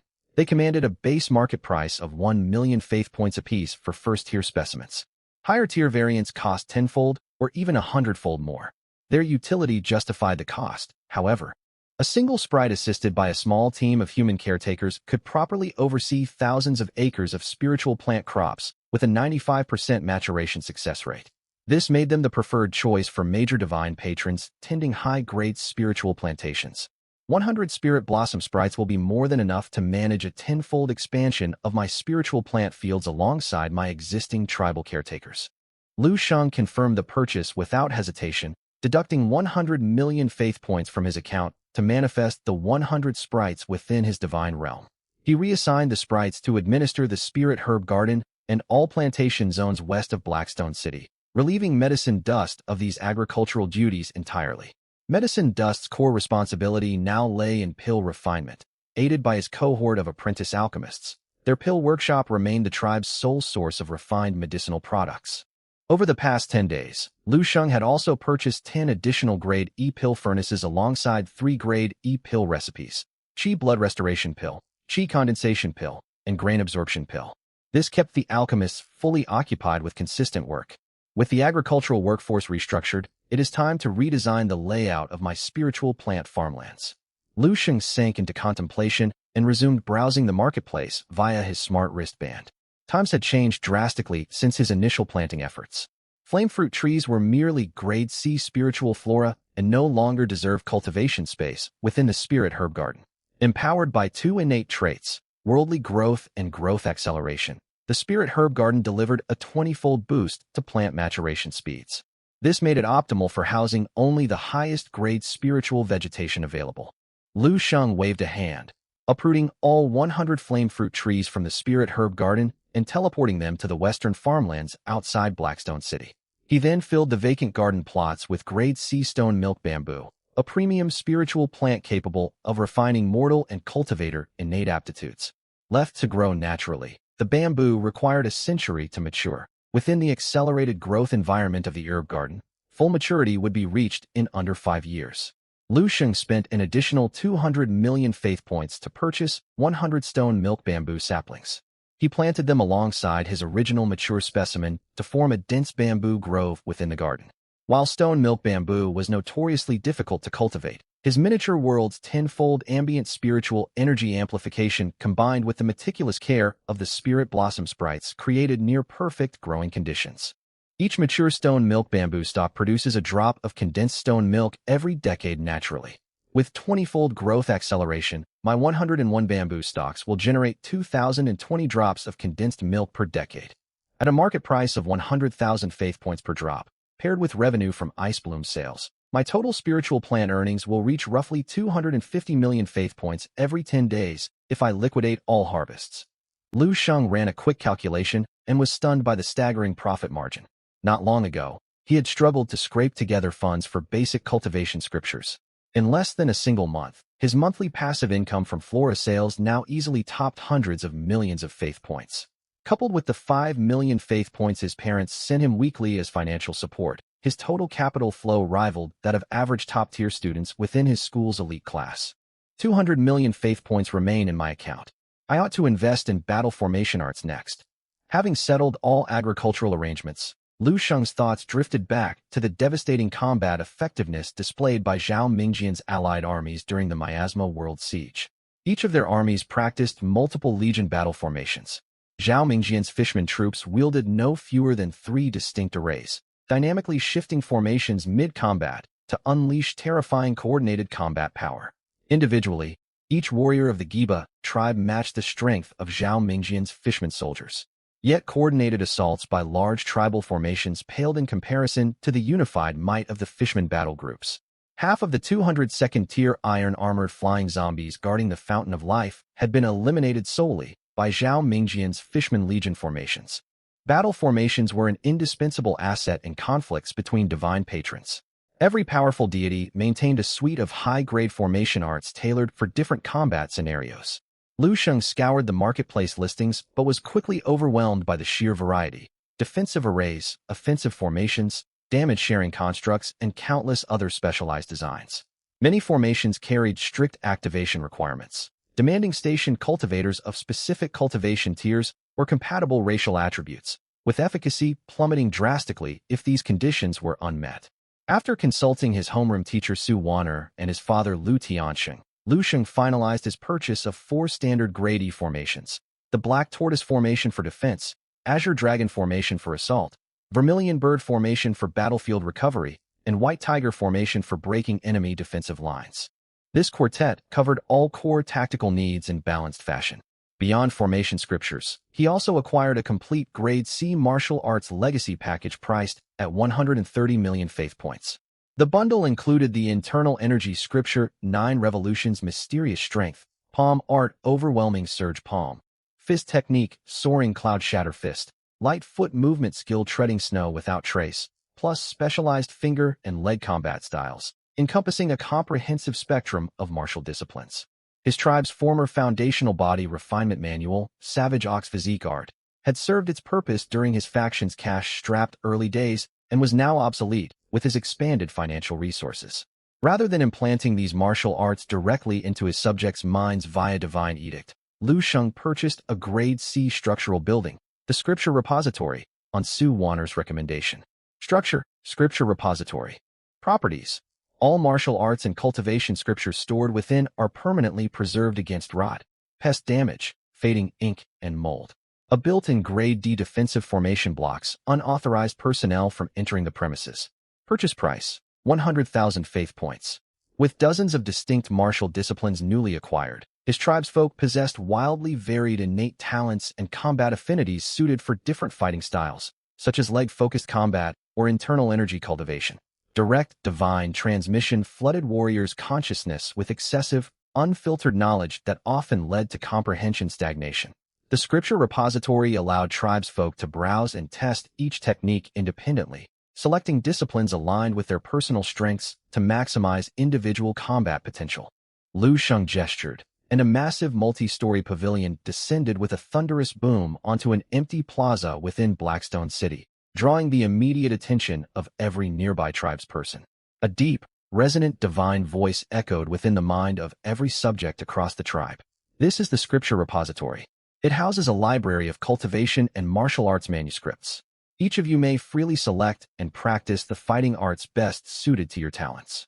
After a brief ritual of worship, the residents of Blackstone City flocked toward the repository to browse the martial arts records. Even Yuzo came to inspect the collection, only to lose interest upon discovering the manuscripts catered exclusively to mortal martial practitioners. He departed shortly afterward to continue tutoring Lin Mulan. Lin Mulan stood as the tribe's sole genius with 3 spiritual root affinities, showcasing staggering talent within the Cultivation Academy curriculum. At merely 12 years old, she had broken through to the 7th layer of Qi refining, entering the late phase of the Qi refining realm entirely. Her rapid progress stemmed from abundant resource allocations, direct mentorship from Yuzo, and most critically, the tenfold ambient spiritual energy buff permeating the miniature world. Delighted by her exceptional aptitude, Yuzo supplied Lin Mulan with a vial of condensed stone milk annually to purify her physical vessel and devoted ample spare time to guiding her cultivation practice. Unlike Yuzo's mediocre starting cultivation technique, Lin Mulan practiced the Grade B cultivation scripture Cloud Ocean Immortal record from the very beginning, resulting in explosive cultivation speed. Her innate talent for talisman crafting gradually manifested as her cultivation advanced. Using only basic talisman theory recorded within Cloud Ocean Immortal record, she could independently forge first-tier talismans, including Fireball talismans and Ice Spike talismans, leaving Yuzo thoroughly astonished. Lin Mulan will undoubtedly become the Giba tribe's next foundation establishment cultivator. Lu Sheng nodded in approval, uploading a Grade C instructional manuscript, outline of talisman crafting, into the Scripture Repository before shifting his attention elsewhere. While foundation establishment cultivators held overwhelming dominance over ordinary martial masters, their numbers would always remain limited. The core military strength required for the midterm academy assessment would still rely on the tribe's vast cohort of mortal martial warriors. Following these large-scale expenditures, Lu Sheng's faith point balance dwindled to 40 million. He halted further purchases, mindful that sustaining the world transmission channel and activating his innate traits required continuous faith point consumption, necessitating a substantial emergency reserve. Several more days passed before the final remnants of exploitable resources within the miasma world were fully cataloged and secured by tribal scouts. Brother Liu, there is no need to relinquish these 10,000 grade C red peach bamboo specimens. Your battle losses were relatively light during the campaign, yet your contributions to the siege were undeniable and witnessed by all of us. Lin He frowned as he watched Lu Sheng attempt to gift away the rare spiritual flora. He speaks the truth, Brother Liu. These resources are rightfully yours. Take them back, Su Yun added in agreement beside him. Seeing Lu Sheng maintain a hesitant posture, Lin He pushed the bundle of red peach bamboo back toward him with a mock scowl. We have known each other for half a month now. We are allies if not outright friends. I have no desire to accept valuable gifts from a companion. Do you truly believe my personal reserves are so depleted that I would covet these plants? In that case, I shall graciously accept your generosity. Lu Sheng sighed and recalled the spiritual plants into his storage space. This level of mutual exchange struck the perfect balance. Excessive refusal would only arouse unnecessary suspicion from his allies. Zhao Mingjian stepped forward and clapped Lu Sheng firmly on the shoulder. These red peach bamboo can sell for upwards of 100 million faith points on the market. Invest the proceeds into strengthening your tribe's combat capabilities. The Municipal Inter-Academy Tournament is approaching, and the Education Bureau is offering extremely generous rewards for top performers. A municipal tournament? Lu Sheng blinked in surprise at the unfamiliar term. According to his original memories, senior year students were supposed to focus entirely on preparing for the midterm assessment immediately following their initial monthly evaluation. The upcoming municipal tournament feels like a last-minute addition. Brother Liu, us students in the elite class get news faster than those in the general class. In a month's time, Linhai No. 1 High School will jointly host a municipal assessment tournament alongside No. 3, No. 8, and No. 17 high schools. Reportedly, this is a new regulation issued by the Education Bureau. Schools across the city will be ranked accordingly, with educational resources redistributed based on the results. Since the rankings carry substantial weight, the rewards for this event will be extremely generous, Lin He explained. Zhao Mingjian raised an eyebrow and cut in with a teasing tone.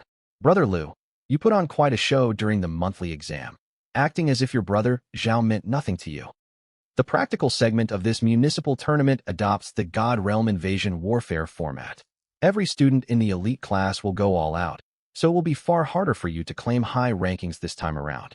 When it comes to the development of a miniature world, the combat prowess of its inhabitants always takes top priority. For this reason, practical combat accounts for 600 points of the total score when evaluating a student's miniature world strength. Practical assessments adopt varied formats. The monster invasion scenario from the monthly exam simulated a defensive response to an assault on one's divine realm. By contrast, the current God Realm invasion mode is offensive in nature, similar to the operation to conquer the poison miasma world they had just completed. The exact parameters would be set by chief examiners. That means my defensive strengths will be rendered largely ineffective, Lu Sheng thought to himself quietly. Over the years, his S-rank talent Han Lai infrastructure maniac Han Lai had continuously boosted his city's defenses.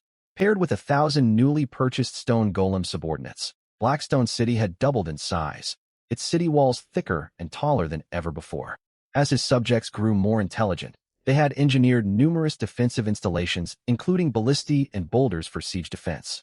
With these upgrades, Blackstone City could now effortlessly fend off the sixth wave of monsters that had threatened it during the monthly exam. This did not mean his overall strength had declined in the slightest. What was more, he had an entire month to further develop his domain, during which he would unlock 30 new talent descriptors.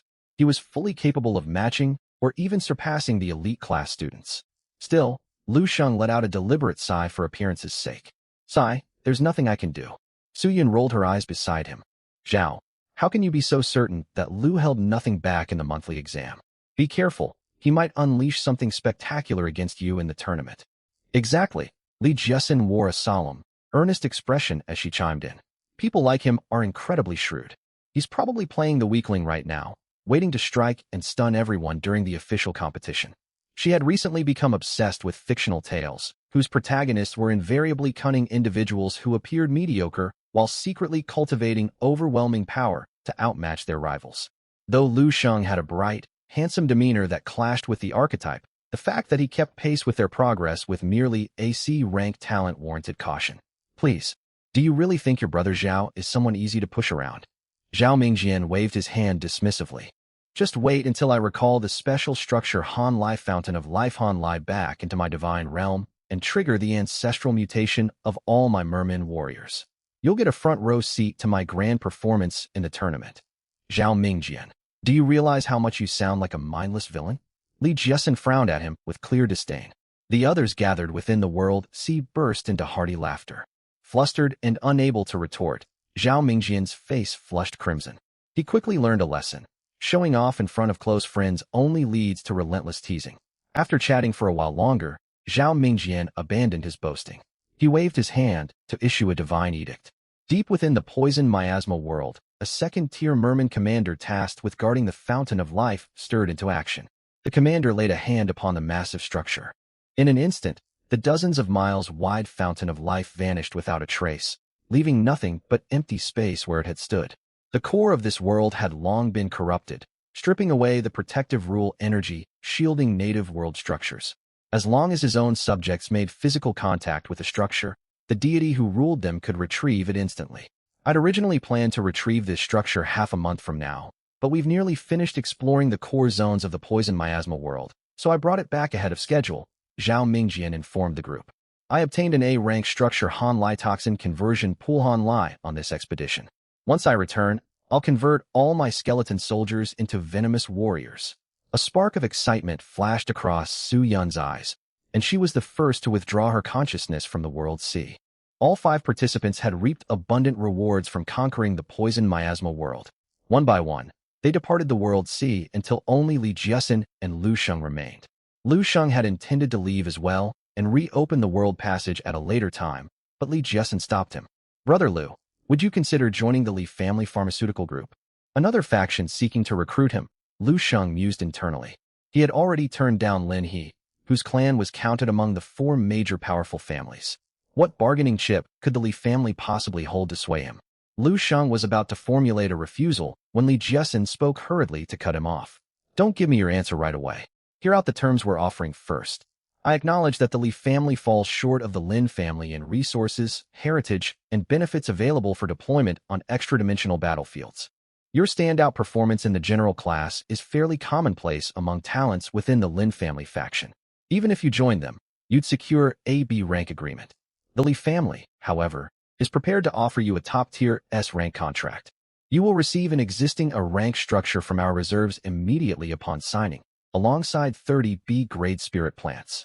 You will also be granted a fixed stipend of 1 billion faith points each month.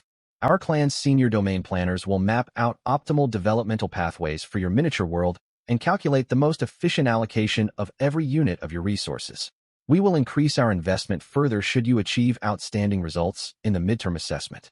Lu Sheng's brows drew tighter as he listened. Extraordinary benefits always came with hidden strings.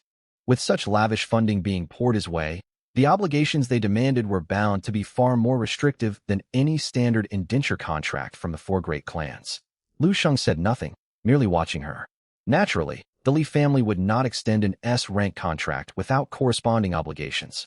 Li Jiesin took a deep breath, steeling herself to deliver the clan's request. The sole requirement from our family is that you sign a divine oath binding you to the Li family, officially affiliating with our clan and entering a marital bond with my elder sister and myself. What? Lu Sheng nearly spat out the water he had been drinking, fortunate that their exchange took place within the world sea's consciousness space. To be precise, you would first wed my elder sister. Upon her eventual passing, you would then marry me, Li Jiesin stated with complete sincerity. Hold on a moment. Miss Li, what exactly is the meaning behind this arrangement? Lu Sheng was utterly baffled and stunned. A prominent enterprise operating across Linhai City must be backed by several true god-tier powerhouses within the clan. It defied all logic that 2 direct female heirs of such a household would actively seek marriage with him. This had to be some elaborate prank. I have no reason to hide the truth from you. Though 4 true gods once protected the Li family, 2 perished on extra-dimensional battlefields not long ago. The remaining 2 sustained severe injuries, their miniature realms corrupted by dark creatures, leaving them critically weakened and barely clinging to their divine power. A look of sorrow settled over Li Jiesin's delicate features. My elder sister failed her divine realm awakening ritual and is now an ordinary mortal human. I alone cannot sustain the Li family's legacy. Having spent this time observing you, I've seen that you are an upright, outstanding individual, modest, kind-hearted, open, and approachable. I've negotiated extensively with the clan elders. If you accept this proposal, the entire accumulated heritage of the Lee family will be dedicated to nurturing both you and my sister. Even though my sister has lost her divine gifts, I still wish to grant her a peaceful, fulfilling life. Shang fell into prolonged silence as he processed the full picture. The Lee family had suffered catastrophic losses on extra-dimensional battlefields. Half their true gods were dead, the rest gravely wounded. They desperately needed to cultivate a trustworthy insider to uphold their clan's foundation. Every talent possessing S or a rank talents had long been snapped up by larger, more powerful factions. Someone like Shang, only a C-rank talent on paper, yet boasting immense, untapped potential, fit their needs perfectly. Shang appeared outwardly hesitant, yet his mind was already made up. An S-rank contract was never without steep costs. This arrangement was far more binding than a simple indenture. The Lee family intended to tie his fate irrevocably to their own, staking their clan's survival entirely on his growth. Most demigod-born youths would accept such terms without hesitation. A monthly stipend of 1 billion faith points, paired with Lee Jiasin herself, a beautiful B-rank talent with tremendous growth potential, and full backing from the Lee family, was an overwhelmingly attractive package for an ordinary third-year high school student with no family connections.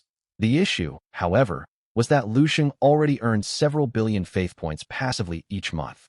The Lee family's offerings would do nothing more than add superficial perks to his existing assets, bringing no vital advantages.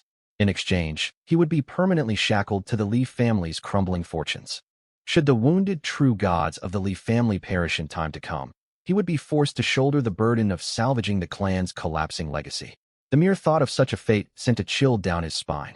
Blessed with his X-rank talent Han Lai descriptor Sovereign Han Lai, Shang was certain Linhai City, and even the entirety of Jiangnan Province, were merely temporary stops on his path forward. The benefits the Lee family provided were not enough to persuade him to commit to such an enormous burden. The terms you've laid out are very generous. I will give this proposal careful consideration, Shang replied after a brief pause. Very well. A strained smile tugged at Li Jiasin's lips. She knew full well that Shang's promise to consider the offer was merely an act of courtesy to preserve her dignity as a friend. After Shang's consciousness departed the world sea, Li Jiasin's spiritual form lingered suspended in the boundless void, glistening tears welling in her eyes as she stood motionless for a long while. Not even benefits of this magnitude are enough to sway him? Father, mother, what am I supposed to do now? Back within Shang's miniature world, thousands of his soldiers returned through the dimensional passage. Hundreds of subjects from the Giba tribe had gathered around the massive rift to welcome their returning expeditionary force. Master Yuzu has returned. The Giba tribe has been blessed by our deity. Numerous graceful flower spirits have arrived to tend our spirit herb gardens and cultivate spirit fruits for us. The divine has bestowed supreme cultivation techniques upon us. I must train relentlessly to fight for my god. Praise Master Yuzu. Praise our divine lord. Cheers erupted across the tribe as the triumphant expedition marched home. A petite, youthful girl bounded forward and threw herself into Yuzu's arms. This was Lin Mulan, Yuzu's most cherished disciple, who had reached the late-stage Qi refining realm at the mere age of 15. Teacher, you're finally back. Look at the new talisman I crafted. Lin Mulan blinked her large eyes, channeling spiritual energy to unfurl a yellow paper talisman. A faint stream of cool blue water washed over Yuzu's body, cleansing all grime and battle residue from his form. It was a first-tier purification talisman. Our Mulan is truly remarkable. Yuzu stroked the top of her head fondly, lavishing genuine praise upon his pupil. He failed to notice the complex emotions lingering within Lin Mulan's gaze. Beyond admiration and respect for her teacher, quiet, affectionate feelings had taken root in her heart. Shang paid no mind to the interpersonal dynamics unfolding among his subjects. His full focus was fixed on tallying the total spoils gained from conquering the poison miasma world. In addition to the 5 billion faith points earned earlier, he had gained 10,000 specimens of the C-grade spirit plant red peach bamboo. 3B rank special structures Han Lai spirit, I Springs Han Lai originally built around the fountain of life, 100,000 first-tier poisonous beetles, and 30 stalks of the B-grade spirit plant moonlit glow grass. Shang positioned the 3 spirit I Springs around the perimeter of Blackstone City to balance spiritual energy concentrations evenly across his miniature realm. He sold all his stock of red peach bamboo and moonlit glowgrass for an additional 250 million faith points, bringing his total faith point reserves up to 290 million. Though small and physically weak for first-tier insectoid creatures, the poisonous beetles possessed highly lethal bodily venom. A single drop was enough to incapacitate a standard body-refining realm warrior. Shang collected them specifically to craft venom-tipped arrows. Thanks to his Han Lai pinpoint accuracy Han Lai descriptor, any successful strike would continuously apply debilitating poison debuffs to enemy targets. Shang then turned his attention to the western districts of Blackstone City. After more than a decade of natural selection and competition across his 3 livestock breeding zones, a clear victor had emerged. Unexpectedly, blood swine claimed dominance first, driven by the massive demand for fresh blood to nourish the B-grade spirit plant flesh mushrooms. Red oxen claimed second place. Goblin herders fell to last place. Their grotesque physical appearances and humanoid features triggered revulsion across most members of the Giba tribe. With far more palatable livestock alternatives available, only a tiny fraction of tribesfolk with unusual tastes were willing to consume their flesh. The finalized breeding ratios stood at 60% blood swine, 39.9% red oxen, and a mere 0.1% goblin herders. Boosted by the massive influx of new resources flooding the miniature world, the Giba tribe entered an era of unprecedented prosperity and material abundance. Empowered by Shang's C-rank talent Han Lai Fekin Homeland Han Lai and E-rank talent Han Lai Accelerated Fertility Han Lai, the tribe's population surged rapidly. In the 51st year following the creation of Shang's miniature world, the population of the Giba tribe surpassed 50,000 people. It was on this very day during class that Su Warner delivered an official announcement to the students. Class, I've just received urgent notice. 1 month from now, Linhai number 1, number 3, number 8, and No. 17 high schools will jointly host a municipal-level tournament, overseen directly by officials from the Education Bureau. This assessment differs entirely from your monthly examinations. Examiners will provide fixed coordinate locations for hostile divine realms ruled by alien deities. Your objective will be to launch full-scale divine realm warfare to besiege and conquer these foreign domains. Scores will be determined based on your actual combat performance. Murmurs of alarm rippled through the classroom. Invading an alien divine realm? All by myself? This is absurd. My subjects can barely secure adequate food and supplies for daily survival. How are we supposed to wage wars of conquest against foreign divine realms? This is practically a death sentence for us. What if the enemy retaliates with an invasion of our own miniature worlds? I've always specialized in logistical support. Is there any way to opt out of this tournament? Reactions varied from excitement to curiosity, though anxiety and fear prevailed among the majority of students. Launching an offensive into a foreign divine realm would expose the coordinates of their own miniature worlds to the enemy deity, who could reciprocate by tearing open dimensional rifts to launch counter-invasions. Such retaliatory strikes would result in real casualties among their people. There is no need for excessive worry, Su Warner reassured the anxious class. All alien divine realms selected for this assessment are occupied by captive deities bound by restrictive seals cast by true gods employed by the Education Bureau. These captives are forbidden from launching counter-invasions against student domains. Identical to your monthly practical assessments, you may terminate the Divine Realm Warfare assessment at any time by formally submitting a withdrawal request to the lead examiners. Even with their rulers imprisoned, these are fully functional miniature worlds complete with established faith systems, standing armies, walled cities, and defensive traps. They are far more sophisticated opponents than the mindless hordes of monsters you fought during your monthly exams, which charged forward without coordinated tactics. Scores for this tournament will be graded according to 3 core metrics: casualty ratio, volume of seized resources, and overall progress achieved in domain conquest. This tournament directly impacts school rankings and the redistribution of official educational resources, making it a top priority for our institution. All students who secure a placement within the top 100 across the 4-school tournament will receive official rewards from our school. Top 100 finishers, 1 billion faith points plus 1 self-selected B rank structure. Top 10 finishers, 5 billion faith points plus 1 A rank structure.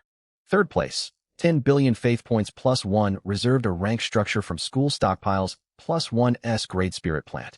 Second place, 30 billion faith points plus the unique special structure Han Lai Fertile Oasis Han Lai. First place, 50 billion faith points plus the world wonder structure Han Lai Active Volcano Han Lai. A collective gasp echoed through the classroom as students registered the staggering scale of the rewards laid out before them. Combined bonuses from both the School and Education Bureau would grant top competitors an astronomical volume of valuable resources. Yet elation quickly faded into dejection for most students. The vast majority possessed only E or F rank talents with no backing from powerful external factions. Many could not even crack the top 100 rankings within Linhai No. 1 high school itself, let alone compete against students from 3 rival high schools for a spot in the cross-school top 100. Linhai No. 3, No. 8, and No. 17 high schools consistently produced comparable numbers of students admitted to elite universities. Rumors had spread that multiple prodigies with S-rank talents had enrolled at these schools this academic year. With rewards this lavish and government officials in attendance, competitors would spare no effort to climb the rankings, even if it meant sustaining severe damage to their miniature realms. The competition would be brutally fierce. 99% of general class students stood no realistic chance of claiming any of these prizes. Only standout students, such as Li Yang, blessed with powerful talents, commanding top-tier native races from birth, and backed by financial investment from prominent clans, held even a slim possibility of breaking into the top 100. That was merely a remote possibility at best. The bulk of high rankings would inevitably be claimed by scions of influential clans who had received uninterrupted resource infusions from the moment they awakened their divine realms, enabling explosive developmental speeds. Some participants might even field third-tier creatures within a single month's time. Shang, seated among his classmates, was equally stunned by the school's extraordinarily generous reward pool. Structures of identical formal ranks could vary wildly in market value. For instance, his native B-rank Spirit Eye Spring was valued at merely 5 million faith points, while other B-rank constructions such as the Master Craftsman Workshop and Spirit Herb Garden sold for upwards of 1 billion faith points on the open market, a monumental gap in practical utility and worth. A single A-rank structure carried a baseline market value of 1 billion faith points. The ability to handpick one's own A-rank structure opened access to incredibly potent designs whose market prices could soar to billions of faith points. This was to say nothing of the grand prize for first place, a true world wonder, the active volcano. Though Shang was unfamiliar with the precise functional mechanics of the active volcano, he understood the weight of world wonder classification. These landmark structures blessed every corner of their host miniature world with universal boons, regarded as priceless treasures coveted even by fully fledged true gods. It would be a lie to claim he felt no desire to claim such a reward. My current strength is roughly on par with elite Class 2 students like Su Yun and Lin He. Zhao Mingjian holds a slight edge over me. Top talents in elite Class 1, such as Nangong Wenxue, operate on an entirely separate tier of power. Shang shook his head inwardly, pushing fleeting fantasies of victory aside. Elite class competitors would deploy their full strength without reservation for this tournament. He could not guarantee a top 10 finish within his own school, never mind across all 4 participating high schools. Securing a spot in the top 100 would prove immensely challenging. Even so, Shang refused to feel discouraged. His Han Lai descriptor Sovereign Han Lai talent had yet to unleash its full potential, and he had every confidence he could close the power gap separating himself from these privileged prodigies in due course. I have sharpened this sword for a decade, yet its frosty blade has never tasted battle. There is still plenty of time ahead, enough for every seed to bloom and bear fruit. One must take things step by step. Everything has only just begun. Noticing the subdued mood in the classroom, Su Warner brought up another matter. Many powerful factions from across the city and instructors from prestigious universities will come to spectate the municipal grand tournament. Spend these days preparing earnestly for the 4-school competition. Even if you fail to rank among the top 100, outstanding performances might attract investment opportunities. This boost of motivation quickly lifted the class's spirits. When class ended, Shang was about to head home when someone halted before his desk. Their frame blocked the sunlight streaming through the window, casting the entire desk into shadow. Liang. Shang looked up, surprise flickering across his face. At the sight of this scene, classmates packing up their belongings slowed their movements. Even students already walking out lingered in feigned conversation, covertly watching the commotion inside the classroom. Is it finally happening? The classic underdog revenge plot is about to unfold at last. Every remaining student in Class 11, senior year, felt their hearts race with anticipation, eager to watch events unfold exactly as they hoped. Shang, I will surpass you in the municipal grand tournament. With nothing more than this calm, resolute declaration, Liang turned and left without waiting for Lu Sheng's reply, as if he had only come to deliver a notice. Quite interesting, Lu Sheng chuckled, gathered his things, and departed for home. That night, the Han Lai Lord of Lexicon's Han Lai glowed brilliantly. A golden materialized on the translucent light screen, drawing Lu Sheng's attention away from observing his subjects cultivating within the formation. Han Lai X-Tier Talent, Lord of Lexicons activated. Talents refreshed.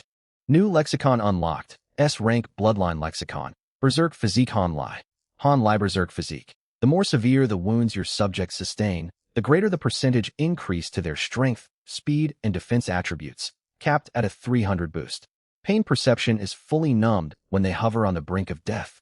During life or death combat, they gain a high probability of breaking their bodily limits, surging past their current cultivation bottlenecks to advance to the next realm. Han Lai. Consolidated narrative text.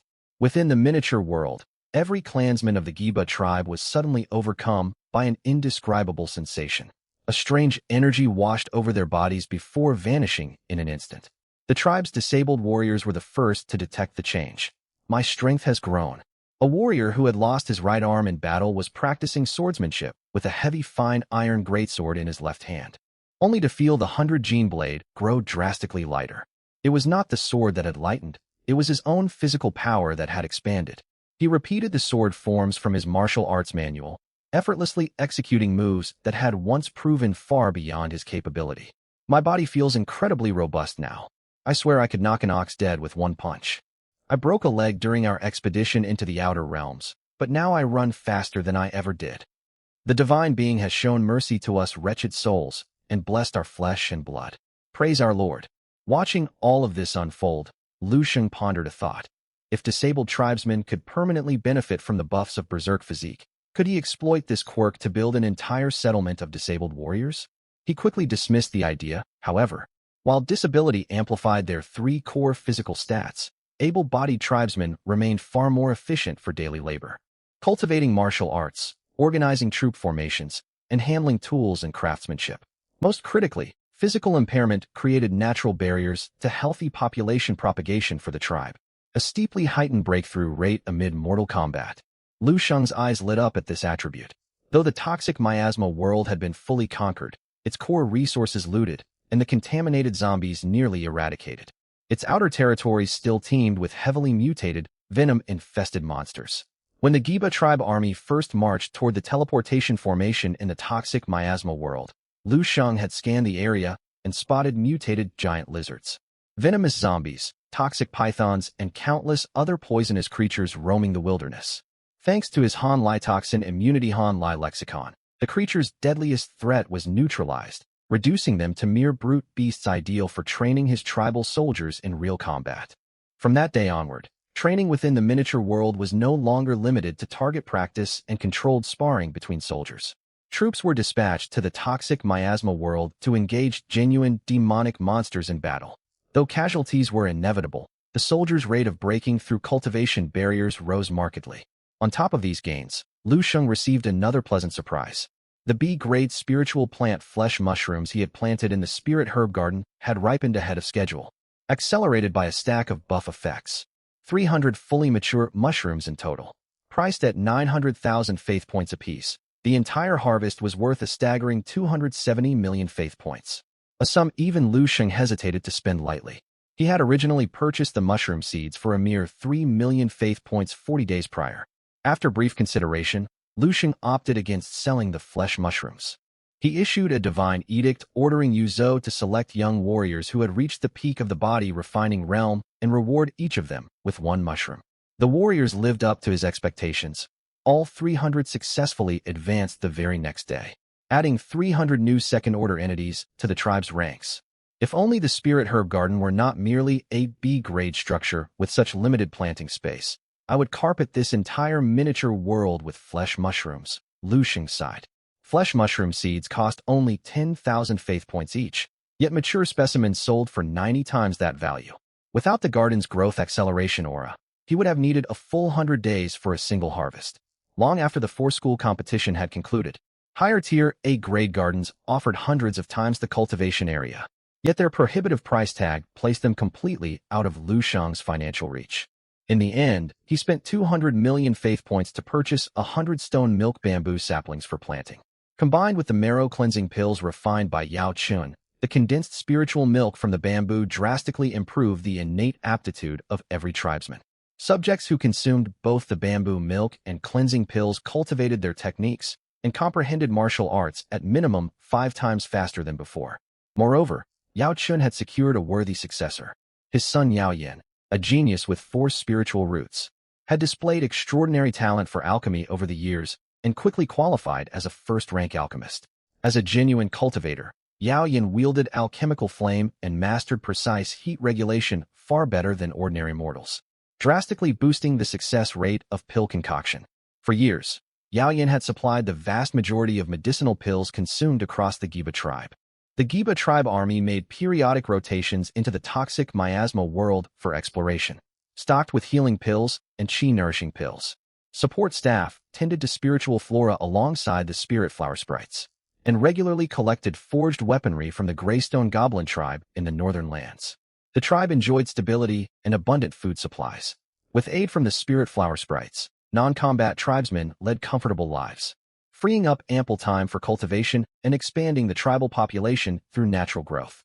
Concurrently, a new A-grade lexicon materialized: Han Lai Peace and Prosperity. Han Lai Peace and Prosperity. Greater societal stability elevates civilian happiness indices, boosting crop yields by up to 100, work efficiency by up to 100, newborn survival rates by up to 100, birth rates by up to 100, and the probability of multiple births rises by 30. Han Lai. Stacked alongside the Han Lai Fertility Haven Han Lai lexicon, infant mortality plummeted, triggering an explosive surge in the Giba tribe's population. By the 61st year within the miniature world, the tribe's population surpassed 200,000. Among its people, 63,761 warriors cultivated at the body refining realm, 2,591 held the rank of martial master, while only 2 individuals had attained foundation establishment cultivation. Even under tenfold amplified spiritual energy, infants born with usable spiritual roots remained extremely rare. Most possessed severely degraded root qualities, with pseudo-spiritual roots being an uncommon occurrence at best. To this day, fewer than 100 students studied within Yuzo's academy. I've heard students from number 18 high possess innate spiritual roots. If only my subjects were blessed with top-tier, heavenly spiritual roots. Lucian could not help but feel envious. With heavenly-grade roots nourished by tenfold dense spiritual energy, he would likely already have cultivators at the Golden Core realm within his tribe. A pleasant counterbalance arrived in Mulan, who had advanced rapidly to Foundation Establishment Layer 4 at the age of 26, ascending to the mid-stage Foundation Establishment rank. Equipped with second-order talismans, she could effortlessly defeat Yuzo, the tribe's veteran Foundation Establishment cultivator, cementing her position as the Giba tribe's strongest combatant. Back in the mortal realm, Lu Sheng maintained his regular school schedule. His head teacher, a demigod specializing in educational theory, shared countless insightful perspectives that benefited Lu Sheng greatly. Theoretical knowledge accounted for a full 100 points on the National College entrance exam, leaving no room for slacking off. During this period, the ice blossoms matured once more. Lu Sheng sold all 2,300 fully grown blossoms together with the A-grade spiritual fruit Icefire fruit cores. Combined with spoils gathered from the toxic miasma world, his total faith points climbed back to 500 million. He immediately invested 400 million faith points to purchase 200 more stone milk bamboo saplings, filling every available plot within his spirit herb garden to maximum capacity. The initial batch of 201 bamboo plants had fully matured, producing over 2,000 drops of condensed stone milk annually, yet the output still failed to meet demand amid the skyrocketing tribal population. Furthermore, military deployments into the toxic miasma world drove consumption of E-rank and F-rank weaponry to 10 times ordinary levels, overwhelming the Greystone Goblin's manufacturing capacity. Various systemic problems stemming from rapid population growth were beginning to surface across the tribe. First came critical issues with residential space and resource allocation. The sharp population boom overcrowded the inner city of Blackstone City, forcing waves of residents to relocate to the newly constructed outer districts. The outer zone housed military barracks, weapon depots, storage yards, and waste disposal facilities, resulting in far poorer living conditions compared to the inner city. Meanwhile, Distribution of high-grade resources was monopolized by the Council of Elders, the city's ruling body founded in the earliest days by Shang himself. Its members were founding elders who had witnessed Blackstone City's birth, relying on their long-standing loyalty to their divine ruler and revered standing within the tribe. The elders hoarded disproportionate shares of premium resources for themselves and their kin. As overall tribal strength rose, growing numbers of young tribesmen forged powerful cultivations, advancing to martial master and second-order status. Resentment toward the unfair resource distribution system swelled relentlessly. Why should we toil endlessly in cultivation, expending immense time and effort to earn merit points for flame fruits and marrow-cleansing pills, only to watch the elders' relatives claim these treasures without effort? Why must we risk our lives harvesting spiritual fruits and herbs amid the deadly toxic mist, just to have our spoils prioritized for elders who idle away their days in trivial pastimes? Merely because they served our divine Lord in the tribe's earliest days? Merely because they hide behind the excuse of ancient tradition? Buffed by the Han-Lai Civilization Acceleration Han-Lai and Han-Lai Ancestral Wisdom Han-Lai lexicons, the Giba tribe's societal cognition advanced at an accelerated pace. Most tribesfolk understood the unified camaraderie of the tribe's founding era was long gone. All subjects stood united with unwavering loyalty in the presence of their divine patron. But within Blackstone City's walls, they split into distinct social classes, individual clans, and self-interested factions competing fiercely over finite resources. A collective awakening of social consciousness.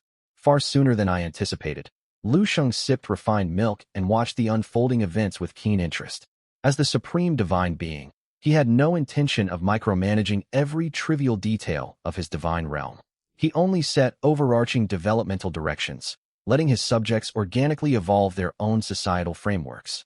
So long as core stability of the divine realm remained intact, internal resource allocation would naturally gravitate toward the most rational structure, mirroring the mortal world's order.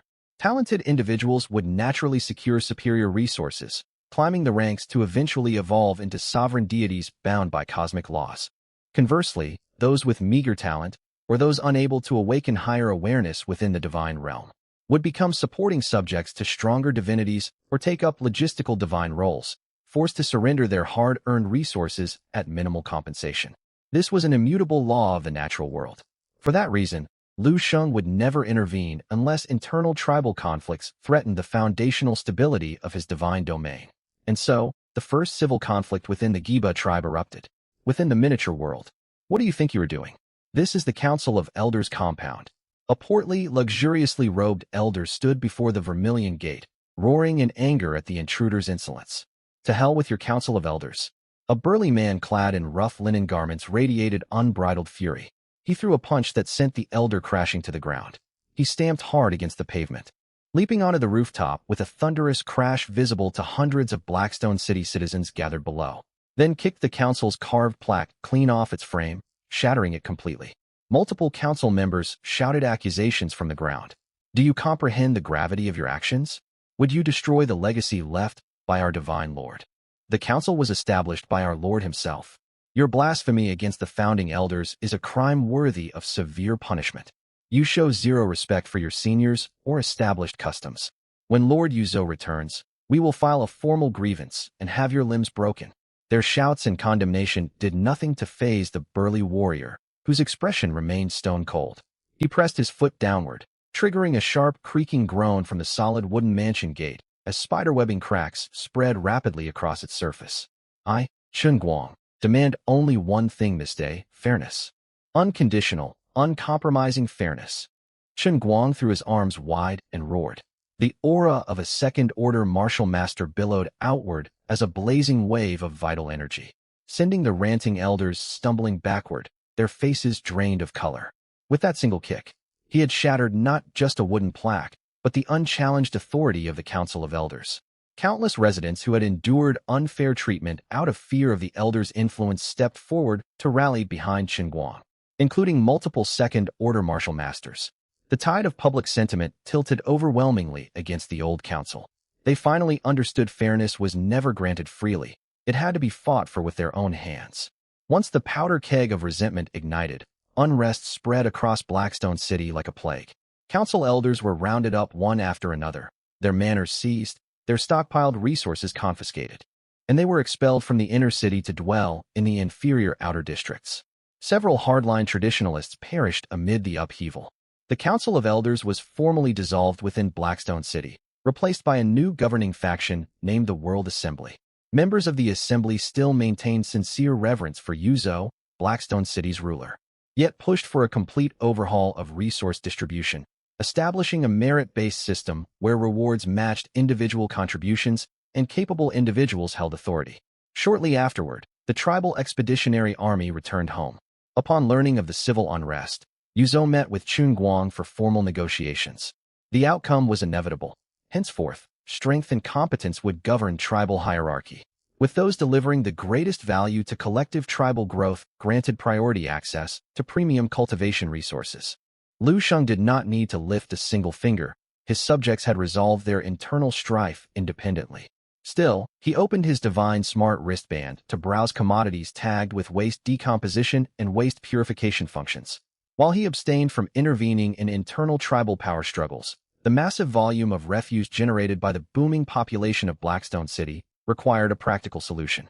He soon locked onto a suitable structure displayed on the holographic screen. Han Lai C grade structure. Waste conversion pool description. Automatically converts domestic garbage and industrial waste into usable biological fertilizer upon disposal. Price: 100,000 faith points Han Lai. The cost was negligible for Lu Shang's current wealth, and he immediately purchased 10 units to place across Blackstone City. Fortunately, early investments in large-scale farming supplemented by multiple yield-boosting lexicons and the later development of animal husbandry ensured the tribe never faced food shortages, even with a population exceeding 200,000. Lu Shang then turned his attention to the Greystone Goblin tribe in the Northern Territories. If individual goblin craftsmen could not increase their forging efficiency, he would resolve the issue by expanding their total workforce. He spent 30 million faith points to acquire 3,000 additional Greystone goblins. The 100 Crafts workshop possessed ample space to accommodate a 3- or 4-fold increase in worker numbers. He also purchased 10,000 stone golem servants without hesitation, assigning all of them to mining operations and city wall construction projects. Weapon production could be sustained thanks to the E-rank fine iron vein, yet medicinal pill supplies grew increasingly strained. Over 20,000 tribesfolk, with at minimum 10,000 soldiers deployed to the toxic miasma world per rotation, relied on healing pills and chi-nourishing pills as essential field provisions, resulting in massive daily consumption. Add to this the constant refinement of marrow-cleansing pills and other medicinal formulas. And even Yao Yin alongside his 100 apprentice alchemists could barely keep up with the overwhelming demand. The root of the problem lay in the scarcity of citizens bearing spiritual roots. Without fire-attributed spiritual roots, mortal flames of alchemy could never be conjured, leaving individuals inherently lacking in alchemical talent and unable to pick up the craft with ease. Without divine sense, practitioners could not regulate the minute details of pill refinement, resulting in abysmally low success rates. Ever since the training initiative within the poison miasma world was launched, Lu Shang had to expend roughly 10 million faith points daily to sustain pill supplies for his troops. That summed up to 300 million faith points each month. He would have long been running at a loss if the poison miasma world was not teeming with abundant natural resources. Lu Shang sighed deeply, unable to devise a viable solution after prolonged contemplation. He unlocked his smart wristwatch and pulled up a group chat. Group name: Hall of Gods. Zhao Mingjian had created this group back when they joined forces to clear the poison miasma world. The chat was never disbanded after the campaign concluded, evolving into a private discussion hub exclusively for its original members.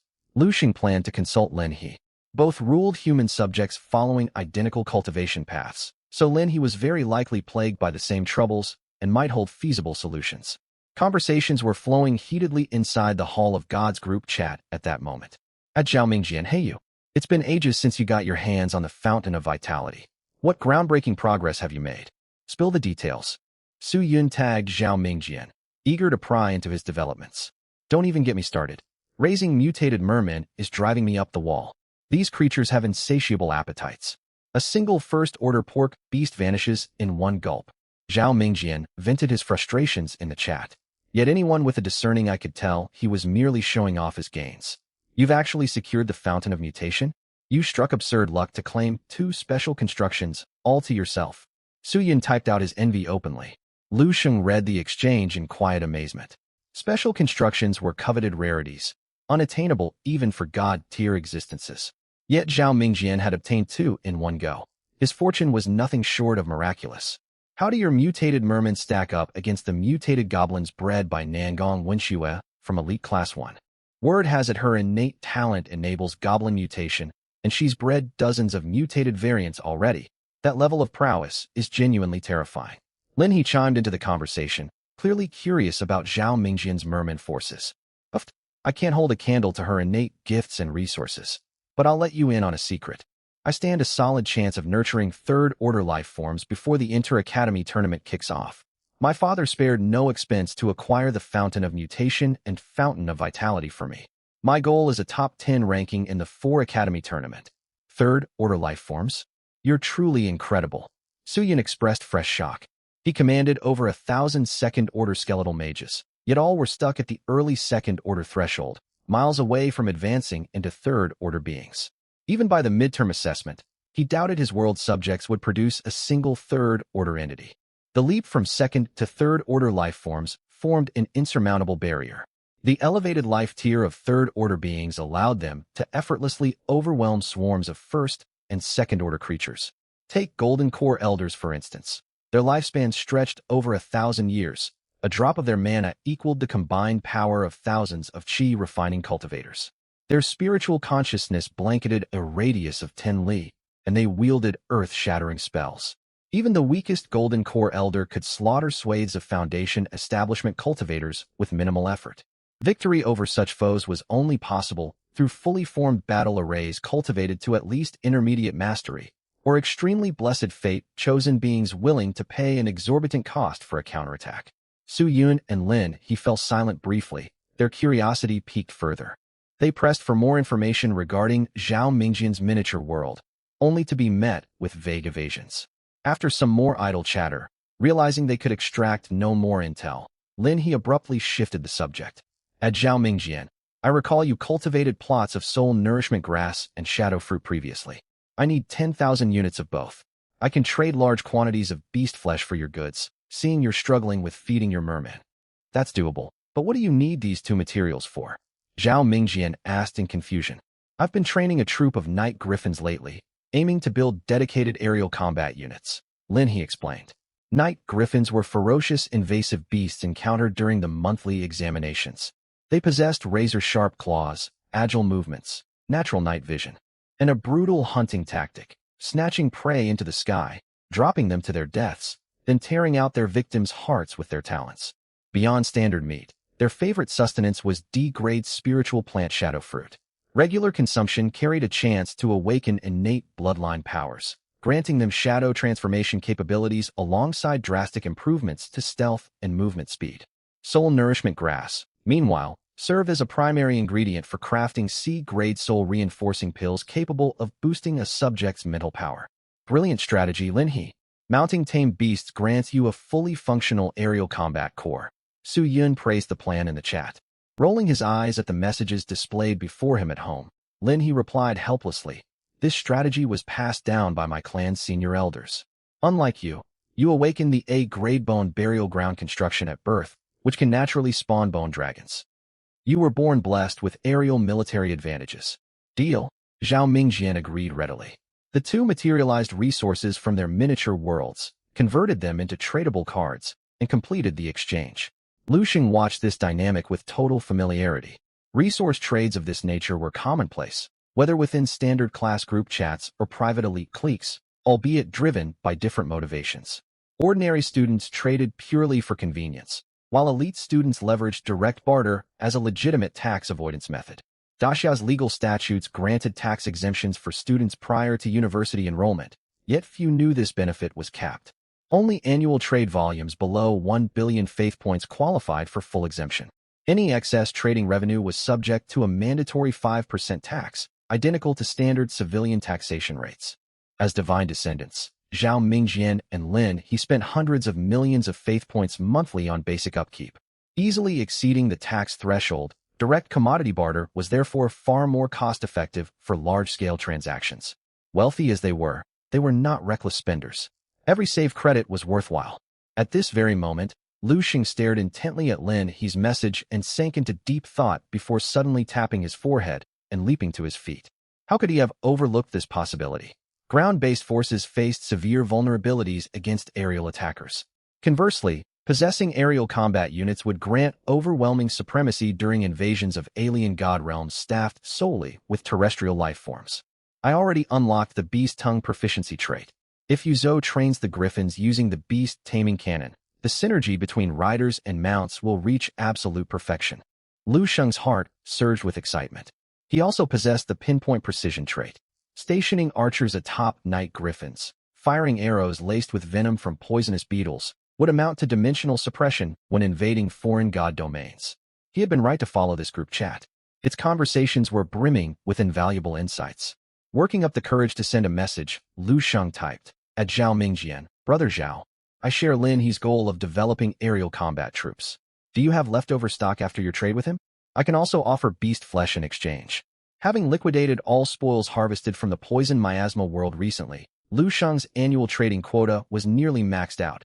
Tax avoidance via direct barter would be highly beneficial for him as well. Sure thing. My soul nourishment grass stretches across several kilometers of farmland, amounting to tens of millions of individual stalks. I only require flesh harvested from first order or higher beasts as payment though, Zhao Mingjian replied. Lu Shang moved into a private chat with Zhao Mingjian immediately afterward. He traded 100,000 blood swine and 300,000 red bulls, valued at 13 million faith points within his miniature world, to obtain 3 million stalks of soul nourishment grass alongside 10,000 shadow fruits. Once the transaction concluded, Lu Shang returned to the main group chat to pose his question. At Lin He, Brother Lin, I've expanded my population and military size drastically to prepare for the inter-academy tournament. My alchemists cannot refine pills fast enough to keep up with army consumption.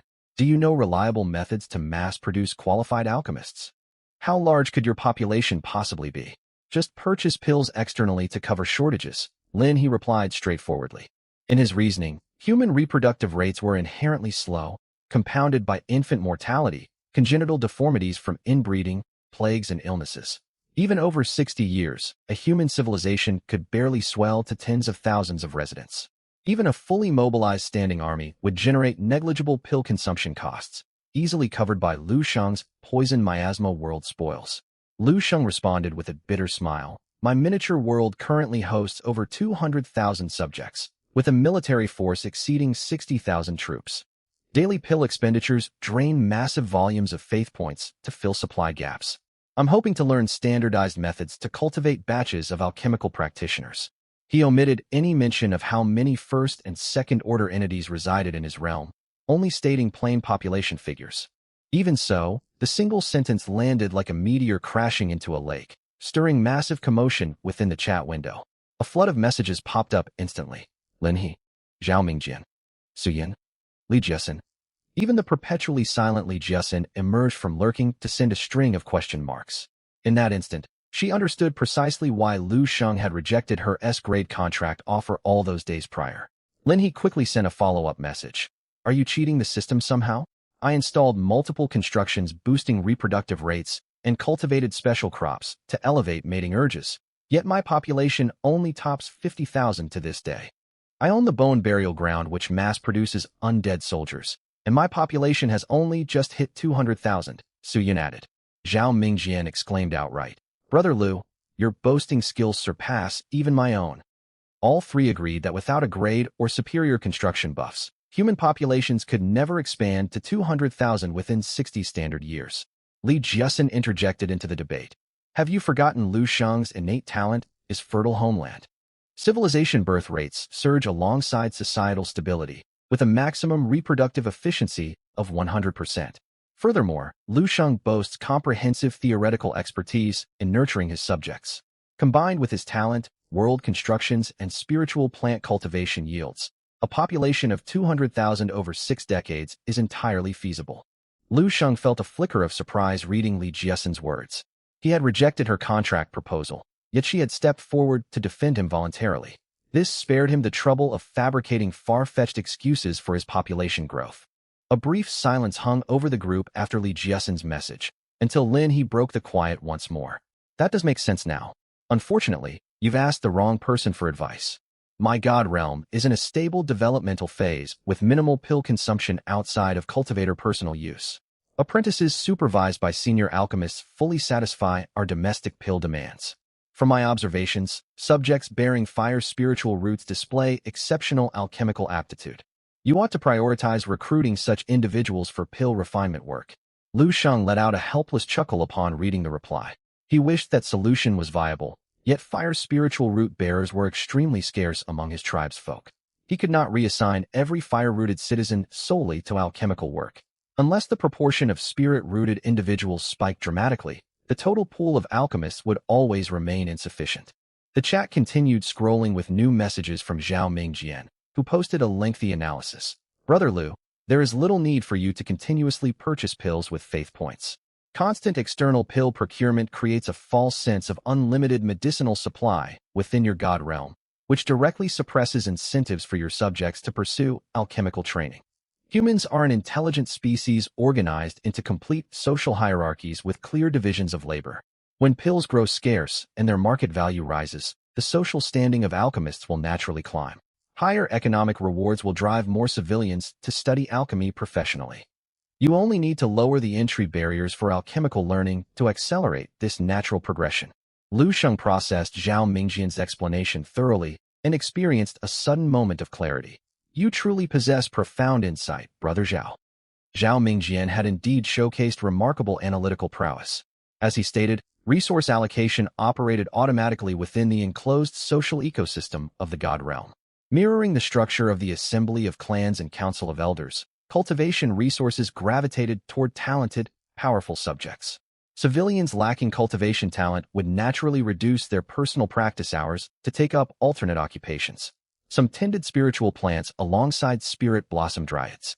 Others cultivated spiritual rice in farmlands, raised war beasts for meat supplies, or dedicated themselves to alchemical refinement. Human societal frameworks naturally gravitated toward internal equilibrium, guiding each individual toward roles matching their strengths. Even if Shang took no active measures, internal market demand would organically resolve the pill shortage over time. Naturally, artificially generating qualified alchemists would cut through lengthy waiting periods and speed up the process exponentially. He had grasped this fundamental principle already, yet never analyzed its deeper implications until Zhao Mingjian laid out the logic in full detail. Lin He voiced his admiration as well. Your reasoning has granted me valuable new perspectives, Brother Zhao. It's nothing remarkable. Multiple members of my clan govern human subjects as demigods, so I've picked up this knowledge through long-term exposure to their governance practices, Zhao Mingjian replied with deliberate modesty.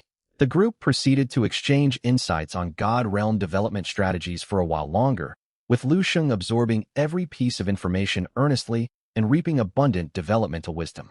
After exiting the group chat, Shang first spent 100 million faith points to purchase 100 E-grade alchemy furnaces, alongside an additional 10 million faith points to acquire the official formula for the C-grade soul-reinforcing pill. Uploading the blueprint into his realm's library pavilion, he then purchased 10,000 night griffins, transporting these beasts together with the traded soul nourishment grass and shadow fruits into his miniature world. He issued a divine edict ordering Yuzhou to train the griffins and establish a formal aerial combat division within his military forces. Shang marked out an isolated experimental zone to monitor the troops' initial performance metrics. I shall abide strictly by your divine command.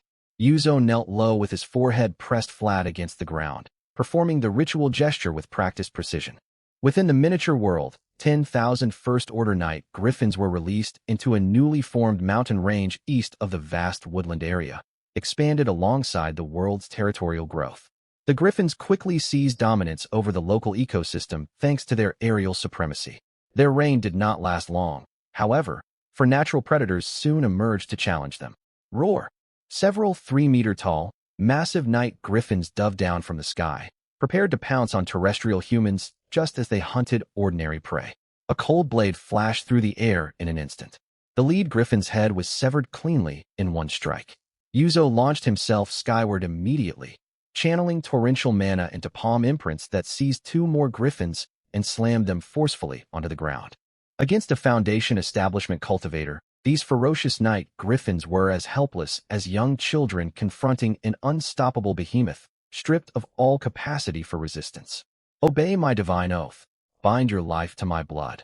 Governed by lunar force, sever your primal rage. Sealed by my lifeblood as the covenant anchor, our fates intertwined. Your destruction shall never recoil against my form. Employing time-honored ritual arts, Yuzo channeled incantations from the beast-taming canon to bind the alpha of the griffin flock into servitude. Using the subdued alpha as a core anchor, he captured the rest of the griffin swarm, confining the creatures and commencing formal training procedures. These griffins differed drastically from docile livestock, such as blood swine and red bulls. Born fierce and untamed, they retained their wild instincts even after capture and refused submission without Yuzo's targeted binding spells. 3 months passed before an elderly tribesman, seasoned in wildlife hunting, devised a rigorous taming method. He bound the griffin's claws and wings with hemp cords, blindfolded their eyes, restricted their food rations and sleep cycles, posting rotating sentries to oversee the restrained beasts around the clock. Subjected to sustained deprivation and restraint, the griffins gradually had their feral spirit worn down and slowly grew responsive to the elder's commands. This domestication method spread rapidly across Blackstone City, earning itself a new moniker among the citizens, Griffin Breaking. Shortly afterward, Blackstone City's Archer Corps was split into 2 detachments.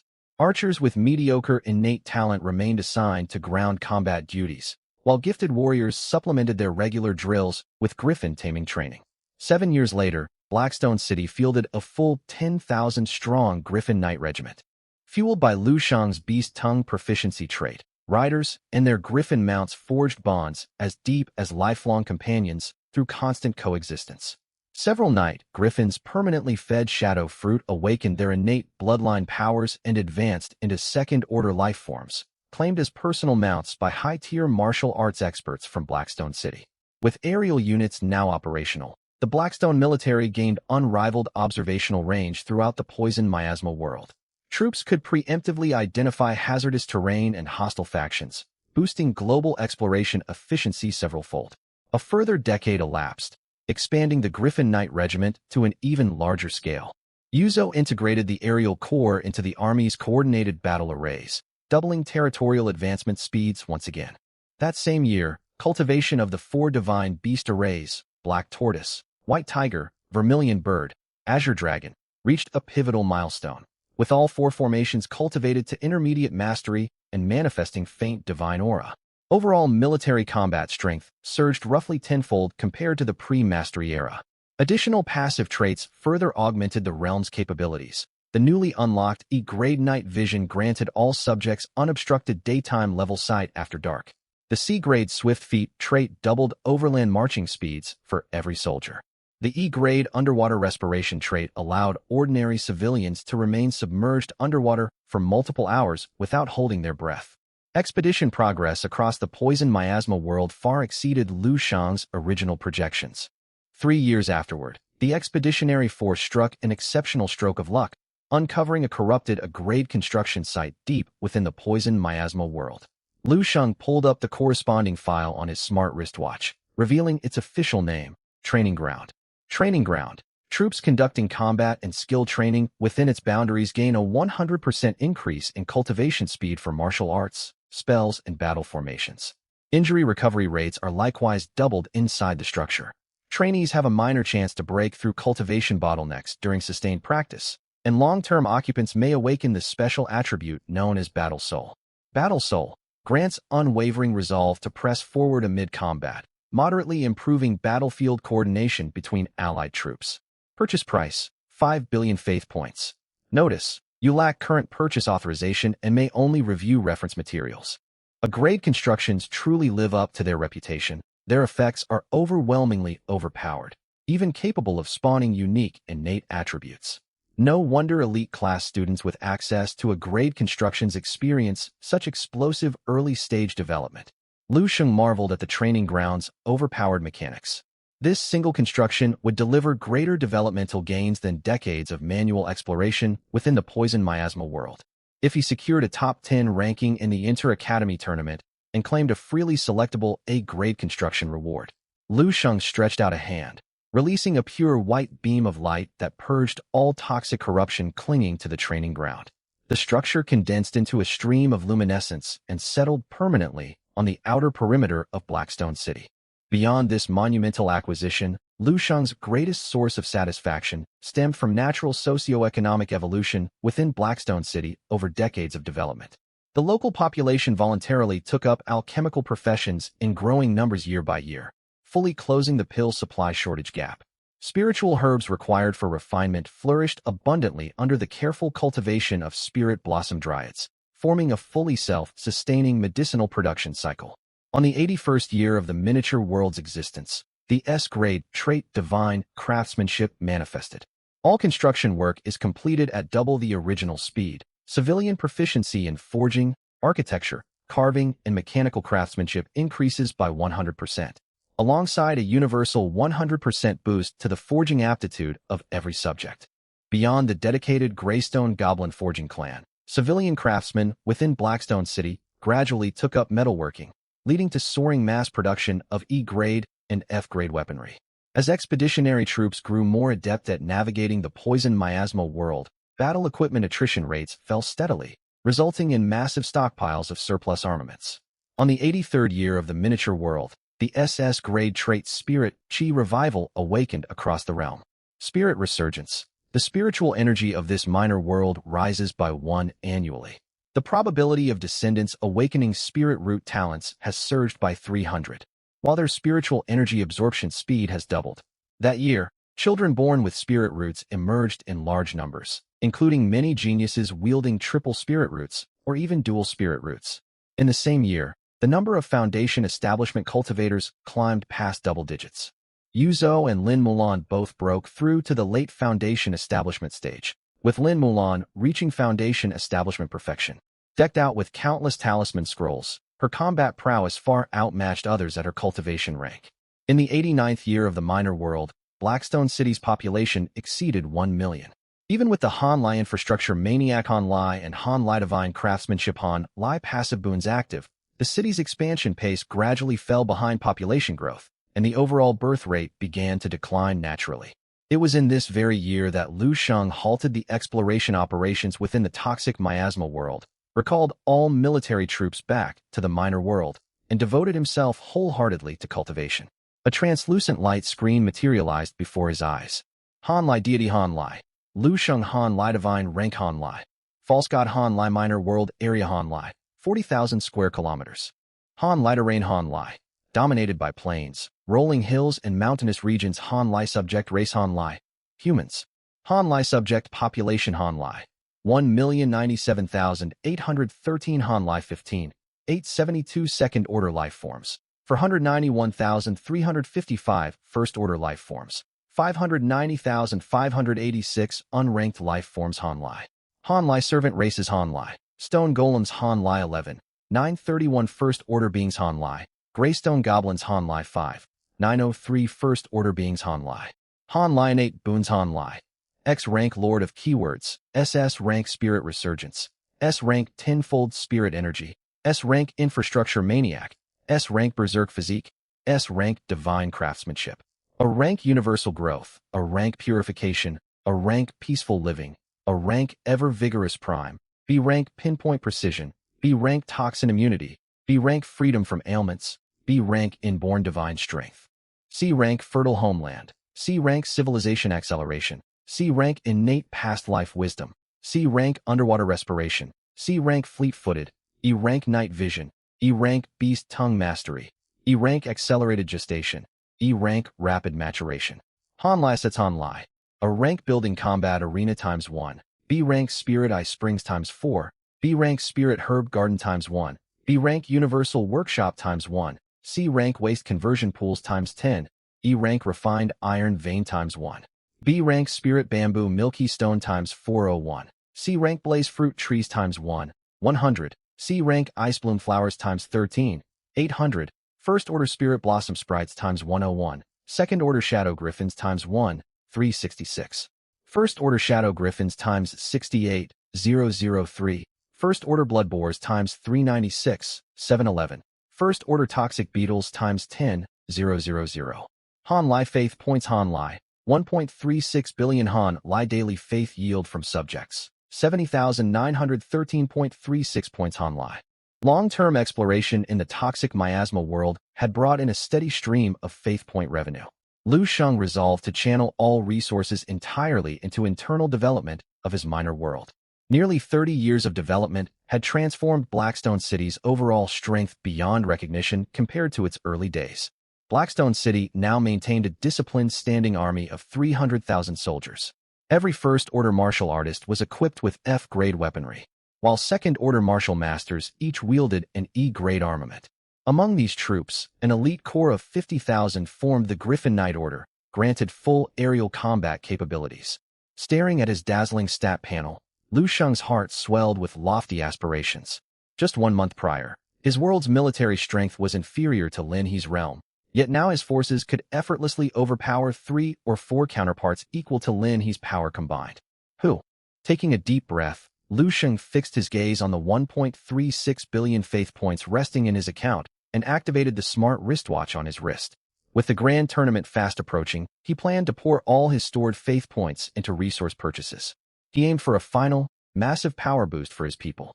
D-grade pill, foundation establishment pill. Effects: low-grade boosts breakthrough success rate by 10, mid-grade by 30, high-grade by 50, top-grade by 90. All variants guarantee no bodily backlash upon failed breakthrough attempts. Price: 100,000/200,000/500,000/1 million faith points each. Mother Earth Spirit Liquid Han, Lai times 1 Han Lai. Effects: a rare heavenly treasure commonly used by cultivators at Foundation Establishment Perfection to condense golden core. Compatible with all elemental spirit roots, raising success odds for clearing the spirit energy barrier by 10. Price: 1 million faith points. C-grade pill, Mind Nourishing Pill Han Lai times 1 Han Lai. Effects: fortifies soul, stabilizes mental state, improves chance of surviving heart demon tribulation. Price: 1,500,000 faith points. B-grade pill, 5 elements core formation Pill Han Lai times 1 Han Lai. Effects: increases golden core condensation success rate by 50, exclusively functional for cultivators bearing the 5 fundamental metal, wood, water, fire, earth spirit roots. Price: 10 million faith points. Lu Shang purchased 30 top-grade Foundation Establishment pills and distributed them to 30 cultivators within Blackstone City who had reached the peak of Qi refining. He additionally bought 1 set of Mother Earth Spirit Liquid, Mind Nourishing Pill, and 5 Elements Core Formation Pill for Lin Mulan alone. Unlike second-order martial masters, Foundation Establishment cultivators could wield spells, fly freely through the air, and manipulate physical objects remotely with spiritual energy, creating an insurmountable gap in combat strength between the two tiers. The disparity resembled the power gap between a second-order goblin and a second-order ancient dragon. Identical tier classification, yet worlds apart in actual battle effectiveness. Forging a new cohort of Foundation Establishment cultivators would bring an astronomical uplift to his military prowess. Under Lu Shang's watchful gaze, the 30-peak Qi refining cultivators consumed their Foundation Establishment pills and circulated their cultivation arts to enter meditative seclusion. Buzz, buzz, buzz. Moments later, swirling air vortices manifested around each cultivator. Pure spiritual energy from the heavens and earth seeped into their bodies through every pore, cleansing their internal organs and viscera. As the presiding deity of this minor world, Lu Sheng possessed the ability to observe the flow of blood within his subjects' veins. Medicinal power seeped deep into their bones, expelling bodily impurities that surfaced beneath their skin. The gaseous spiritual energy circulating inside each cultivator began violent compression, condensing into liquid droplets. Most cultivators progressed smoothly through the process, but several ran short of mana mid-compression. At these critical junctures, the pill's medicinal potency surged to fill the energy deficit, allowing the condensation process to continue uninterrupted. 1 month later, Blackstone City gained 30 brand new Foundation Establishment cultivators. Meanwhile, within a private manor, Lin Mulan stood at the critical threshold of her own breakthrough. The immortal cultivation path demands 3 successive trials to forge a golden core: the spirit energy barrier, the core condensation barrier, and the heart demon tribulation. Having been nourished since childhood with countless spirit plants and divine fruits, Lin Mulan boasted an exceptionally profound mana foundation, allowing her to breeze through the spirit energy barrier with ease. Bolstered by the 5 elements core formation pill, She navigated the core condensation process without incident. The heart demon tribulation, however, presented an unexpected obstacle. Boom. Yuzhou is the focal point of her inner demons? Lu Shang witnessed the scenes unfolding within Lin Mulan's consciousness and let out a helpless sigh. He had never noticed before how deeply she admired and respected Yuzhou, her mentor, who guided her onto the path of cultivation. Her lingering reverence for her teacher had taken form as the core of her inner tribulation. Thankfully, Lu Shang had prepared the mind-nourishing pill to counter this mental trial. In the end, Lin Mulan successfully advanced into the Golden Core realm. Hanlai World Record Hanlai.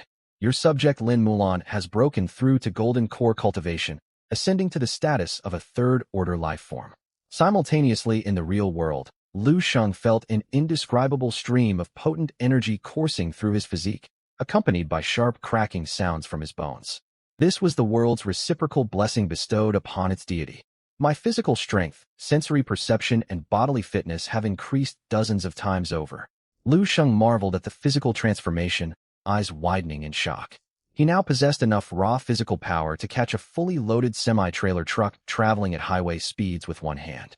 Son, what commotion are you making in your room? Firecrackers aren't supposed to be set off before the new year, Lu Shang's father, Lu Tianxing, called out from outside, clearly alerted by the violent energy fluctuations triggered by his son's sudden power surge. Nothing to worry about, Dad. The grand tournament is coming up soon. I'm just watching tutorial videos to brush up on divine nation management knowledge. Lu Shang fabricated a quick excuse. All right then, don't overwork yourself. Get some rest early. Good night, Dad. After sending his father away, Lu Shang gradually acclimated to his strengthened body. He reopened the divine marketplace and purchased 300,000 sets of F-grade armor, 10,000 sets of E-grade armor, and 1,000 D-grade flying swords for distribution across Blackstone City's army and Foundation establishment cultivators. He also acquired a single C-grade spirit weapon crafted exclusively for Lin Mulan. Ding. Hanlai purchase complete. After deducting a 5 transaction tax, total expenditure for this order, 252 million faith points Hanlai remaining faith points. 1,108,000,000 Hanlai. Lu Shang did not pause his spending spree. Securing a top 10 ranking in the tournament would grant rewards such as a grade divine buildings. Ding. Purchase successful. 100,000 D-grade marrow cleansing pills delivered. Total cost for this transaction, 105 million faith points. Ding. Purchase successful. 100,000 D-grade shadow spirit fruits delivered. Total cost for this transaction, 105 million faith points. Ding. Purchase successful. 300,000 portions of vitality preserving elixirs dispatched. Ding. Purchase successful. 300,000 E-grade grain abandonment pills delivered. Hanlai, a string of successive purchase notifications flashed across the interface. Hanlai remaining faith points. For 32,000,000 Hanlai. Buy without restraint. Following this frantic resource procurement spree, Lu Shang delivered all newly acquired supplies into his minor world to comprehensively upgrade Blackstone City's overall infrastructure and combat capacity. He then sent a divine edict to Yuzhou, warning him that a large-scale conflict would erupt soon. Every necessary preparation was finished. Now it fell to his subjects to stand their ground. Elsewhere inside the minor world, bang. Yuzhou had been raising a goblet to celebrate Lin Mulan's golden core breakthrough within the city lord's manor when he froze mid-motion, slipping into a brief daze. He shook his head slowly, the joy fading from his features and being replaced by heavy solemnity. What's wrong, master? Lin Mulan blinked her soft peach blossom eyes, staring anxiously at the wine cup in his hand. We agreed we'd celebrate your student's breakthrough properly today. The deity has sent another divine warning. Yuzhou set his cup down gently. A warning? What kind of warning? You're still young and unaware of our history. 60 years ago, our deity issued an identical warning to Blackstone City. Lord Long governed the city back then, and he sacrificed himself to save me during that catastrophic crisis. Yuzhou's pupils trembled as painful memories surfaced, and he let out a heavy sigh. The latest divine omen signals a far deadlier foe, an entire nation backed by its own patron deity and faith system.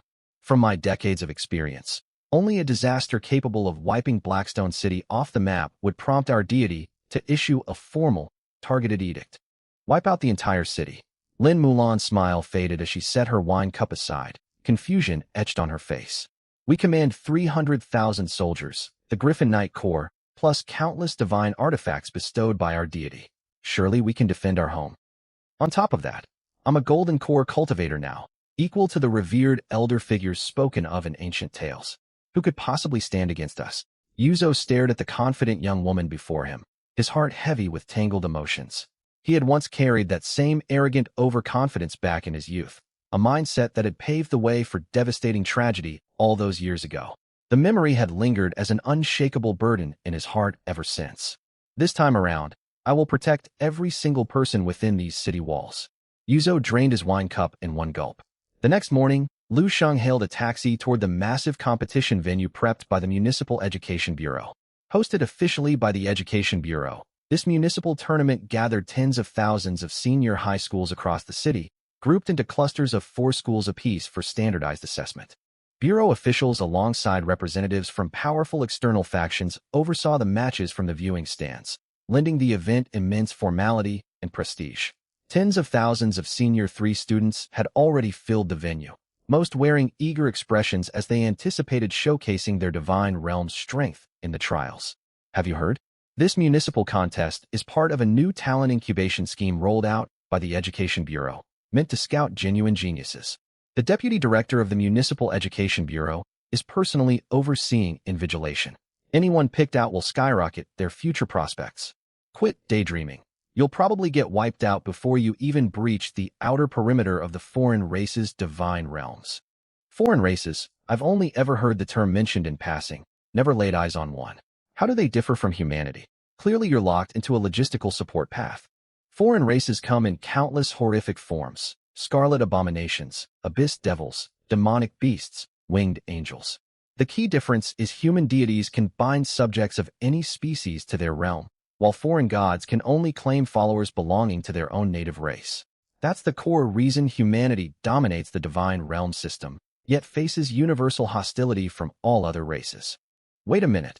If a subject shares the same race as their foreign patron deity, wouldn't they instinctively submit to their original racial god? You're overcomplicating things. Devotion is rooted in faith, not bloodline. Besides, constant warfare rages across the extra-dimensional battlefield, and human factions are far from united among ourselves anyway. Shang filtered out the noisy chatter spreading through the crowd, his amplified perception sweeping across the venue until he located the assembly for Class 7, General Track from Linhai No. 1 High School. As a low-ranking class within the General Track, most students here specialized in logistical divine nation development. Their weak divine realms made their own divine auras faint and negligible, like tiny fireflies against the night sky. Amid this group, one upright figure with unwavering resolve glowed bright as the full moon, standing head and shoulders above his peers. Liang. This stark contrast made Liang instantly noticeable to Shang. Liang's aura is nearly comparable to mine. He must be on the verge of spawning his first third-order life form. Shang pondered inwardly with quiet surprise. Liang had secured a high-grade ranking in the monthly exam previously, undoubtedly receiving heavy financial backing from the Nangang clan to fuel explosive growth within his divine realm. Shang shifted his gaze toward the elite class assembly area. Every student there exuded surging vitality and imposing spiritual pressure, forming a stark contrast against the subdued aura of the General Track students. A mere 3 months had widened this chasm of power, laying bare the overwhelming importance of innate talent and resource allocation. Strategic planning from a deity mattered greatly, yet only when paired with natural talent and ample supplies. Even the most meticulous management could never thrive upon barren, irredeemable land. Conversely, numerous elite class students had also spotted Shang's formidable aura, matching their own levels, within the General Track formation. Who's that guy over there? Did he wander into the wrong assembly zone? His aura is ridiculously strong for someone lined up with General Track students. You don't know Shang? He's the only student in Linhai No. 1 high school history to break into the top 10 grade rankings as a commoner with no faction affiliations whatsoever. Word spreads he built complete city walls within the first month of awakening his minor world and repelled monster incursions with ease. He even cleared the 6th wave of enemies during the practical assessment. No wonder he stands out. TCH, the elite class students simply held back their full strength last exam, letting him snag that ranking by luck. This 4-school joint tournament will be the true measure of everyone's real strength. Shang remained calm and indifferent to the whispers circulating about him. There was no need to argue with these onlookers. Examination results would speak louder than any verbal defense ever could. Shang, you've arrived. How has your minor world progressed lately? Do you hold confidence in securing a top 100 finish in the tournament? Suwon waved him over with a warm smile. The students of Class 11, Senior 3 possessed capped potential for the most part, with only Shang and Yong earning her genuine high hopes. Shang's previous monthly exam result had outshone countless divine blood descendants from the elite class. While luck had played a small part in that victory, it had delivered a massive pleasant shock to Suwon. I will do everything within my power to perform well. Shortly afterward, a translucent projection materialized on the central stage, instantly silencing the bustling venue. Greetings, students. I am Liu San, Deputy Director of the Linhai Municipal Education Bureau, Chief Tournament Organizer and Head Invigilator for this competition. This tournament was formulated under new official Bureau regulations, open to hundreds of thousands of Senior 3 students across tens of thousands of high schools citywide. Every action you take during assessment will be closely observed by Bureau staff and representatives from every major local faction. This is your chance to showcase your individual value. Exceptional performances will attract investment offers from powerful organizations across the city. As Liu San spoke, numerous refined, dignified figures appeared as projected images atop the stage, representatives from Linhai City's most influential clans and corporations scouting promising candidates for investment partnerships. The official Education Bureau retained primary priority when recruiting standout talents. Any once-in-a-generation genius discovered here would be claimed by official channels first and foremost. Furthermore, following deliberations by the Jiangsu Provincial Education Bureau headquarters, a municipal elite high school will be established in every prefecture-level city to advance stratified educational development and targeted talent support mechanisms. After the group assessment phase of this municipal tournament, the Bureau will conduct a secondary comprehensive evaluation of every participating student. The top 10,000 students graded by latent potential will receive official admission qualifications for the new elite high school program. Students admitted to the elite high school will gain unrestricted tax exemption privileges up until the National College Entrance Exam, alongside Tier 1 strategic resource support directly from the Education Bureau. A deafened stir rippled through the venue the moment this announcement was made. Every teacher and student wearing expressions of stunned excitement.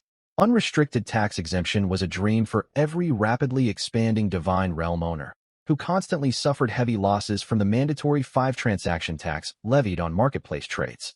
The Tier 1 strategic resource package included exclusive A-grade divine buildings, rare S-rank spirit flora, unique exotic creatures unobtainable through standard market purchases, plus authorized access to special systems such as the War Simulator and advanced artificial life forms. Observing the fevered excitement sweeping across every student group below the stage, Deputy Director Liu San smiled faintly and continued his address. All tournament evaluations will be jointly administered by myself alongside top-tier artificial intelligence entities to guarantee complete fairness and impartiality. Now, please put on the mechanical helmets placed beside your seats. Your consciousness will automatically connect to the foreign race Divine Realm simulation to commence official testing. Shang noticed a silver mechanical helmet resting to the right of his seat. Though it appeared bulky at first glance, it felt feather-light when he lifted it into his hands. It was undoubtedly advanced machinery crafted from a mechanical race's divine realm. Let the assessment begin at last. Shang placed the helmet over his head, his consciousness immediately sinking into the boundless world sea. Hanlai System Log. An unknown will is initiating observation of your divine realm Hanlai System Log. Observation permissions have been granted Hanlai System Log. A dimensional passage has been activated. Connection between the two worlds is stabilizing Hanlai.